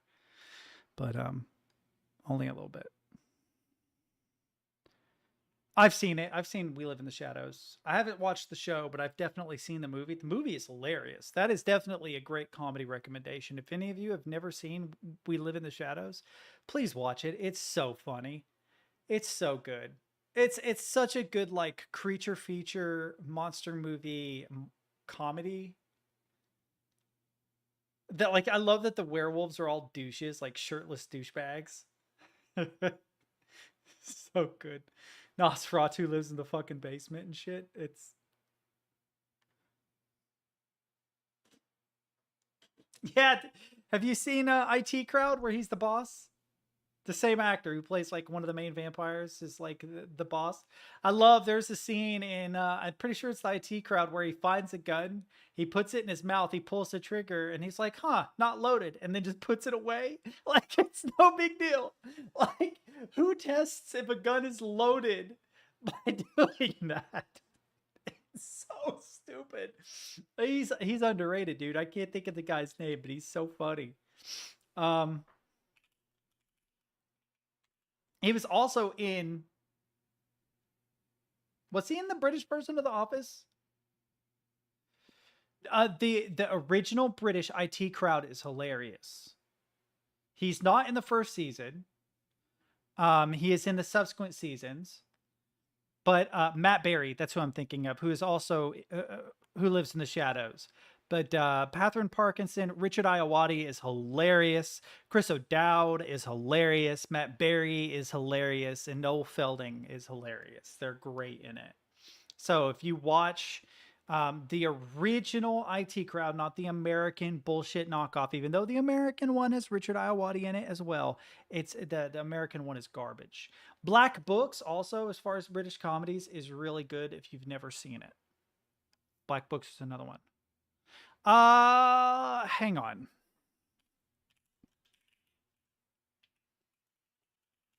It was on like Netflix. Oh, it's on Pluto randomly right now.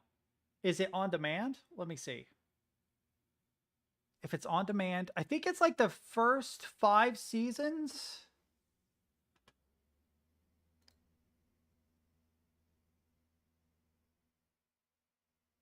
Yeah, I think the first 4 or 5 seasons are fine.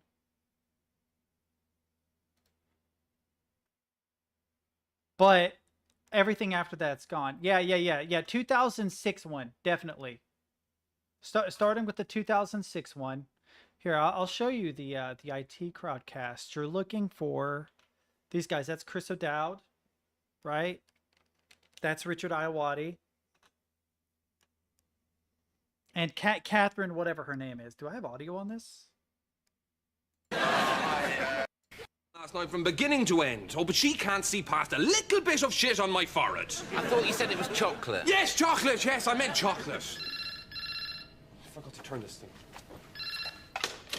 Hello, IT. Something's wrong with my computer. Have you tried turning it off and on again? No. Oh dear, thanks. You're welcome, mate. You know, it's typical. The one time I managed to bamboozle a girl in the building into going out with me and this happens. Oh, she's gonna tell everyone. Oh, come on. There really is a scene. Dude, they get weirdly accurate about some of the IT shit. Like the dumb stuff that people ask. It's mind-blowing. Basically, the story revolves around Catherine's character. Catherine Parkinson's character. She plays Jen. Jen put in her CV that she had a lot of experience with computers software, like Word stuff. And so they just, by default, put her with the IT guys. So they do her interview like way up on the 40th floor. She thinks she's getting a corner office. She's going to be executive. It's going to be like Sex in the City. And no, they send her to the basement with fucking Chris O'Dowd and Richard Iowati. And they later find out that Noel Felding's character, who's a goth guy really into Cradle of Filth, has been locked away in the server room for like 3 fucking years. And he just like, they open, they're like, what do you mean there's a server room? And they like uncover the door and inside is just him. Noel Felding being a fucking weirdo. Hang on. I love this show. The original seasons are so hilarious. Noel Felding, IT Crowd. So funny, dude. Yeah. There's Jen. So he went to go fix like an Ethernet cable, and the girl came back to her desk, and he was afraid that she was going to think he was a pervert, so he never got out from underneath the desk. He just keeps waiting for her to like go on break or use the restroom or something so that he can get out from under there without being perceived as a pervert. That's why Jen never said anything. Oh, there's a building. Hang on. We got to find Chris O'Dowd. Or not Chris O'Dowd. Noel Felding. Noel Felding. There's absolutely no point to anything. You're right. No point. It's all futile. Can't even find my cup. You try to look on the bright side. Ha! The bright side. Sometimes you just think, what would actually change if I just killed myself? You're right. That's so I could stupid. just kill myself. And it'd be so easy, wouldn't it? So very, very easy. Richard! Get back to your room! Oh, what's the point of sending him back to his room? What's the point of anything? Come on, get the brush! Come on! But she said I could come out. Well, you can't come out. You're bringing everyone down. No, I'm not. Yes, he is. Come on! Yeah, he just makes everybody depressed. He's not there for like the first season. He doesn't come till later. But there is like a lot of really fun things. It turns out he was like an executive back in the day, like really, really popular. And then one day he discovered Cradle of Filth. And like slowly but surely he started to morph into like a goth dude. And of course they cast him out of like all the penthouse, like a region of the fucking building, and sent him to the server room or whatever, where he had been locked up for years. It's so stupid. It's such a stupid sitcom. But I do love it. It's wacky, but it's funny. All right, I'm out of here. I'm done. I'm out.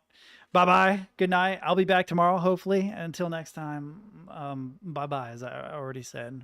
Yeah, something like that.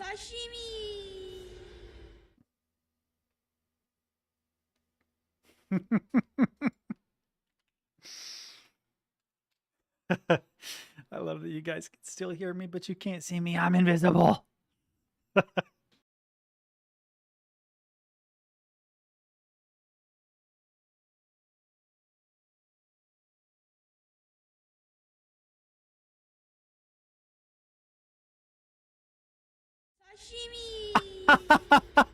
I love that I show up for just like a split second. What are you guys doing?